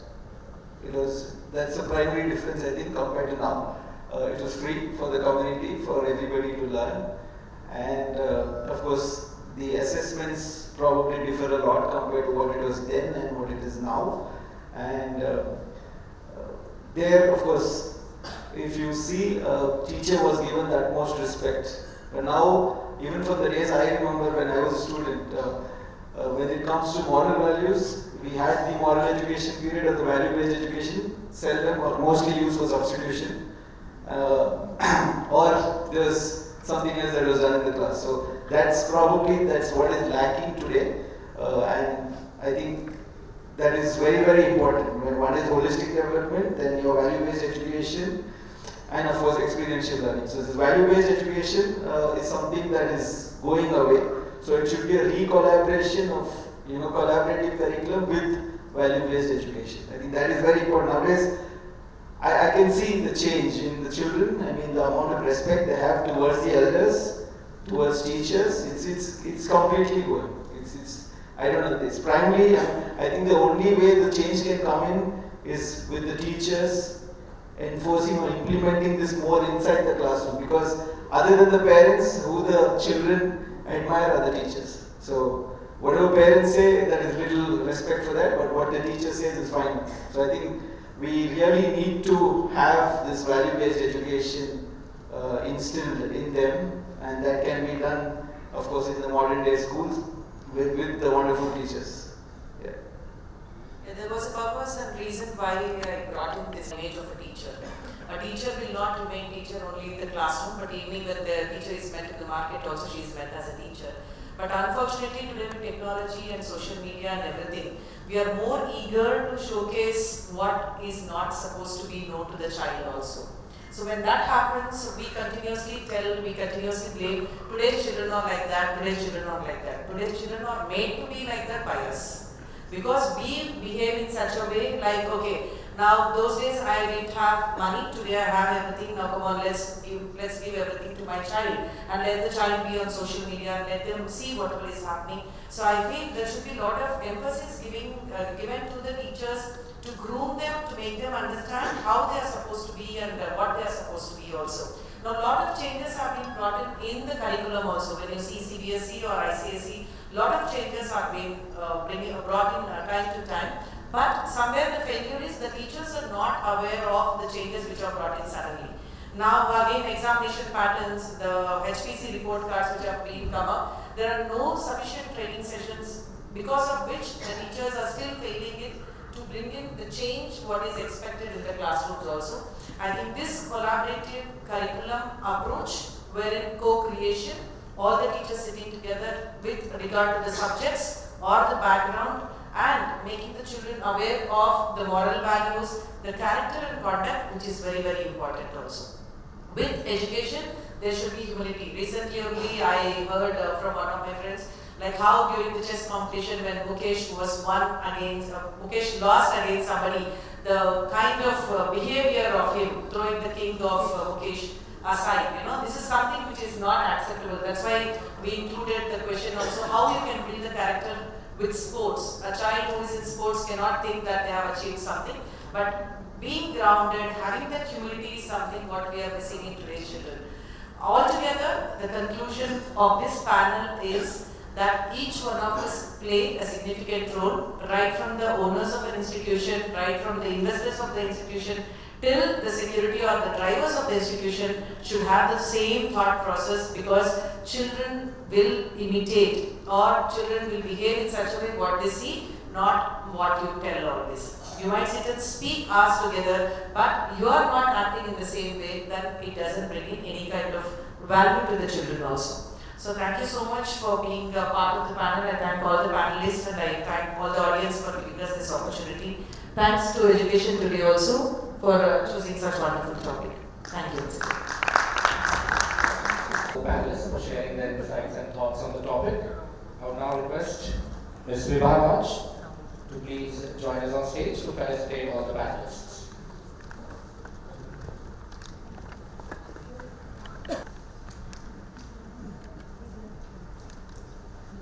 So ladies and gentlemen, that was the second and final panel discussion for the day. I hope it was as inspiring the panelists. Starting off with Susila Santosh.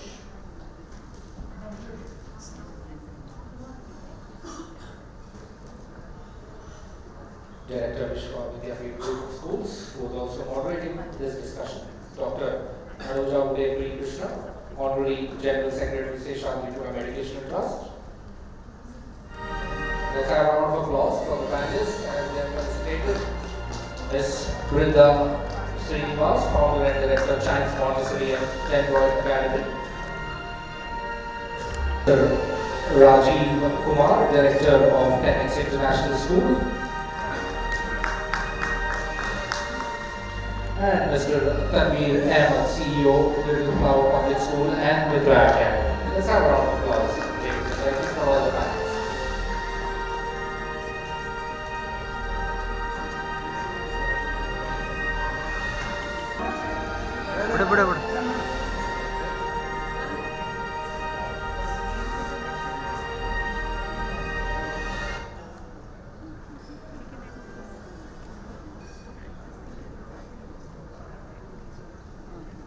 Thank you. Thank you. So, ladies and gentlemen, we're almost submitted Academic Awards 2025, presented by Education Today.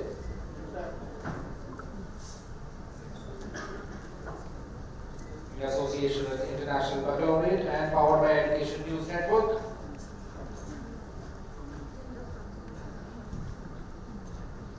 Before we go on to our next presentation, we have a sponsor video by Entab Infotech Limited, which will be shortly visible on the screen.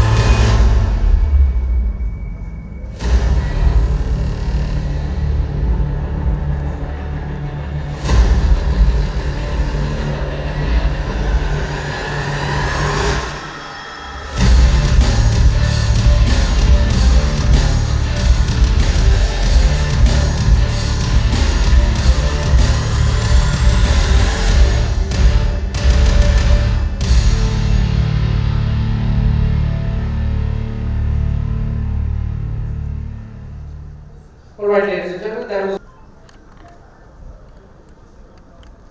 speaker, for which I would once again like to invite on stage Mr. Mahesh Balakrishnan, Senior Development Manager, India and Nepal for International Baccalaureate, who are also our associate sponsors for today. Over to you, sir. Hello, good afternoon. I hope you had a good lunch. How many of you agree that the world has changed after COVID? Anybody? A lot of people are thinking that the world is not changed after COVID. So today I'm going to speak to you about the ID Careers Program, grade 11 and 12 qualification. Very interesting program, very futuristic, and of course prepares students for the workplace of the future as well as higher education. So the question I want to ask you all is, what sort of world are we living in? Anyone? Anyone? VUCA, very good. Anybody else? Have you seen a major disruption recently, last few years? Do you think AI is a disruptor? Yes, I see some heads nodding, but you people can be vocal about AI. As the world is changing very rapidly, it's also time to rethink if we can redesign the education itself. I know it is not easy, but we collectively can start doing it and thinking, how can education change? Because the usual complaint is college graduates are not ready for industry, correct? We may think this is a problem only in India, but not true. Even US and Canada are also facing the same. And there's a problem mess. happy that yesterday at least one problem, which is the Israel-Hamas thing, is at a pause now. But there are many other problems which are facing the world. Anybody? What are the major problems anybody can think about? I think the food was very good and people are silent there. Anybody? Russia, Ukraine, and tariff war. Tariff war. Anybody else? Is water an issue? Climate change? Climate change is an issue? What about food security? Anybody? Is food security an issue? What is happening is food security, surprisingly, has gone out of the window over the last 2-3 years. Before that, food security used to appear in every policy paper about food security, including in India. Okay. Since I spent a lot of time in Singapore, at one time, water was a major issue of conflict between Singapore and Malaysia. But now Singapore invested in water, recycling water as well, and they become sufficient. So what I'm trying to say is that we can think of problems which we know today, right? But the greater responsibility for all of us collectively is how do we prepare our students to face problems which are not visible at the moment, or the problems of the future. So I think that's why critical thinking, problem solving are all very critical skills to foster in our students. Here I'm talking irrespective of the board. IB does that, okay, but I hope that others also foster those skills to help students cope up with the future challenges. So like I said, we know the known world, which is our history, and we have to give capabilities to confront the future, right? And future remains unknown, and as Rajiv mentioned, VUCA, right? Now, there was a survey done. This is a very leading report. What it talks about is future of work and skills of the future. AI is not new. It has been there for over a decade. It's just that ChatGPT brought it to the mainstream. Okay. But technology, electric vehicles, batteries, all of these are very required. And surprisingly, MBA has not gone out of fashion. BBA has not gone out of fashion. How many of you watch Netflix? Okay. Thank you for your honest response. So when I go to schools and I ask students, what do you want to become? I see a lot of interest in becoming a lawyer, okay? A corporate lawyer, a criminal lawyer, after all these programs on OTT, okay? So we have this career-related program. It enjoys global recognition, has a dual focus. That means we are getting them ready for the workplace as well as for higher education. In India, we don't take a gap year, but actually students do, but they don't call it as a gap year. After grade 12, okay, CBSE, state board or whatever, they prepare for NEET and JEE, the second attempt or the third attempt. Very common, but will not come in the mainstream. People will not talk about it openly. But in other countries, what I've seen, people will take a gap year or two to go to the army because it is mandatory, conscription, right? But then there are students who believe 12 to 14 years of school education is a lot. They get exhausted. So before they join college, they take a gap year, travel the world, learn music, and much more. Now the gig economy is also very popular. People do part-time. Even students in school, they won't tell, but they earn a lot doing small stuff like creative, graphic design, logo design, and much more. And of course, with the IBCP, you have a connection to employment opportunities as well. So we have the academic courses from our IB diploma program. We have a deep dive 2 years into a career-related studies, which could be AI, could be data science, robotics, IT, media, dietetics and nutrition as well, legal studies and much more. And then we have a very interesting core component where students can do an audio video podcast with say a Satyanadela, they can write a business plan. All these are valid submissions. You learn entrepreneurship, you learn digital marketing, all while in school. And more importantly, this is recognized by the Government of India also as a grade 12 qualification. So if you want to do your own startup after grade 12, you are competent, you are ready. You are also ready to go to universities. So these are some of the fields where we are seeing a lot of interest. One is in biomedical sciences, information technology, business management, creative media. Just happy to share, there are a lot of master classes in this program. You have Instagram vice president talking, somebody talking from Tesla, how to enter a market like India through the business administration course. Basically, you are getting ready for the workplace. Or even if you want to join a good college for BA, BBA, you are ready. So just sharing with you, the two most popular programs in India in the IBCP are AI, Business Administration and Sports Management. Okay? And the fast catching one is Sustainability.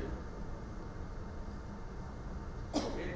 So students would develop skills like critical thinking, creativity, communication and collaboration. Like I said, recognized by the Association of Indian Universities as a valid grade 12 program. Students after IBCP can still appear for NEET, they can still go to JEE, and they can go to a large plethora of college and university courses. This is a sample of the AI course.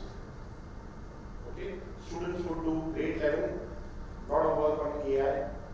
Grade 12, again, machine learning, and they will have a capstone project. They will develop a chatbot of their own and much more. Plus, they will do the IBDP subjects like physics, chemistry, mathematics, and more. This is also useful for that student who may decide that I don't want to take a particular subject in my 11th and 12th. Because whether you take CBSE grade 11 and 12 or IBDP 11 and 12, you are bound by the subjects. Here you have the flexibility in IBCP. You can have either or subjects. You can have a combination which you and also allows you to pursue your passion. We've seen a lot of students who are very clear, I want to do only hospitality. Why should I study physics for if I want to do hospitality? Or if I want to do sports management, I want to do sports merchandising. I don't want to do chemistry. Okay. IBCP becomes a good bed for them. Okay, like I said, eligible for entrance exams in India as well. It's a course for the future.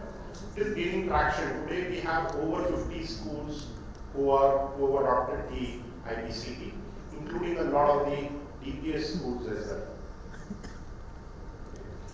These are my coordinates. If somebody wants to reach out or anything, they can reach out to me. I'm happy to have further questions or if any conversation, I would be available at the booth as well. Thank you. Thank you, EducationToday. Thank you so much to kindly felicitate Mr. Mahesh Balakrishnan. Let's have a round of applause, ladies and gentlemen.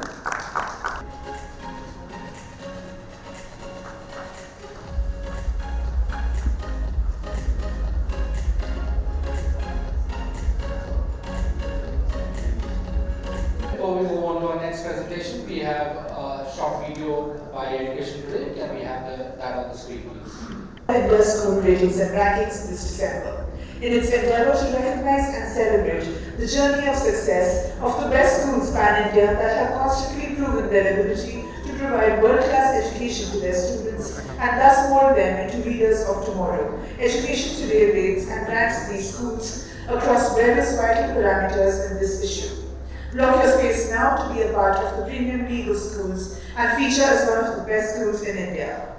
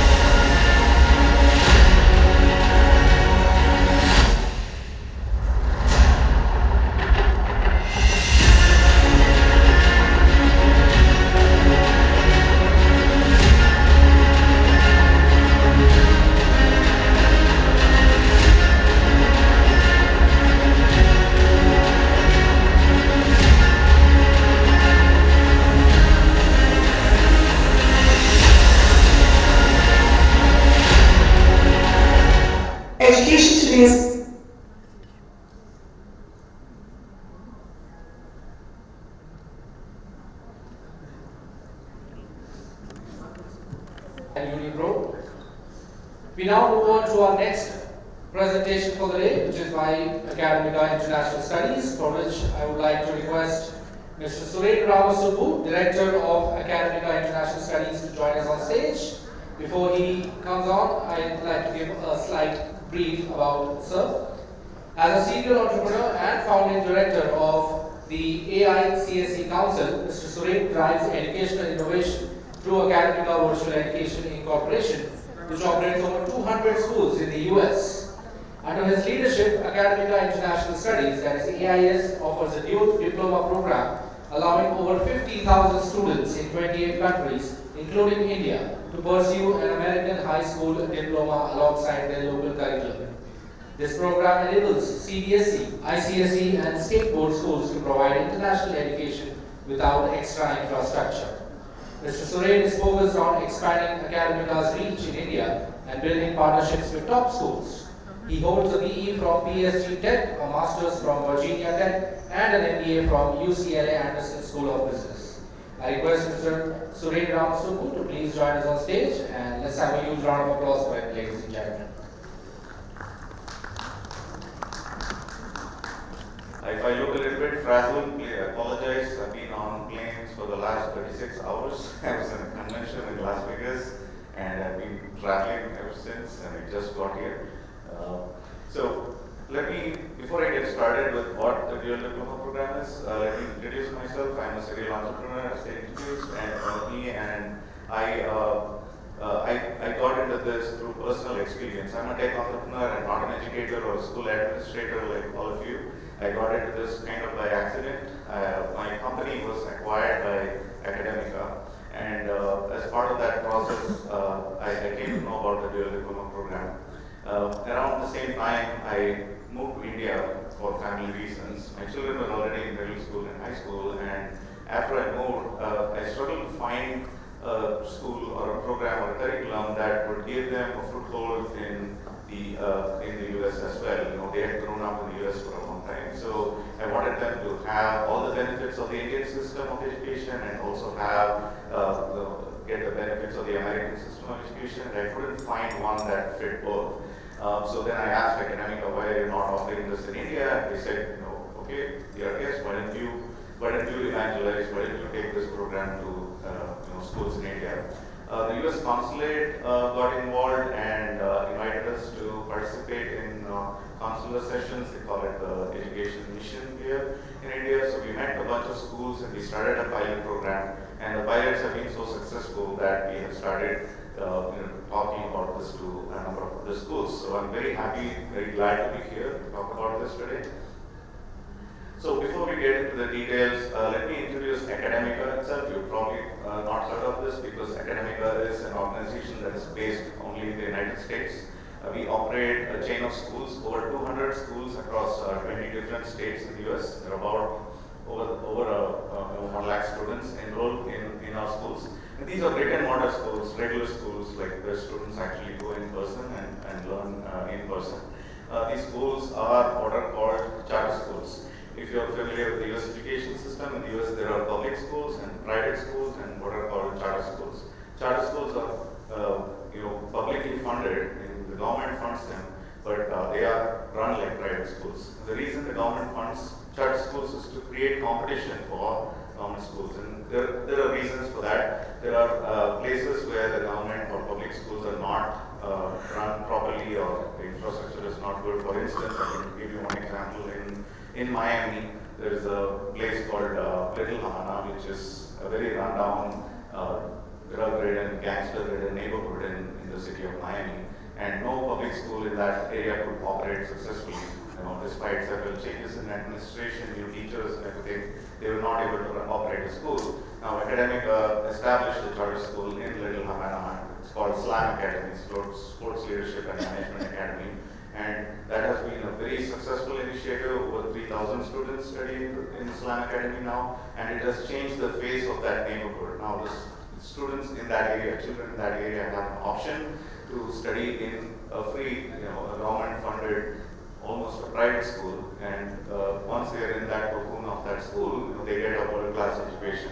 So, Academica's mission mission is to provide high quality education, virtual education across the board. Academica has a long track record of offering virtual education because the state of Florida requires students, any student in the state of Florida has to do at least one online course during their high school, during the 4 years of their high school. So Academica has been doing this for a long time, and as a consequence of this, Academica started offering an international program about 15 years ago. So Academica's mission is to provide equitable international education to all students around the world. About 15 years ago, Academica launched this dual diploma program in the country of Spain with about 10 or 20 students, and today there are 10,000 students in this program in the country of Spain alone. And if you include France, Italy, and other countries in Europe and Latin America, there are a total of 50,000 students doing this program, and about 1,200 schools around the world. And like I said, we launched in India a few years ago. We partnered with some of the premier schools in India, and there are about 100 to 150 students who are doing this. We have expanded from the pilot stage to, we are going, trying to evangelize it through a huge number of schools in India. Chains of schools are participating in this. There are a few, both our international group is piloting it, a few Delhi public schools are doing it, so there are quite a few chains of schools that are adopting this program. Now, there are three main objectives of the dual diploma program. I'll tell you why the dual diploma program is one of the biggest innovations to happen in K-12 education around the world. But I'll tell you the details before I explain why I think that. There are three main objectives of the dual diploma program. One is language immersion. The program requires students to study US English for 3 years. And why is US English important? Indian students are already well versed in English. They already have a good foundation in English. Why do they need to learn US English? In the US, English is not taught as just a language. There's a huge emphasis placed on critical thinking. As educators, you know why critical thinking is important. Students evaluate books, literature, shows, movies, and critically analyze them. Right? There's a reason why America has been in the forefront of innovation in the last couple of decades, and that is because students are taught critical thinking from a very young age. They're not taught to learn and reproduce what they learn, but they're taught to analyze things critically and come up with their own explanations, come up with their own critiques and their own disagreements on what they learn. And that is why learning US English is important. The second facet of this is they're learning English from an American teacher, and as part of that, they're going to be interacting with a US-based teacher, a credentialed teacher who's sitting in Miami, Florida. So they pick up the US accent, they also understand the cultural context, and I've seen through the pilot that the teacher also learns about the Indian context. The students learn about the American context and their holidays and their practices and things like that. It's a great way to introduce them to another culture and another country through this immersive program. The second aspect of it is technology immersion.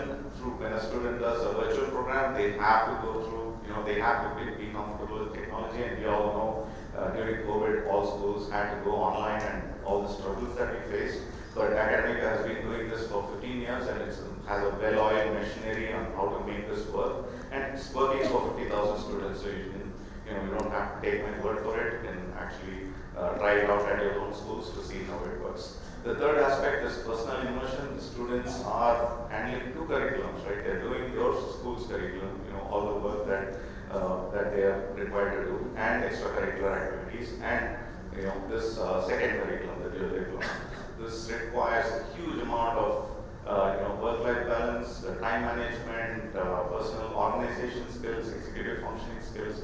The students learn to manage all of these over the 4 years that they're doing the program, and it gives them a strong foundation when they enter college. Now, I claimed before that the Academica dual diploma program is the biggest innovation to happen in K-12 education. The reason is that the student receives 2 official higher secondary certifications. The student completes their, let's say, CBSE, 12th standard senior secondary certificate, and at the same time earns an American high school diploma. Right? That They do that because the Academica is able to take some of the credits from their local curriculum and give credit for those the courses that they're doing here in order to earn the dual diploma. This is a sample of the diploma that the student will earn. This is exact same diploma that any American high school student will be earning. You can see that the diploma is accredited by Cornea, which is the world's largest K-12 accrediting body. The diploma is accepted by all the universities in the US, Canada, Europe, Australia, even in India. The Association of Indian Universities recognizes an American high school diploma under the same criteria that the IB or IGCSE is accepted in India. So, as I mentioned, any student in the US who is pursuing high school is required to complete 24 credits or 24 courses between 9th and 12th grade, right? So usually it's a mix of, you can see the requirements are like 4 years of native language, 4 years of mathematics, 4 years of English, and so on and so forth. Now, if a student is required to do their CBSE curriculum and alongside do this 24 credits, it would be nearly impossible. However, the dual diploma, that's where the dual diploma's innovation comes in. The dual diploma takes 18 credits from their local curriculum, from CBSE or state board or whatever curriculum that they're pursuing, even IGCSE or IB. So 18 credits are taken from the school's curriculum, and only 6 remaining courses have to be done with as part of the dual diploma program. And out of these 6 courses, 3 are in English, actually 5 levels of English, out of which the students are required to do 3. It could be English 2, 3 or 4, or 3, 4 and 5, depending on what level they begin with. There's also a US history and US government requirement, which is a US Department of Education requirement. People often ask me, why is US history important? I mean, all the seminal events of the recent past have been driven by the United States, for good or for bad. We don't know how it's all going to turn out in the long run, but all of us are affected by the actions that this one country makes in this world, and I feel it is important for us to understand US history. Although it's a very short history compared to Indian history, US history is only like 200 years old, but it's very important to understand where they come from, to understand what they're doing and why they're doing it, right? The context of what they're doing affects the rest of the world. So I feel learning US history is actually very important for students anywhere in the world.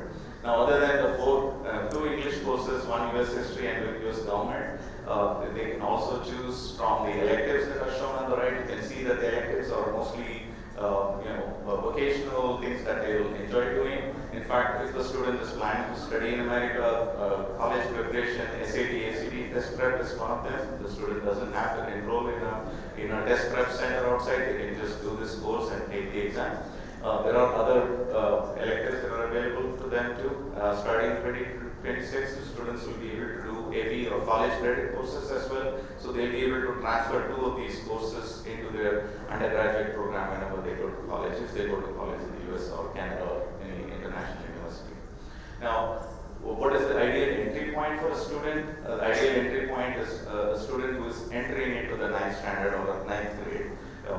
They would start with 1 course in the first year, 2 courses in the second year, 2 courses in the third year, and 1 course in the fourth year.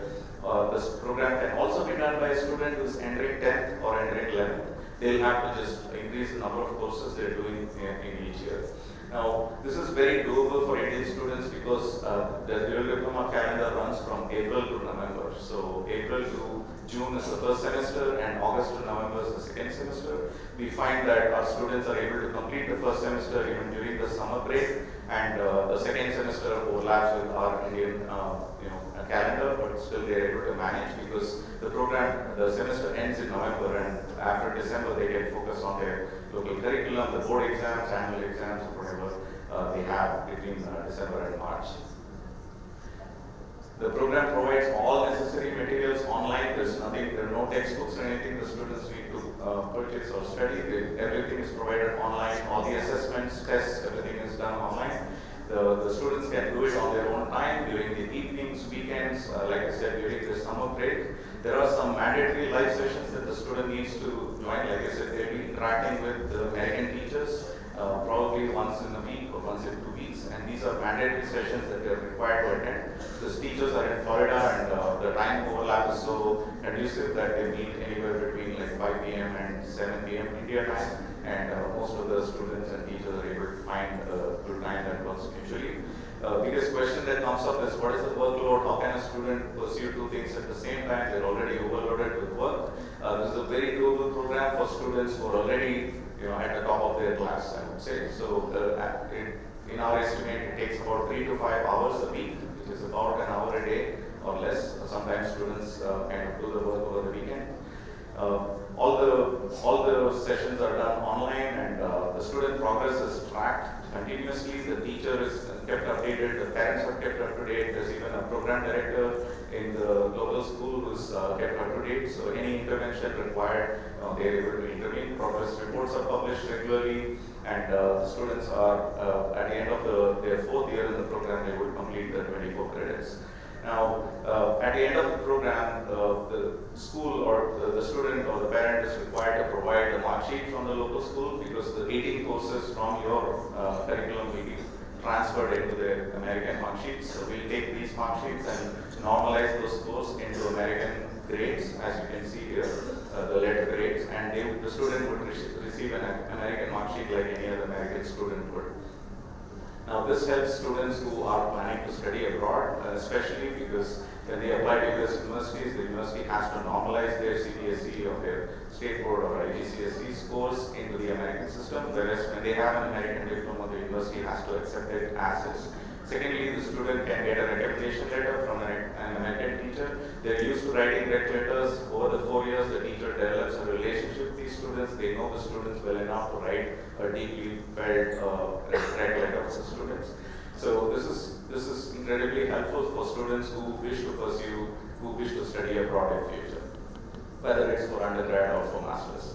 Most universities will also pay TOEFL or IELTS for a student who has an American diploma, so that's an additional benefit. They don't have to take one standardized test that's required.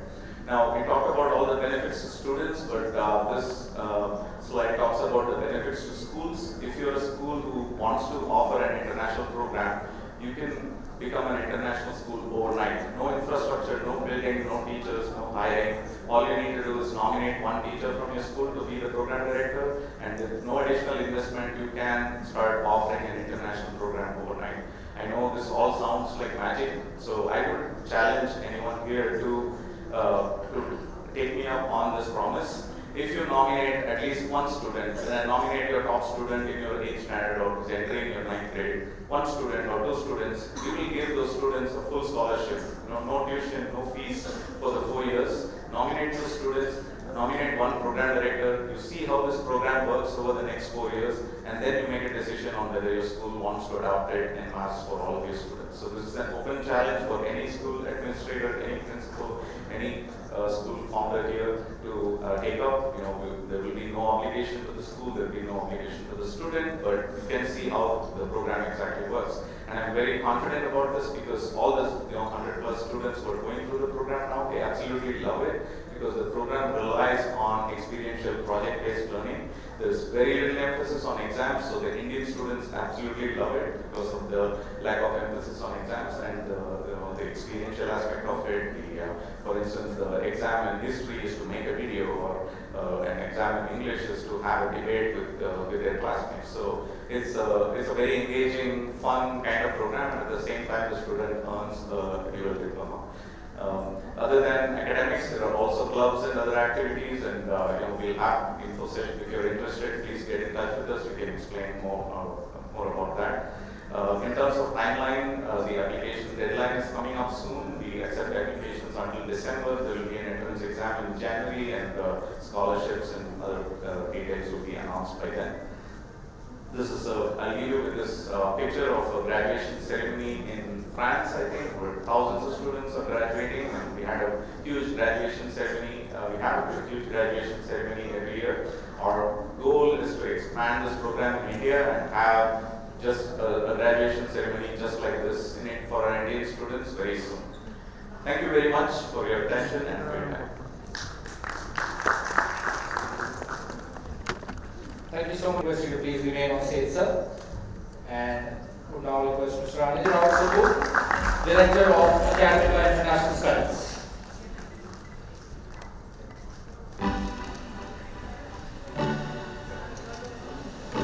Thank you so much, sir. I'd like to invite on stage Ms. Ramya Venkataraman, founder and CEO of CENTA Private Limited.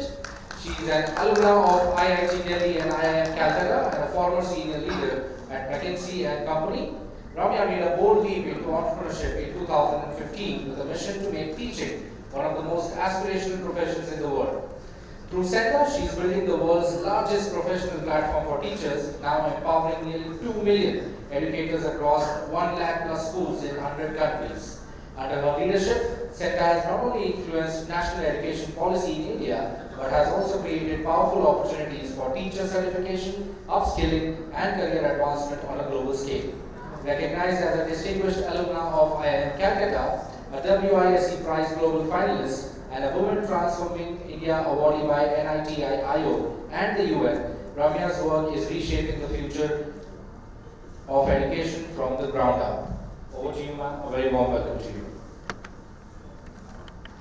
Thanks for being here and thanks for having me here. So I asked AI to create a picture of a school principal, an Indian school principal. So first it gave me this picture on the left. Any resemblance to anyone is entirely fictitious. It was created by AI. Then I asked AI, but isn't the principal worried about so many different things? So shouldn't the person have a worried look? Then it gave me the picture on the right.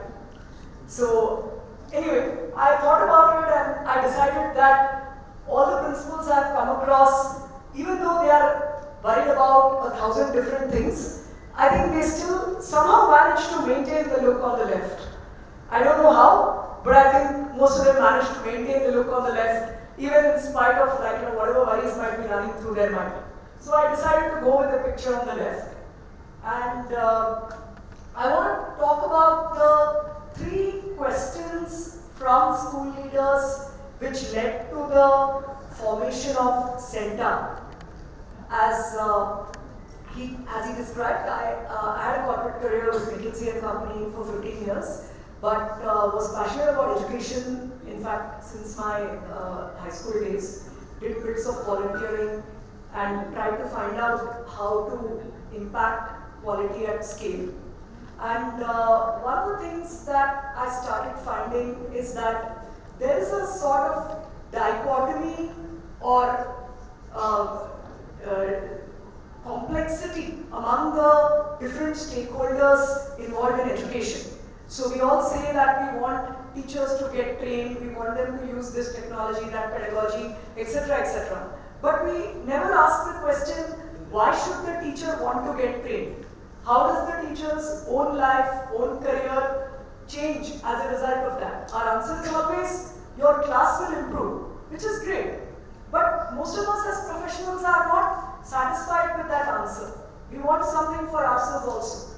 So what does the teacher get for themselves? And as a result, most school leaders start with this question, how do we get teachers to want training? I can organize training as a school leader. I know how to organize it. I can even conduct it myself. I'm a very good trainer as a school leader. But how do I get the teacher to want that training in the first place? And on top of that, among packed schedules. The second question that school leaders then often juggle with is, okay, in some way I managed to get some interest from my teachers. I managed to organize trainings. And after investing in that PD, my best teachers end up leaving. So how do I retain my best teachers after investing in PD? Otherwise, what's the point of investing in that PD? The third, and even more than principals, this becomes a question for school managements, because very often where the principal and management are different, you will find that the principal might be more on the academic side and thinking about teacher development in an academic context. But the management is also thinking about, ultimately I have to attract parents. Parents are attracted by how the school looks in its infrastructure, what are the board exam marks, how many people cleared IIT JEE, or if I have some sports facilities, how do I tell my parents that my teachers are of high quality?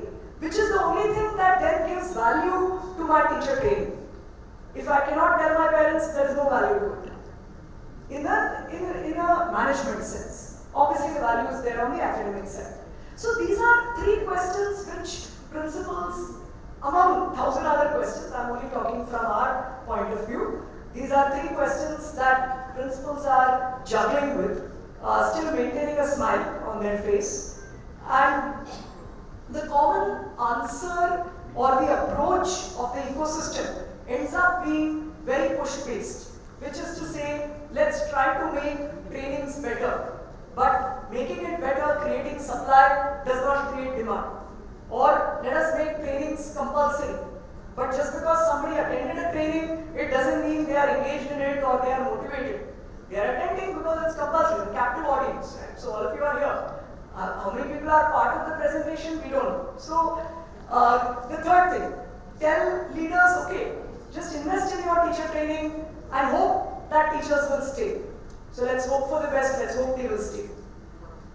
Let's tell parents about infrastructure. So parents increasingly want to know what is the quality of teachers in the school. But because we are unable to answer the question, we end up answering a different question, saying my infrastructure is good, something else is good. So this becomes a common push-based approach in the ecosystem. And which is what, as CENTA, we are flipping on the head and trying to make it a win-win for all stakeholders. So for school leaders, we are trying to help them identify, recognize, and therefore retain their great teachers. Great teachers will get retained when their career grows, when they are recognized for their competencies, not through an appeal, not through a mandate. So helping them recognize and retain their great teachers, motivating all their other teachers to learn. And we'll come to some examples of this, where when one teacher is recognized for something, all the other teachers are motivated that, okay, I need to improve my competencies. For teachers, being recognized for their competencies, being rewarded for their competencies, we also support them in other ways, getting personalized, easy to use training and tools. So when we say you will be rewarded for your competencies, the natural question from teachers becomes, I want to build my competencies, how do I build that? And we help them in doing that in a very easy to use manner. And for parents, getting a credible view of the school's teacher quality, which more and more parents are recognizing plays the most important role in their child's education. So what is CENTA? CENTA is the world's largest professional platform for teachers. We work with close to 2 million teachers across 7,000 cities, towns and villages of India and a bunch of other countries including UAE, Nigeria, Ghana, Philippines, etc. I mean, he mentioned 100 plus countries are represented on our platform, but there are about 8 or 10 countries where we work with a large number of teachers. There are more than 1 lakh schools represented. Coming to the school side of this, school leaders have played a very, very important role in our journey, because at every step in the last 10 years, school leaders have guided us on what is needed to make our work relevant for schools. So about 2 years back, we brought all this together in the form of a single portal called CENTA for Schools, which makes it extremely easy for a school or a school leader to engage with CENTA. What CENTA for Schools does, one is appraisals, which can feed into your teacher promotions, teacher increments, etc. There are now many schools across the country which have an HR policy that teachers need to come and show their CENTA scores once in a couple of years, and the school recognizes and rewards that in a certain way, and that helps you retain your great teachers and make them feel that their career will grow along with their competencies. The CENTA teaching quotient test, by the way, is one of the world's largest teacher assessments and has widely benchmarked data nationally and internationally. And it's a practice-oriented test which is done in a very simple multiple choice format. The second part of this is training or CPD, and very interestingly since morning, I think most of the people I've met have told me that some teachers in their school are already using the CENTA platform for learning. Glad to hear that. As a school leader, you can direct it a lot more by assigning specific trainings to them, seeing how they are learning, combining that with live workshops, etc. We provide an AI toolkit which allows teachers to generate lesson plans, generate worksheets, so acts as a co-pilot for teachers. And we also help you with your teacher recruitment. And invariably when we say this, a lot of schools ask us, so if you are recruiting teachers, can my own teachers get recruited? And the answer is no. Whenever your teachers join CENTA through a school login, they get a different backend ID where none of the recruiting messages go to them. So as a school, you fully control what are the kinds of opportunities you want to tell your teachers about. If you check that, okay, allow part-time opportunities to be shared with my teachers or myself as a school leader, we do that. If you say no, don't allow any opportunity, part-time or full-time, then we don't share any opportunity. So this is CENTA for schools.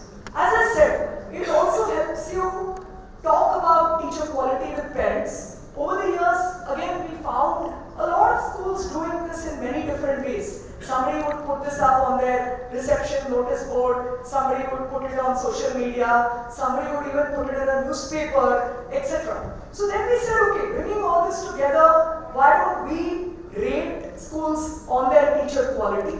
And in fact, our first cohort of A-rated schools is being announced soon. And schools have complete control on how they manage this rating, meaning whether they want to announce it or they don't want to announce it. We believe in giving full control to the teacher, to the school, and this is not an advocacy where we are putting the score in some platform. School can decide. Some school says, okay, I got a B+, but I still think it's very good and I want to announce it. Some school says I got an A, but I still will wait for a AAA before I announce it. That's completely fine.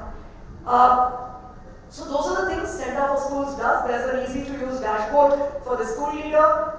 We work, as I said, with tons of schools all over India and beyond, and separately. And while this may not be of a lot of interest for this audience, we also work with a lot of governments and both state governments and central government bodies through our other vertical. And our work has been accepted in a bunch of international forums. So with that, I'll just leave you with one announcement for today, which is that we have two interesting activities going on today. One is to try out a very short quiz, which is one of our teacher assessments, and we are giving prizes at the end of the day to the top scorers. Currently, there are 2 prize winners we have already identified, and I'm just going to mention them. Puttaswamy V from BGS Model Public School, Nagar Mangla, and Padmaja A from Brainy Stars International Montessori and School in Bangalore. So these are 2 prize winners we have already identified. You have an opportunity to become prize winners, take a short quiz. More importantly, you'll get a sense of how these assessments work. The second thing is that you can also generate your own lesson plan or worksheet using our co-pilot, AI co-pilot, and get a feel for how that can shorten your teachers' time spent on some of these activities. So these are just 2 small activities we have going on, and I think my colleague will also share QR codes with you for doing that. But with that, thank you very much. We look forward to being in touch with many of you. Thank you so much, Ramya Venkataraman, founder and CEO of CENTA Private Limited.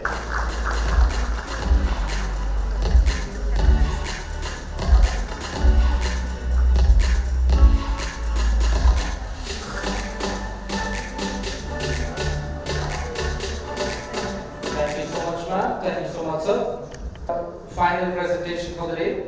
A small announcement. So our associate sponsor, International Baccalaureate, are open for virtual meetings with the schools who are interested in taking up the IB programs. The meetings can be scheduled post Diwali.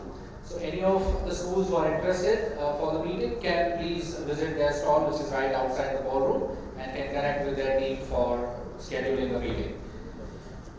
Alright, ladies and gentlemen, that brings us to the final presentation for the day, and for that I would like to invite once again on stage Dr. Karan Girish, founder CEO of Live Life Education Private Limited. To all those of you who have just joined us, Dr. Karan Girish is an established psychiatrist and founder CEO of Live Life Education Private Limited with an illustrious career in neuroscience and psychiatry. Dr. Girish is internationally acclaimed for his pioneering work on behavioral disorders in children. He founded Live Life Education to provide a healthy, happy and successful future for the youth of India, thus contributing to the national development. Having started with just one child in his clinic, Dr. Girish has helped transform the lives of 57,000 youths worldwide. Dr. Girish currently serves on the advisory board of several nationally reputed universities and works closely with the government to develop innovative models for empowering the country's youth through transformative education. Over to you, sir.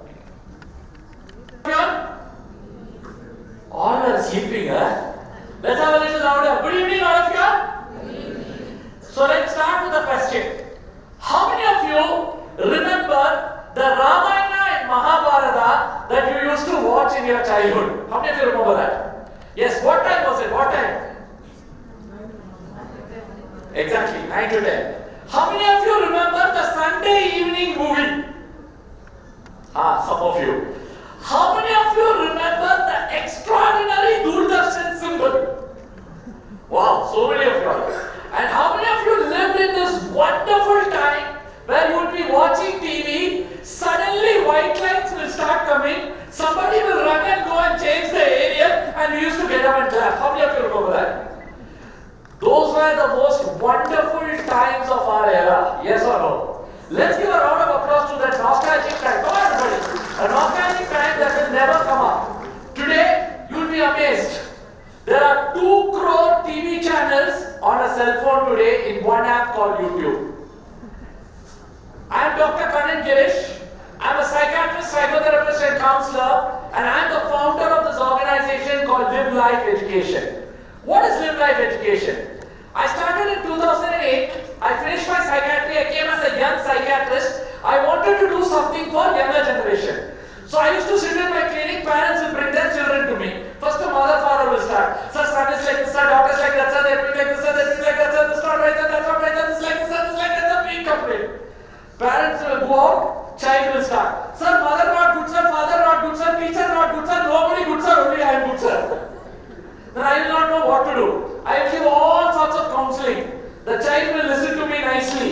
He'll come back next week. I'll ask the child, did you practice everything I told you?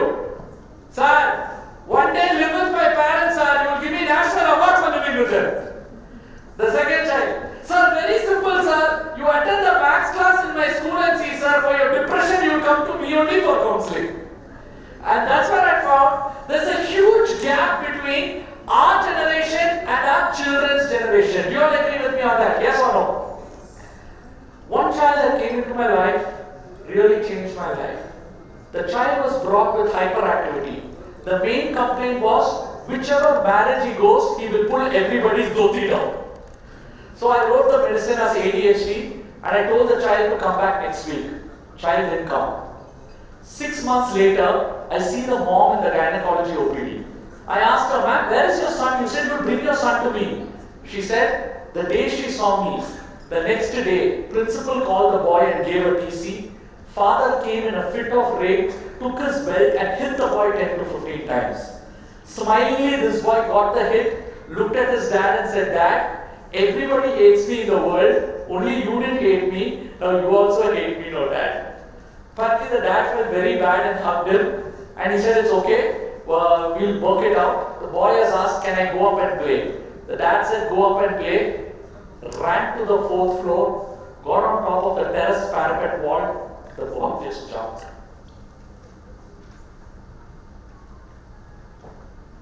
head of this boy, flipped it around, split into two. They got the body only from the neck downwards. This death really shook me from within. That child should have lived.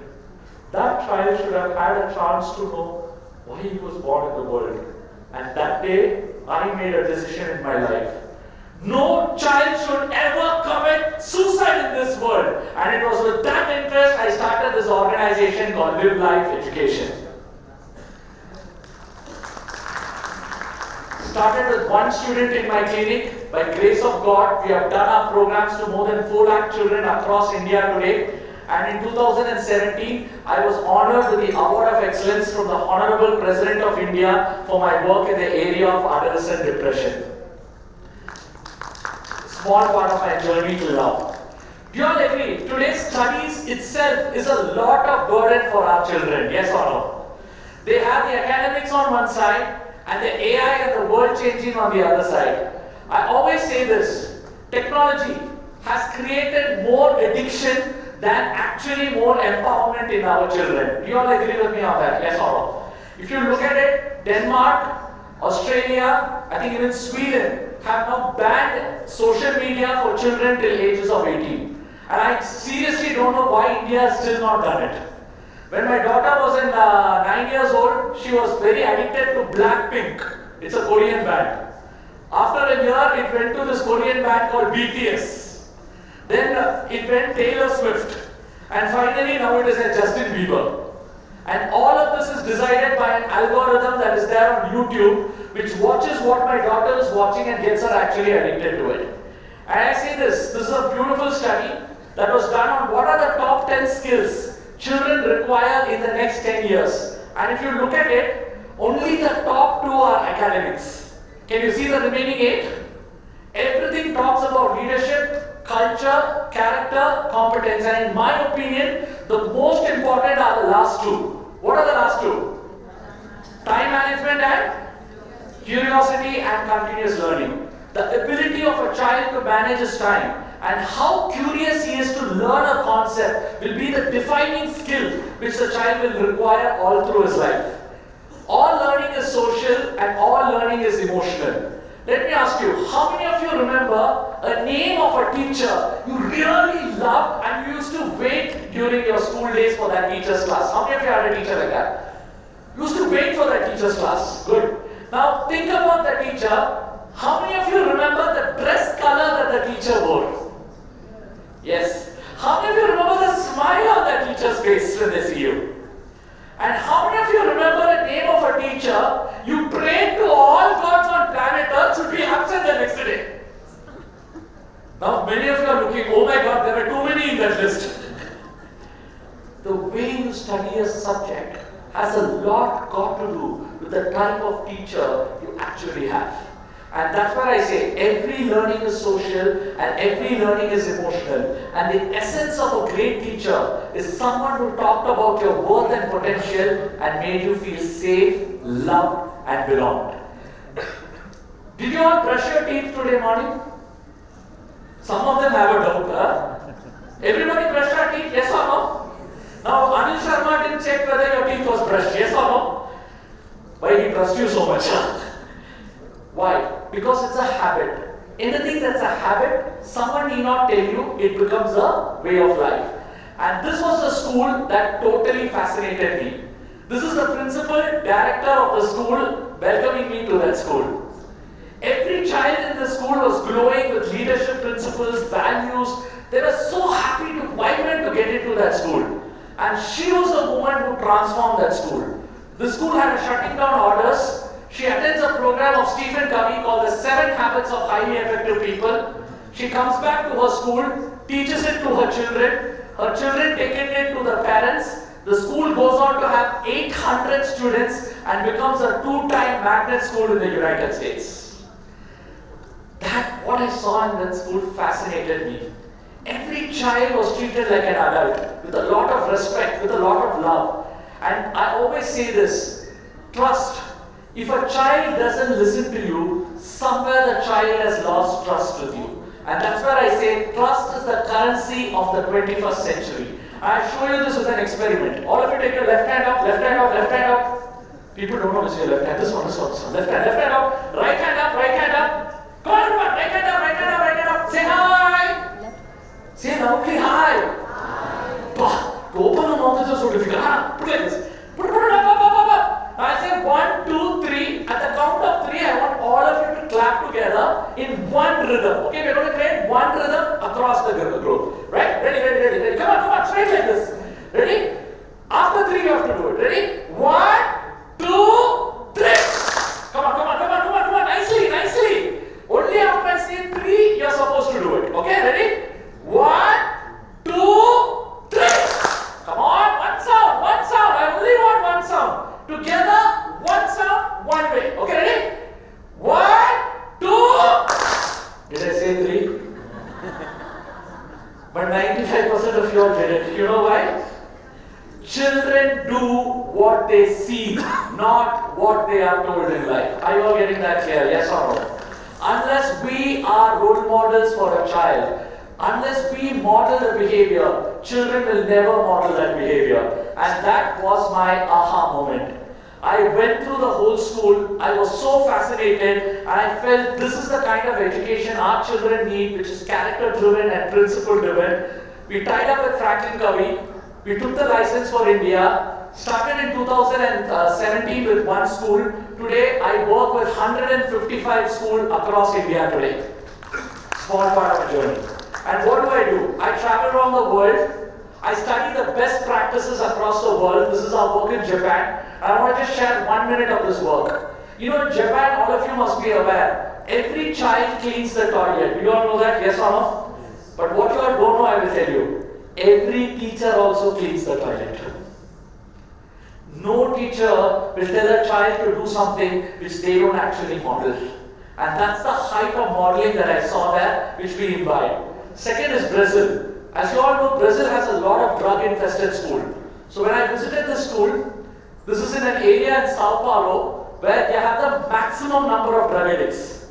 They have been doing the 7 Habits and Character Building program for 12 years, and you'll be surprised. They don't have a single case of drug abuse in that school in the last 12 years. When children have a clear end in mind, that pulls them to do things that they don't get distracted with other things. And I was so fascinated with this, which is what we did work on the leader in me process. So how many of you are familiar with the 7 habits? How many of you know the 7 habits? Quick. Okay, a couple of you. How many of you don't know the 7 habits? How many of you will not raise your hand irrespective of whatever question I ask? That's India for you. So now we're going to learn it with a little bit of actions, alright? So I want all of you to please stand up. Quick, stand up. So I'm going to say the habits and you're going to follow me in action. Alright? Ready? Habit 1. Louder. I want you to give it back louder than what I'm saying. Ready? Habit 1. Louder. Habit 1. Be proactive. Nicely, be proactive. I'm in charge of my life. My life. My happiness. My choice. None of your business. That's our first habit. Second, habit 2. Nicely, lift your hands. Habit 2. Begin with the end in mind. Know the end and act accordingly. Habit 3. Louder, habit 3. Put first things first. Focus on your highest priority. Habit 4. Think. Nicely do it. Think. Win-win. Shake the hip. Think. Win-win. I win. Louder.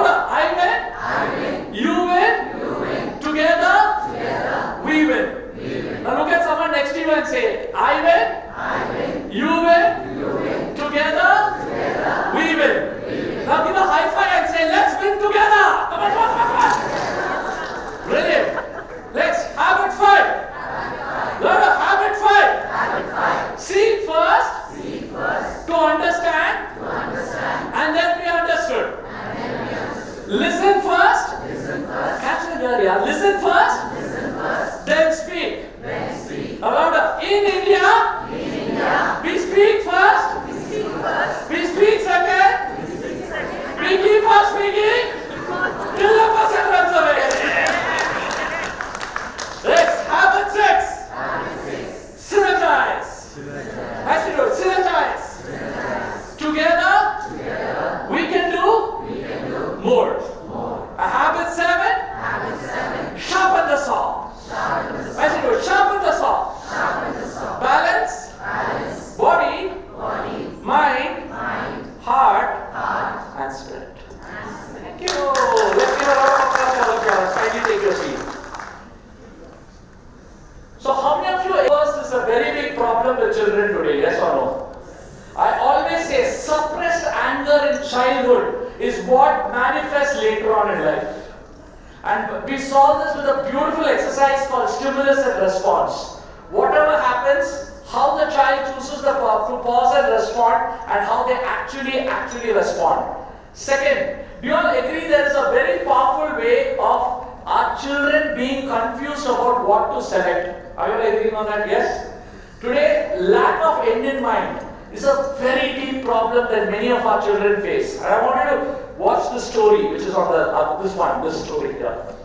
He's a boy who was a school pass out, 12th topper, MBBS gold medalist, MS general surgery gold medalist. No girl wanted to marry him on the matrimony because he was too intelligent. He spoke to his mother and said, "Mama, I'm coming home for lunch." Stopped his car near the link road and just jumped into the sea in Mumbai. What's the point of education if you don't build character and competence in our children? Yes or no? Marks don't matter. I'll show you this with a classic example. How many of you sitting here remember your 7th standard English mark? How many of you remember your 8th standard maths mark? How many of you remember your 12th standard total mark? Couple of you are raising, depending upon how good the mark was. Now watch. Marks are important, but marks are not that defines your life. Yes or no? 12th mark was important to get you into college admission, but it had nothing to do with how you lived your life. Yes or no?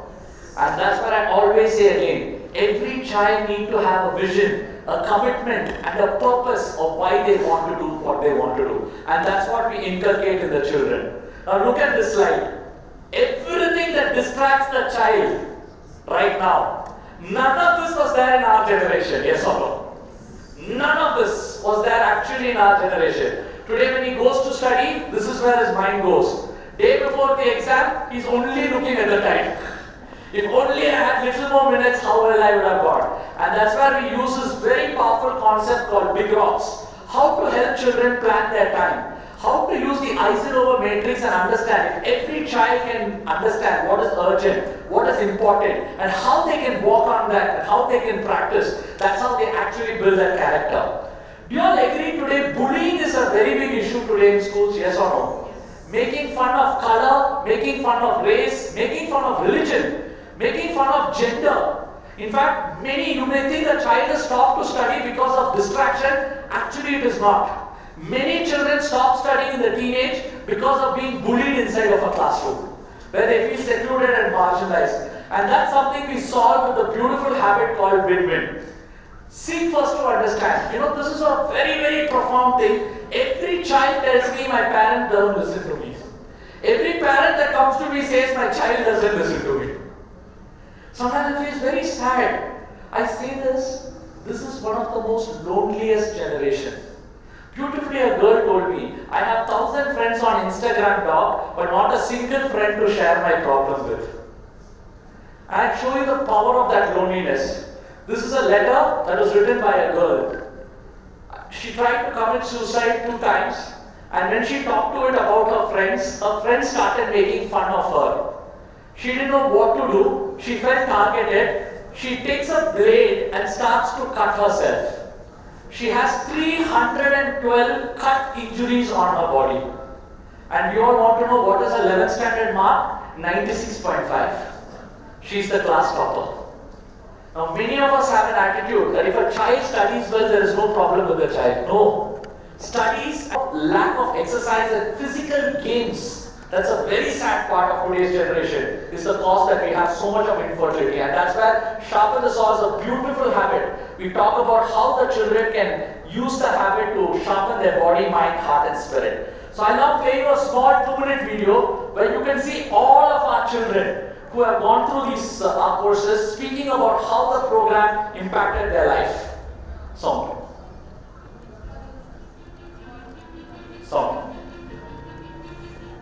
I believe that leader in me is a very important subject when it comes to shaping the character of our generation. It helps us know that we are in charge of our own lives and must not blame anything or any other factor. It has helped me to be more kind, curious, and responsible, helpful to everyone around me. One of my favorite habits in the 7 is seek first to understand, then to be understood. I have learned to listen to other people's opinions and see from their view. Think win-win, the 4th habit of the win-win. It's about, like, you should not only think that you should only win. You should always think that you and your partner both can win. It's not about losing or winning. It's about teamwork and it's about you both winning. Sharpen the Saw is the key to make myself happy. I discovered about new things like dance, cooking, designing, gaming, craft works to sharpen my mind. It lets us have a positive outlook towards life. Because life is beautiful and we should be grateful for every single second of it. And every nuances of this program is so wonderfully designed by Dr. Ganesh and his team. And this program is not a subject, it is a program for life. It has created a value system automatically, voluntarily does not. The Leader in Me program that has come through Live Life Education and Dr. Ganesh will be taken up by many schools. We owe a lot to the Live Life Education for making our campus become more responsible, more caring and more sharing. We also recommend that the school education department will take this program and give for the entire nation. For many more years, I definitely wish that this program becomes an integral part in every school curriculum so that it spreads its wings across in India and abroad. We work with asset executives, we work with women, we work with women entrepreneurs, and we also work with places of underprivileged areas like Jammu and Kashmir, areas where nobody has even gone to. These are areas that we go and we go through our work. If you ask me what is that one thing, Karan, that is so fascinating about the work you do, I think it's fulfillment. It's just the fulfillment of who you are and what you can do in this planet in the short time that you're there in this planet. I always believe in fulfillment. So how we actually work, we start with the teachers, we work on 3 areas in a school: leadership, culture and academics. I always believe any transformation in the school has to start with the teachers. Do you all agree with me on that? Yes or no? And that's why all our program works with the teachers. We teach the teachers the 7 habits, then we integrate it into the classroom. Every child gets a book starting from kindergarten right up to 10th grade, and they learn it as a holistic culture along with 30 global practices. Another thing we do beautifully is integrate the habits into every area of the school. Beautifully, a school told me that a child told me that Mahatma Gandhi used the 7 habits. I asked how. When Mahatma Gandhi was pushed out of the train, instead of being reactive, Gandhi became very proactive. He created an end in mind as freedom for India through non-violence. Then he came back to India and seek first to understand his fellow Indians. Then he synergized with his fellow Indians with a win-win attitude and took that end in mind to the British. British was very reactive. Gandhi was very proactive. Kept putting first things first, synergizing with his countrymen, always being proactive, and that's how he got freedom for India. This was told by a 2nd standard child. I always say this. Children are clean slate. If we don't write the right language, society will write the right language. And that's where in our programs always we integrate with the parents. Do you all agree even parents have to talk the same language, yes or no? And that's where we start with the teachers take it to the students, then we start working with the parents, and then we start building a culture. I always say this, if you want problems to solve in your school, build a robust culture in your school. Once the culture is so strong, that's where every area of your school starts to integrate it and build it like a holistic and a beautiful system. We also implement a lot of global best practices into your school so that the school becomes a holistically global leadership school. I'm proud to say two of my best schools are over here. Mysuru International School, ma'am is there, and Manasrovar Pushkarani School, ma'am, Harshita ma'am and madam is also over here. Those two are, please stand up, both of you, so they can all see you all. Yeah, they both are very good schools we have started last year. Yeah, and their students were there on the stage today morning also. It was beautiful. Thank you, ma'am. Thank you. You can ask them. So last, one thing that I always want to say is, which we also do is, by the third year, fourth year, we make our private schools adopt government schools. And they start taking it to the government schools. And I always say this, unless we do something for society, our children are going to go into the same society, yes or no? That's where the community building is very important, and that's something we actually instigate. Last, I would like to conclude that at the end of the day, most of us will ask about academics, and that's where we align it with the academics and make it like a holistic and a robust model. So before I conclude, I would love to end with a small story. A boy was going on an elocution competition. He got up on stage, he said good morning, and he ran to the toilet. Seeing him run to the toilet, the principal also ran behind him, because the principal thought this boy was going to jump out. Then seeing the principal running, the class teacher didn't know what to do, so the class teacher also ran. So they go and knock the door of the toilet and ask the boy to come out. The boy said, no, I cannot speak. My whole body is shivering and trembling. I am good for not for all this. Please leave me alone. The principal said, unless you speak, the competition is not going to continue. I want you to speak because I believe in you. The boy had no choice but to open the door. The principal dragged him and put him on stage and whispered to his ears, one day you will understand what I am saying. You are competent, you can do it. The boy completed his speech. The speech didn't win him an award. The speech didn't get him a prize. But the belief the principal had on him changed his life.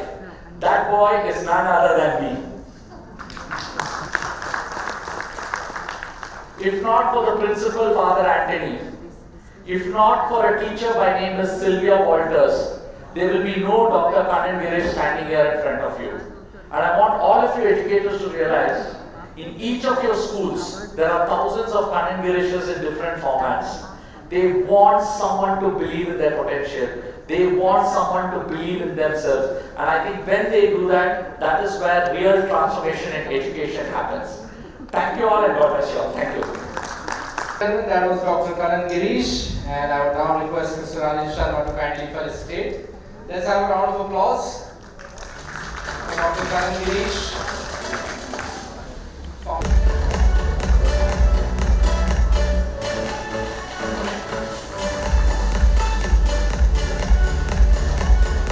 Thank you so much, sir. Thank you so much, Dr. Kanan Girish. Can we have the set of videos for Education Today on the screen, please?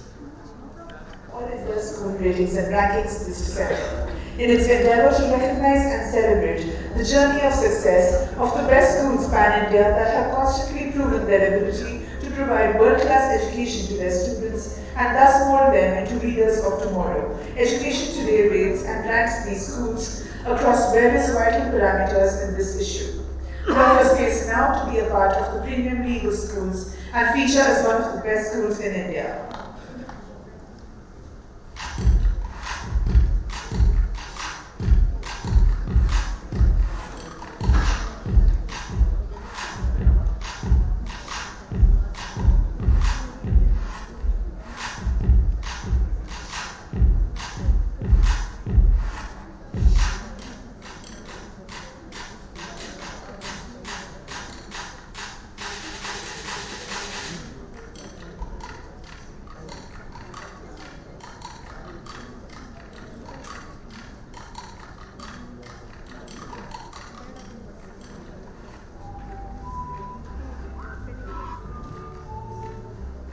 Hello principals!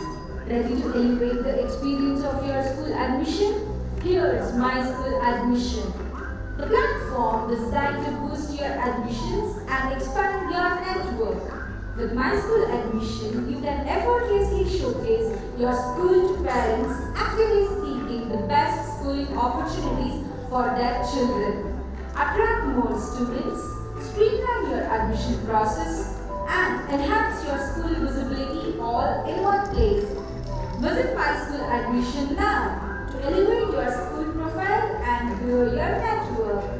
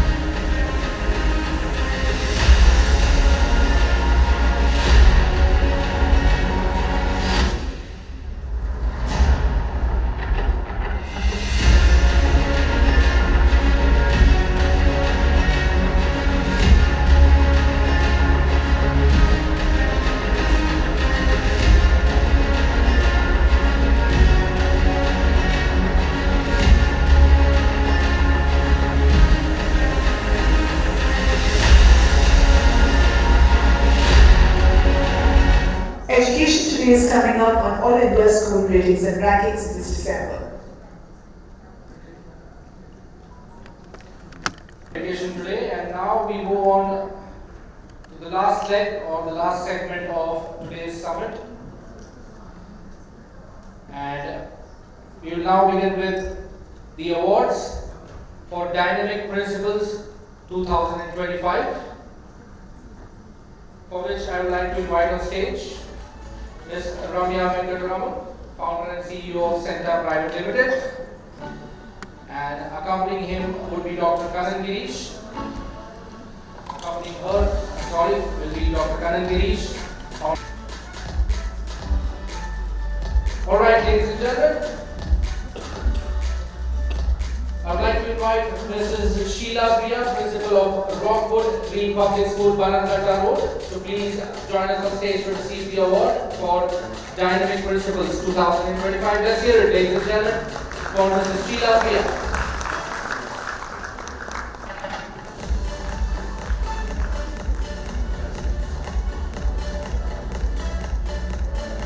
Next up, can I request Ms. Padmaja A, Principal of BS International School, Electronic City, to please join us at the center to receive the award.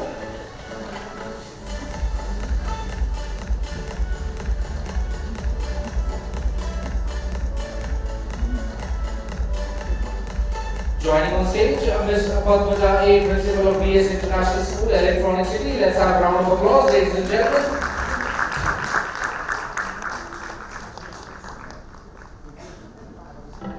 May I now invite Sister Anjana SND, Principal of Notre Dame Academy, Mysuru.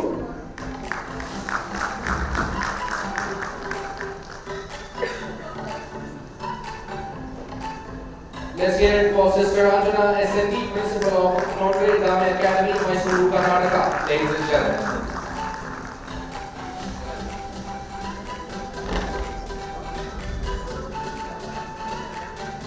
Next up, can I request Ms. Parvati Seshadri, Principal of the Knowledge Habitat, Bangalore, Karnataka, to please join us at the center.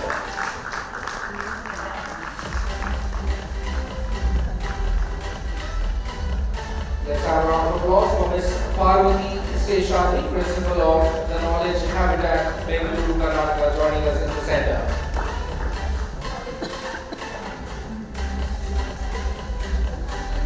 May I now invite Ms. Neetali Archit, Principal of Nagarjuna Vidyaniketan, Yelahanka. Do we have Ms. Neetali here with us? Alright. Can I now invite Ms. Madhu Khanna, Principal of Global Indian International School, Whitefield, Bengaluru, to please join us on the stage.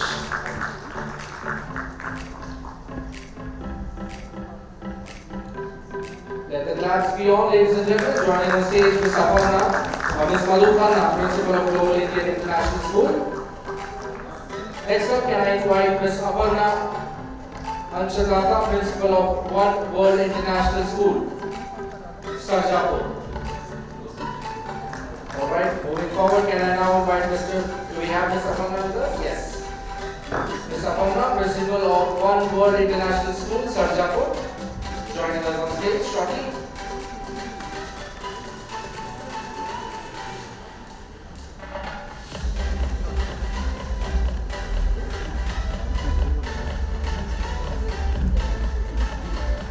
Let's hear it for Ms. Aparna, ladies and gentlemen, Principal of One World International School.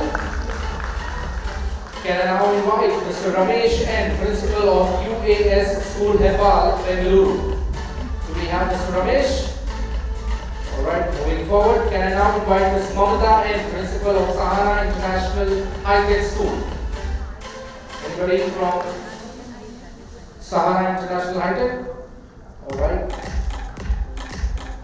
Moving forward, can I now invite Mr. Shiv Kumar SK, Principal of Bari International Residential School, Tumkur.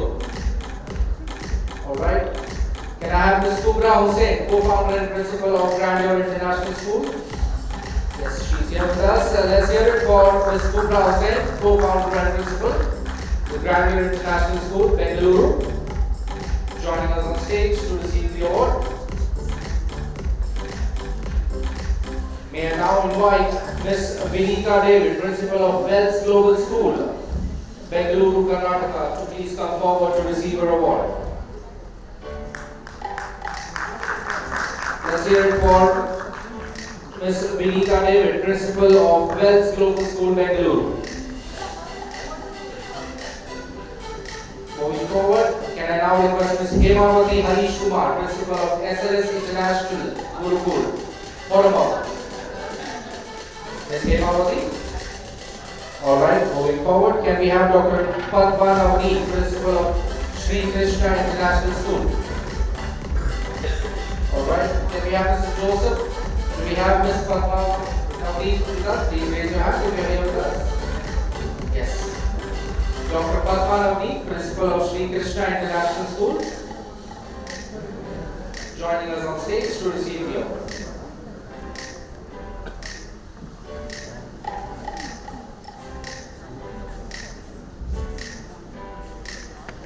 Can I now invite Mr. Joseph Frank B, Principal of KNC Innovative Global School, Mysuru, to please join us on stage to receive the award.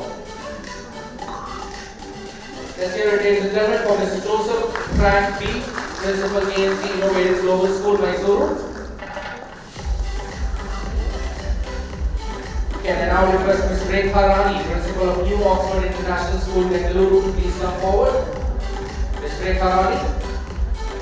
Alright, moving forward, can we have Ms. Vani R. Bhardwaj, Principal of Patel Public School,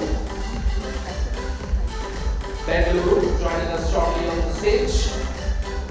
Let's have a round of applause for Ms. Vani R. Bhardwaj, Principal Patel Public School, Bengaluru. May I now request Ms. Vandana NH, Principal of California Public School, Bengaluru, to please join us. Anybody representing? Yes. We have Ms. Vandana NH, Principal of California Public School, Bengaluru, joining us on the stage. Let's have a round of applause, ladies and gentlemen.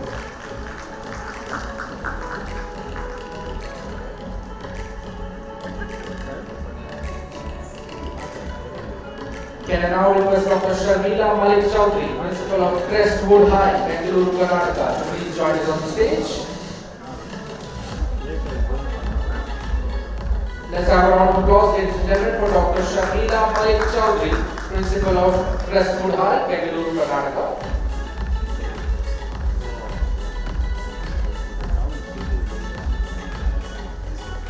May I now request Ms. Anuradha Rohidekar, Principal of Broad Vision World School, Thanisandra, to please join us on stage. Let's hear it for Ms. Anuradha, Principal of Broad Vision World School, Bengaluru.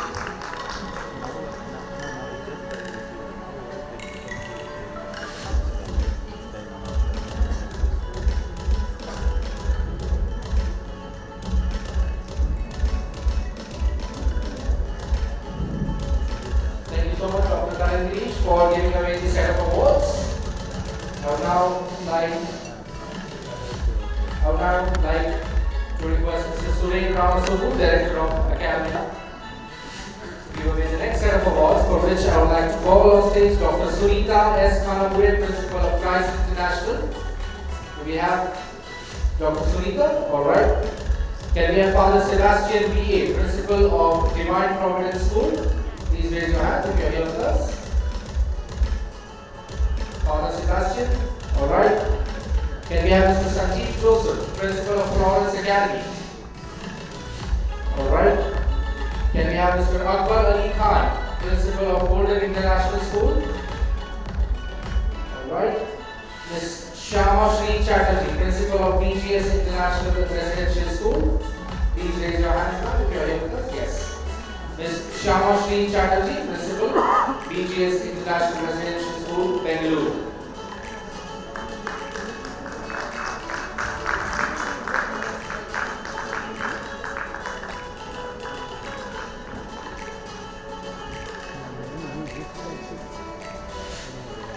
Now request Ms. Lola Pavana, Principal of Narayana Olympia School, Bengaluru.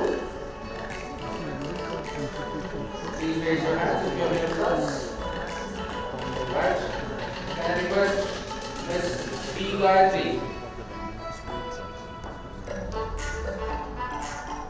Shri Ravi Shankar Vidya Mandir, Bangalore South. Do we have Mrs. B. Gayethri here? Alright, can I request Mr. Siddhalingaya SG, Principal of Shri Vidya Lakshmi International Public School, Magni Road, Bangalore.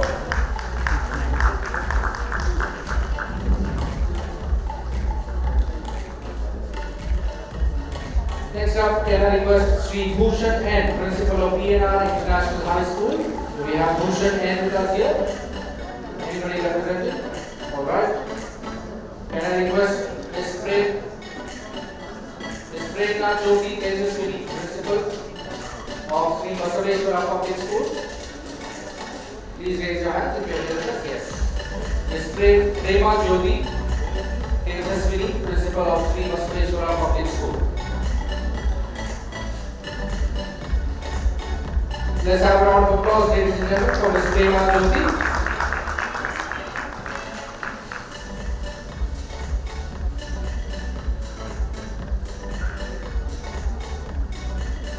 Next up, can I request Ms.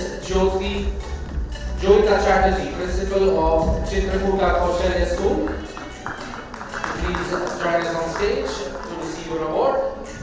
Let's hear it for Ms. Joyita Chatterjee, Principal of Chitrakuta Kaushalya School, Bangalore. Next up, can I invite Nakir Raza, Principal and Director of Global School, Alipur, Chikbalapur, Karnataka. Please join us on stage. Let's hear it, ladies and gentlemen, for Mr. Nakir Raza, Principal and Director of Global School, Alipur.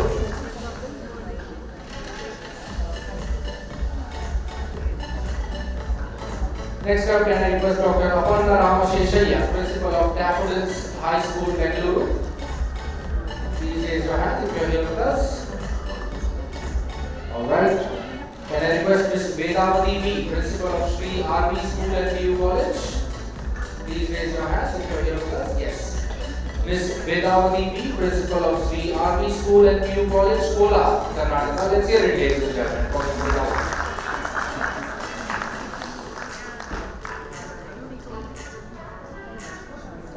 Next up, can I request Ms. J.N. Shanti Bhushan, Principal of Guntur Oxford Allied Techno School. J.N. Shanti Bhushan. Alright. Can we request Mr. Suresh B.S., Principal of Navapragna Public School? Mr. Suresh.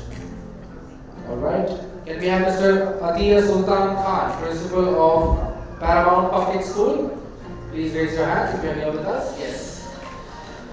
Mr. Atiya Sultan Khan, Principal of Paramount Public School, Bengaluru, joining us shortly on the stage. Let's have a round of applause, ladies and gentlemen, for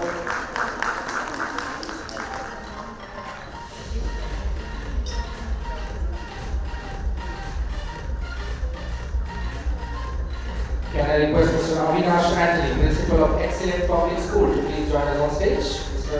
Avinash Anthony. Alright. Can we have Anuradha Ramesh, Principal of National Public School, Agara, Bangalore? Please raise your hands if you are here with us. Yes.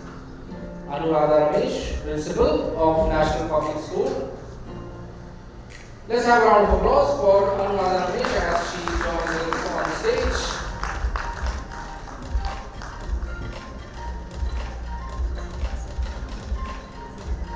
Next up, can I request Ms. Lovely Datta Pusti, Principal of Delhi Public School, Whitefield. Please raise your hand if you are here with us. Ms. Lovely Datta? Yes, she's here.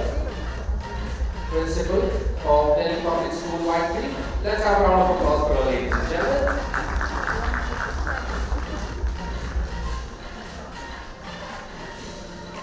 Next up, requesting Dr. Leena Daniel, Principal of Baldwin Women's Methodist College, Richmond Town. Please raise your hands now if you are here with us. Yes. Dr. Leena Daniel joining us shortly.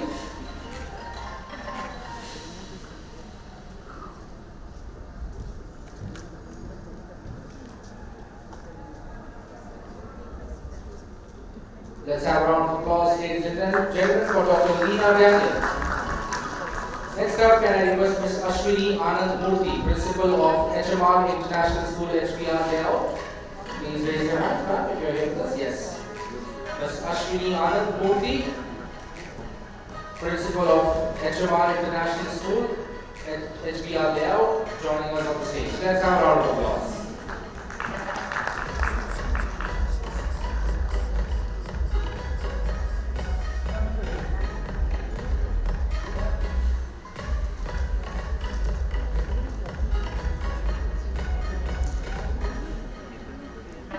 Thank you so much, Ms. Ramya. And to accompany Mr. Sule, I would request Dr. Anand Lakshman from Mentor's Health to please join us on stage to give away the next award, set of awards.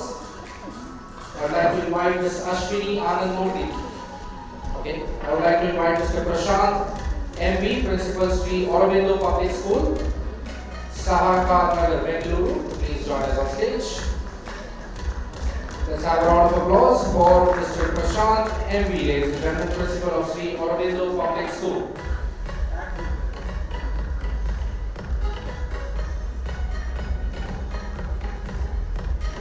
Next up, can we have Ms. Aisha Sarada, Principal of St. Peter's High School, Kengeri, Satellite Town? Yes, she's here with us. Let's have a round of applause, ladies and gentlemen, for Ms. Aisha Sarada, Principal of St. Peter's High School, Kengeri, Satellite Town.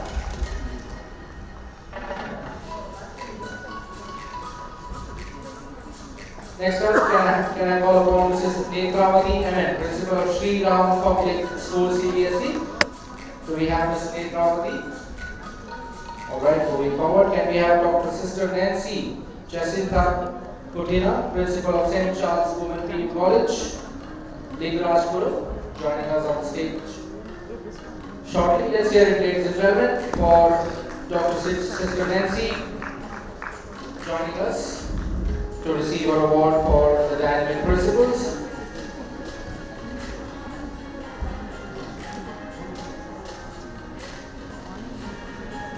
Next up, can I invite Mrs. Gargi Chowdhury, Principal of New Cambridge International Public School, Mahalakshmipura. Do we have Mrs. Gargi Chowdhury with us? Alright, moving forward, can we have Deepa Menon, Principal of Sophia Public School, Yelahanka? Let's hear it for Deepa Menon, ladies and gentlemen, Principal of Sophia Public School, Yelahanka, Hooghly.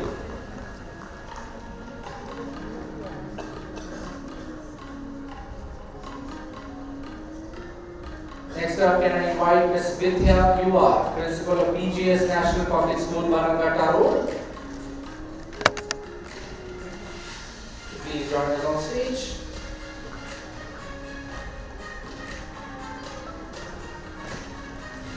Let's have a round of applause, ladies and gentlemen, for Ms. Vidya Yuva, Principal of BGS National Public School, Bangalore. Next up, can we have Mr. Reddy Joseph, Principal of St. Mary's International School, Chikmagalur, to please join us on stage to receive the award.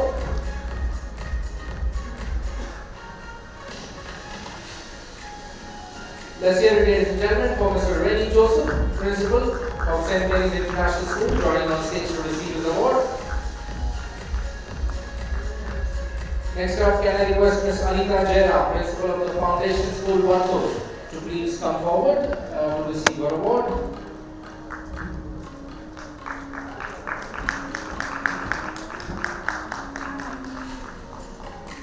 Let's have a round of applause, ladies and gentlemen, for Ms. Anita Jera, Principal of the Foundation School, Bangalore. Next, can I call upon Father Jayan Philip, Principal of St. Francis School, Bangalore. Do we have Father Jayan Philip here with us? Yes, we do.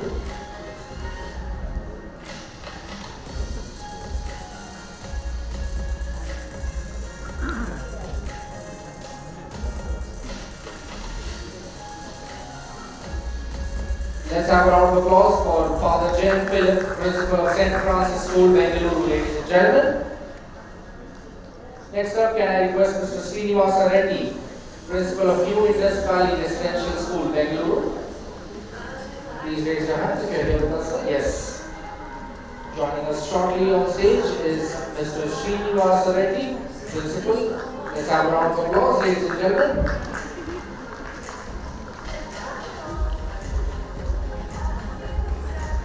Next up, can I request Ms. Sanjeevani Deshpande, Principal of Hegemony Global School, Narayanapura. Please raise your hand if you are here with us. Yes.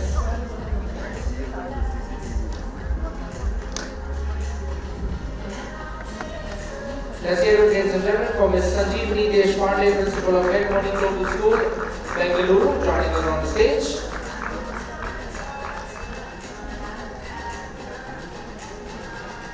Can I now call upon Ms. Sarada Naik, Principal of Bharatish English Medium School, Belagavi, to please come forward to receive the award for the Dynamic Principles 2025.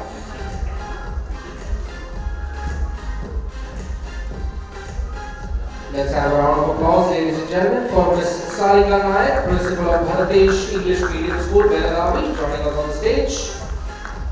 And with that, we request Ms. Samita V. Nair, Principal of Aikyata Public School, Sarjapura, to also please join us on the stage to receive her award.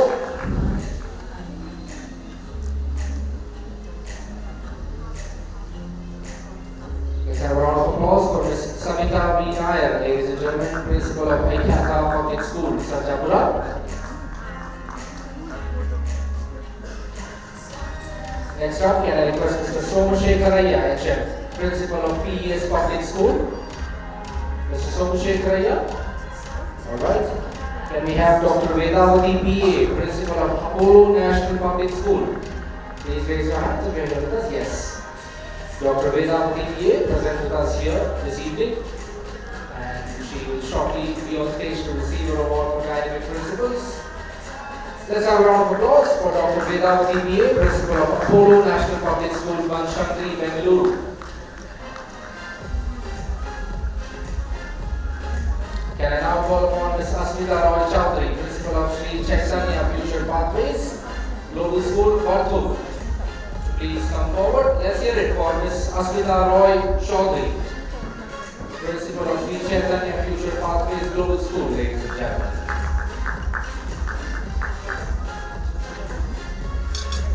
Roy.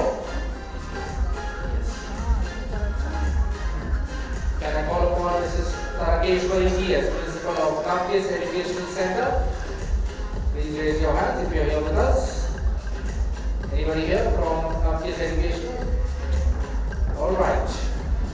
That brings us to the end of the Dynamic Principles. And we now move on to our final set of awards, that is the slot 2 for Dynamic Schools. And starting off with Jubilee English High School, can I call of Jubilee English High School? Please raise your hand if you are here with us.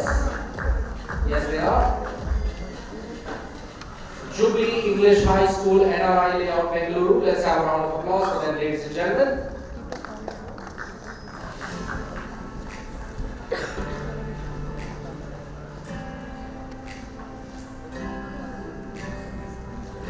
Next up, can I request Ms. Chetana, Principal, and Ms. Pavitra Amar, Administrator of Amrita Vidyalaya, Gnana Bharati Layout, Bengaluru, to please come forward to receive the award.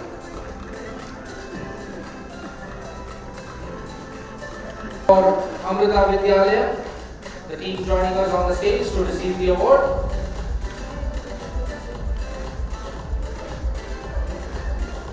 Let's have a round of applause, ladies and gentlemen. And next up, can I call upon Ms. Soumya Sunil, Principal of Narmada Memorial School, Wilson Garden. Please raise your hand if you're here with us now. Yes.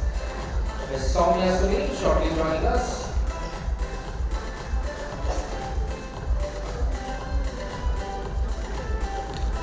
Let's hear it, ladies and gentlemen, for Narmada Memorial School, Wilson Garden, Ms. Soumya Sunil, Principal, joining us on stage.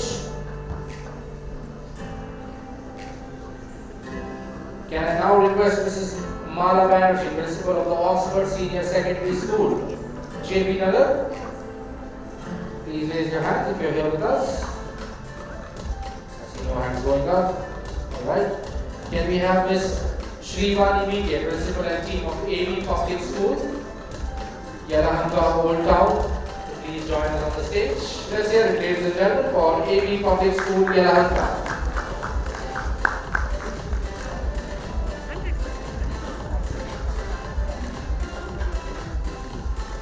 Next up, can I request Sister Clita Lobo, Principal of St. Charles High School. Please raise your hand if you're here with us. Yes. St. Charles High School, Kamanahalli, Bengaluru. Let's have a round of applause for Sister Clita Lobo, Principal, joining us on the stage, ladies and gentlemen.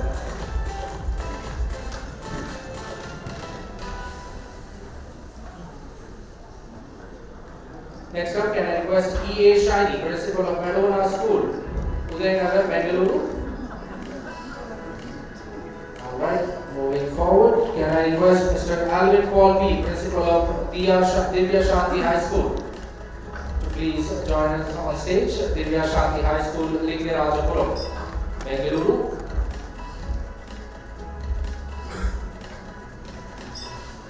Let's have a round of applause for Mr. Alvin Paul B, Principal, ladies and gentlemen, of Divya Shanti High School, Lingarajapuram. Can I now request Mrs. Meena Mani, HC, Principal of Quest Academy, Subhas Nagar, Mysuru, to please join us on the stage. Yes.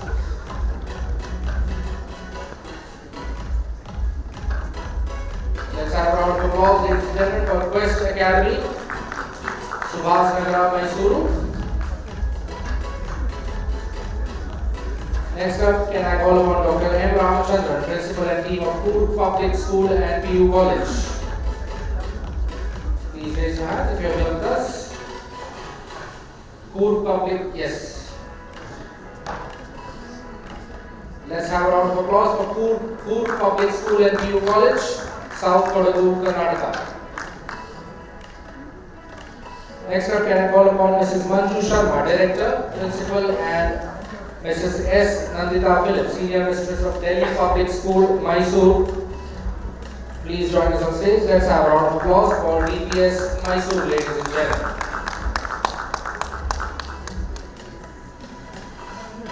Next up, can I call Mr. Manju, School Secretary of Republic Central School.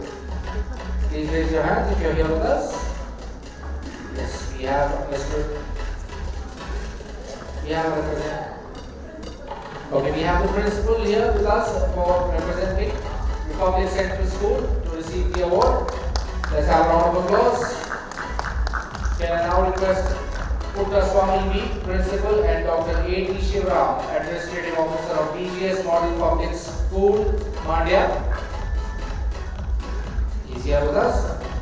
Please join us on stage to receive the award. Let's hear it for BGS Model Public School, Mandya District, ladies and gentlemen. Can I now request Ms. Surekha R. Bhatt, Principal of Canberra High School, Bangalore. We have Ms. Surekha R. Bhatt. Alright, moving forward. Dr. Mahendra K.R., Principal of Home Central Public School. Alright. Ms. Manjunatha M, Founder Secretary, and Ms. Deepa J of Sri Sai International School. Yes, they are here with us. Sri Sai International School, Chikbalapur District, joining on stage.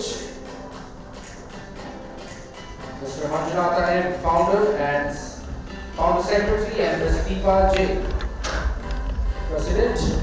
Let's have a round of applause. Can I request Mr. Pradeep Kumar, Principal of Kaveri Public School, to please come forward. Please raise your hand if you are here with us. Yes.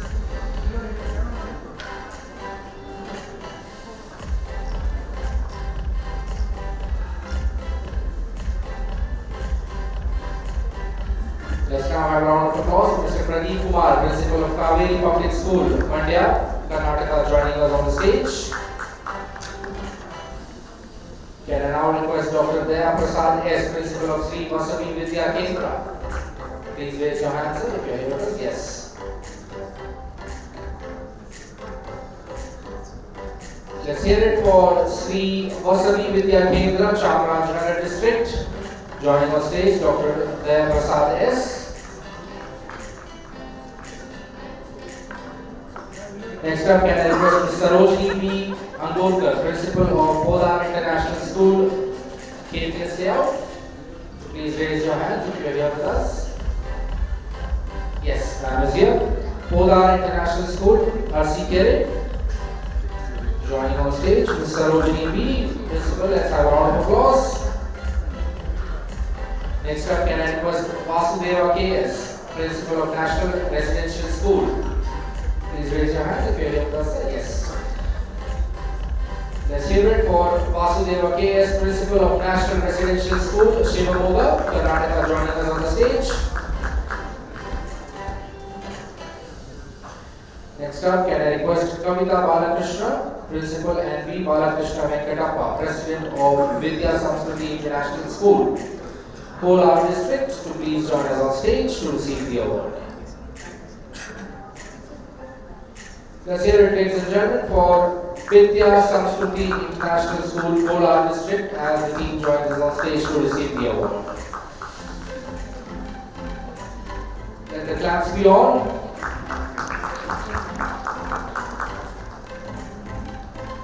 Next up, can I request Dr. Suresh Kumar Kundur, Principal of Anand International School. Please raise your hand if you are here with us, sir. Dr. Suresh Kumar Kundur. Alright. Then we have Ms. Kavita Suraj, Principal of Shakti Residential School. Please raise your hands. Somebody representing Shakti Residential School? Yes. We have a representative for Shakti Residential School, Bangalore, Karnataka, joining us on the stage. Let's hear it for that, ladies and gentlemen.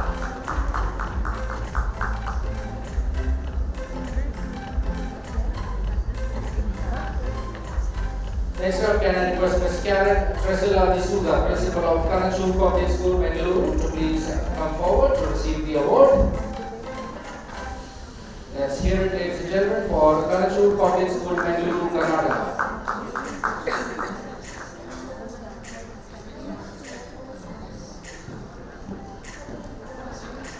Next up, can I request Ms. Devi English, Principal of KLES International School. Ms. Devi here with us this evening. Alright, moving forward, can we call Mr. Joseph Frank P, Principal of KNC Innovative Global School. Alright, moving forward, can we have Mr. T. Babu, Chairman of Kautilya Vidyalaya, Mysuru. Let's have a round of applause for Mr. T. Babu, Chairman of Kautilya Vidyalaya, joining on the stage. Next up, can we have Dr. Preeti Vincent, Principal of Mysuru International School. Please raise your hands if you are here with us. Yes. Dr. Preeti Vincent, Principal of Mysuru International School, joining us on stage shortly.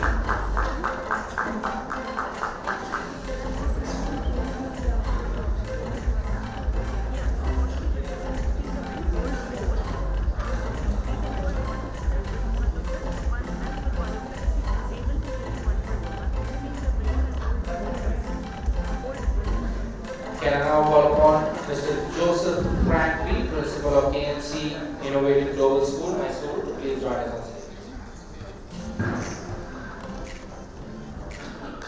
Followed by, can I request Mr. Kumar, President, and Mrs. Harshini Kumar, Principal of Sanvidya Public School. Sanvidya Public School, alright. Can we have Ms. Vidya Bopana, Principal of Aishwarya International Public School? Please raise your hands if you are here with us. Alright. Dr. Ramsey MKB, Principal, and Dr. Shama Parveen, Director of Eden Global School. Anybody here? Alright. Can we have Mr. Chandrasekaran Reddy, Principal of SRN Mehta School, Kalaburgi? Please raise your hand if you are here with us, sir. Yes. Mr. Chandrasekaran Reddy, Principal of SRN Mehta School, Kalaburgi, joining us on stage. Let's have a round of applause. Can I request Mr. Vivekananda Prabhu and CEO, Principal of East West International School, Mysuru?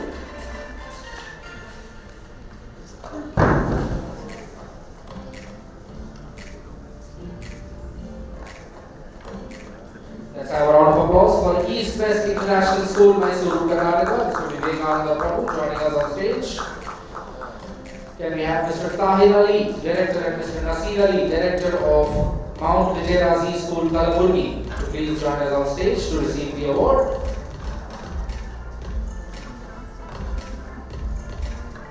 Let's hear it for Mount Vijayarazi School, Kalaburgi, ladies and gentlemen, as the team joins us on stage.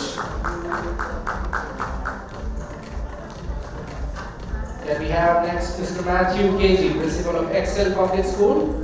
Do we have Mr. Matthew with us here this evening? Alright, moving forward, can we have Mrs. Annapurna Echen, the Principal of the Jain International School? Please raise your hand if you're here with us. Anybody from the Jain International? Yes. Mrs. Annapurna Echen, Principal of the Jain International, Bangalore, joining us.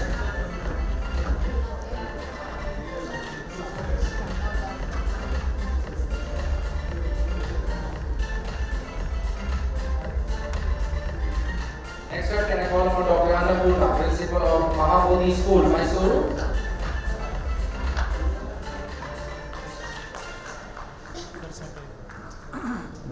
Joining us on stage, Dr. Annapurna, Principal of Mahabodhi School, Mysuru. Let's have a round of applause, ladies and gentlemen.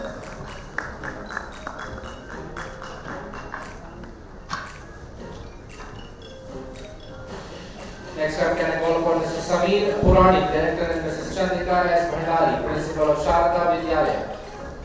Please raise your hands if you are here with us. Yes. Sarada Vidyalaya, Bangalore, Karnataka. The team joining us on stage. Let's have a round of applause, ladies and gentlemen.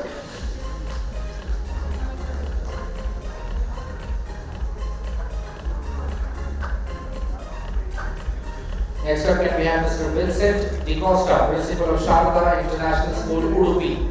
Please raise your hands if you are here with us, sir. Yes. Joining us on stage shortly, Mr. Vincent Di Costa, Principal of the Sarada Residential School, Udupi. Let's have a round of applause, ladies and gentlemen.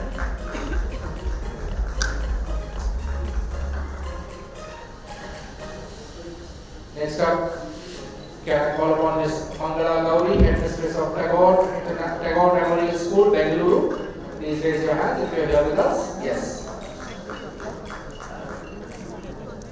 Joining on stage, Ms. Mangala Gauri, Headmistress of the Tagore Memorial School, Bengaluru.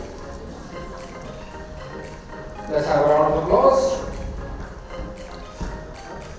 Next up, can I call upon Harshita Halkumar, Principal, and Swarupini KS, Secretary and Correspondent of Manasarovar Pushkarini Vidyashrama, Mysuru.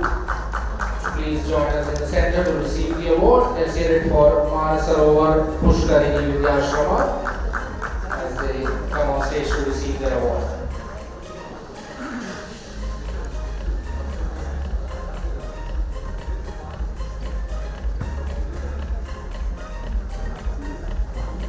Can I now call upon Mr. Pankaj Kumar Das, Principal of ACT NB International School. Please raise your hands if you are here with us. Yes.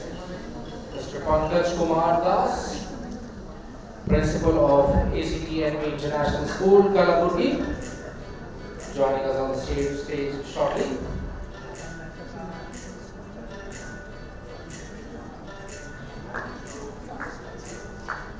Let's have a round of applause for ACT NV International School, Mr. Kamlesh Kumar Das, Principal on the stage to receive the award.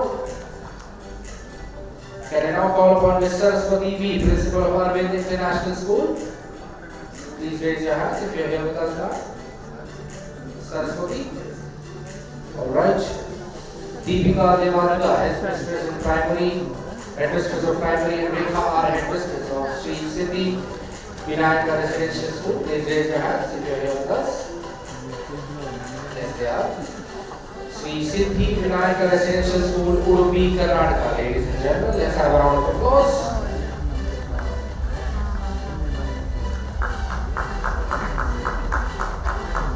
Next up, can I call upon Ms. Revati Palupuri, Principal of Boda International School, CBSE, Bangalore.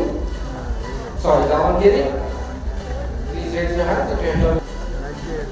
Yes, she is. Let's have a round of applause for Ms. Revati, Principal of Boda International School, CBSE, Davangere, joining us on the stage.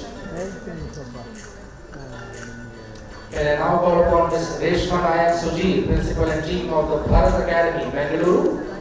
Please raise your hands if you are here with us. Yes, we are.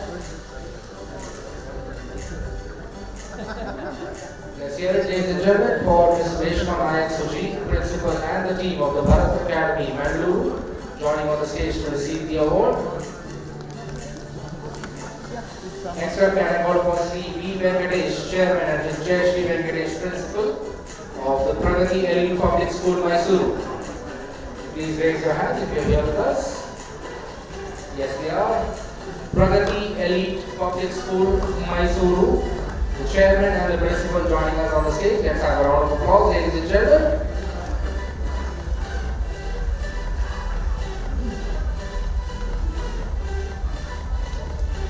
Next up, can I call upon Mr. Pawan Kumar Shetty, CEO of Sarada International Residential School, Mysuru. Please raise your hands if you are here with us. Yes.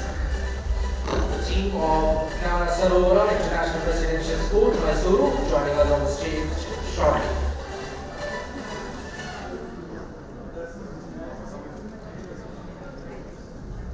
Alright, let's hear it for Sarada International Residential School, Mysuru, ladies and gentlemen.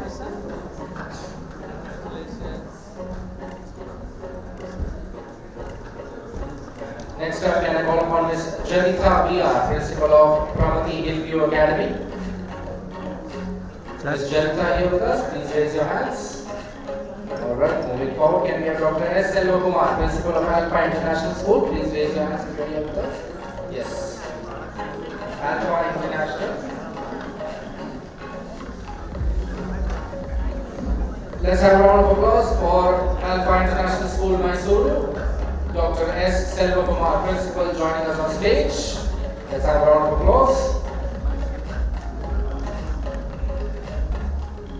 And I now call upon Father Paul B. Francis, Principal of St. Norwood School, ICSE. Yes. Of Bengaluru. Let's have a round of applause for St. Norwood School, ICSE, Bengaluru. Father Paul B. Francis, Principal, joining us on stage. Can I also now call upon Ms. Anita R., Principal of the Pandits, the Orchids Public School. Please raise your hands if you are here with us. Yes. Pandits, the Orchids Public School, Mysuru. Joining us in the center, Ms. Anita R., Principal, to receive the award under the Dynamic Schools 2025 category.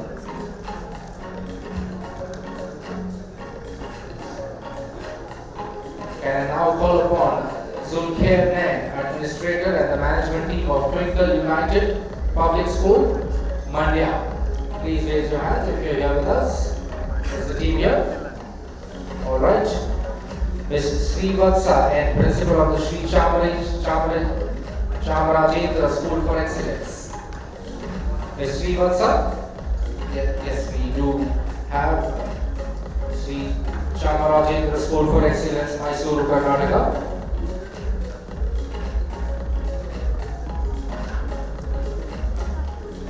Next up, can we have Mrs. Devyani S. Desai, Principal of Bhartesh Central School.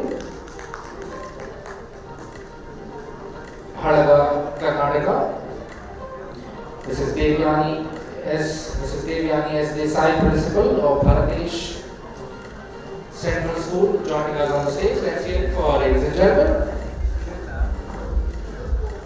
Can I now call upon Ms. Tejaswini Alwar, Principal of Phoenix International Academy? Please raise your hand if you are here with us, ma'am. Yes. Ms. Tejaswini Alwar, Principal of the Phoenix International Academy, Mysuru, joining us on the stage.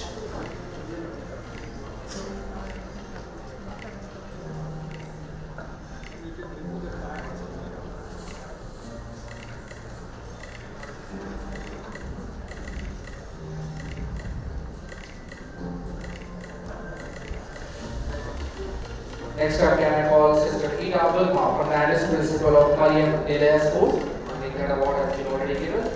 Can I call upon Dr. Kumar Sir, Chairman of Kunigal Valley International Residential School? Please raise your hand if you are here with us. Alright. Can I call upon Mr. K.R. Gopalaswamy, Senior, Principal of Maharshi Public School, Mysuru? Alright. Can we have Ms. Chaitra M, Principal of True Shepherd Public School? Alright. Do we have Ms. Chaitra M? Yes. From True Shepherd Public School?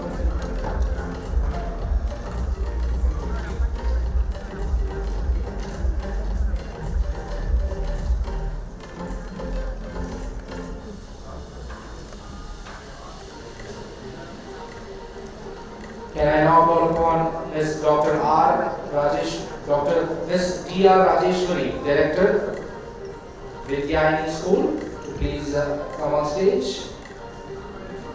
Vidyayani School, Davangere.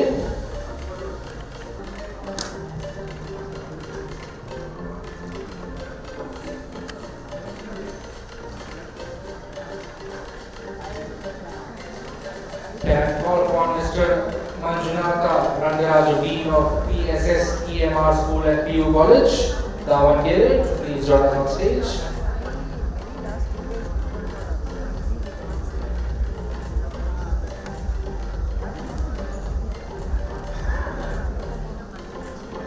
Can we have the team of RL Jalapa Central School, Gola? Do we have the team here? Alright, Capital Public School, Bengaluru. Alright, Bethany Central School, RCK, Karnataka.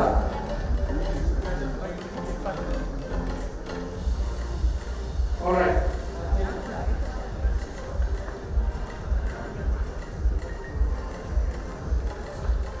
School, Davangere, please join us on the stage to receive the award.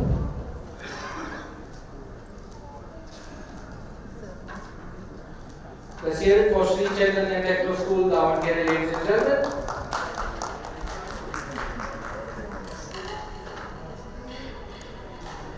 Kuri madam, photo thought. Next up, can I request the team of, or can I request Rajeshwari Iyer from Mahajana Public School, Mysuru, to please come forward to receive her award.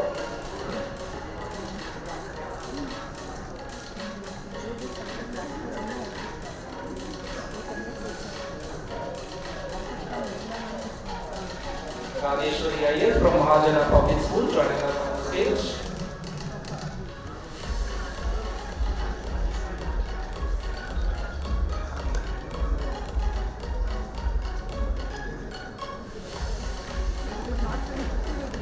Chikmagaluru district, we have the team here. Sarvidya Public School, Chikmagaluru.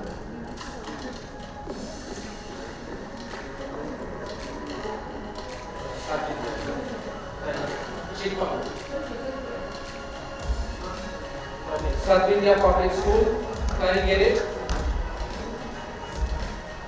joining us to receive the award. Let's hear it, ladies and gentlemen.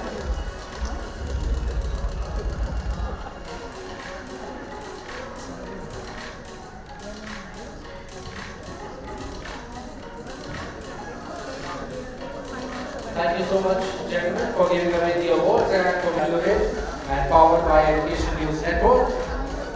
We would also like to thank our sponsors for making this event possible. Unipro, Uniform Partner, Entab Limited, Live Life Education, Academica International Studies, EducationToday, CENTA, Open Door and Sustain Edge. And last but not the least, we would like to thank all the delegates, guests who joined us today and stayed with us throughout the day and made this event much more lively. Thank you so much, and we would love to see you soon next year with the same set of awards.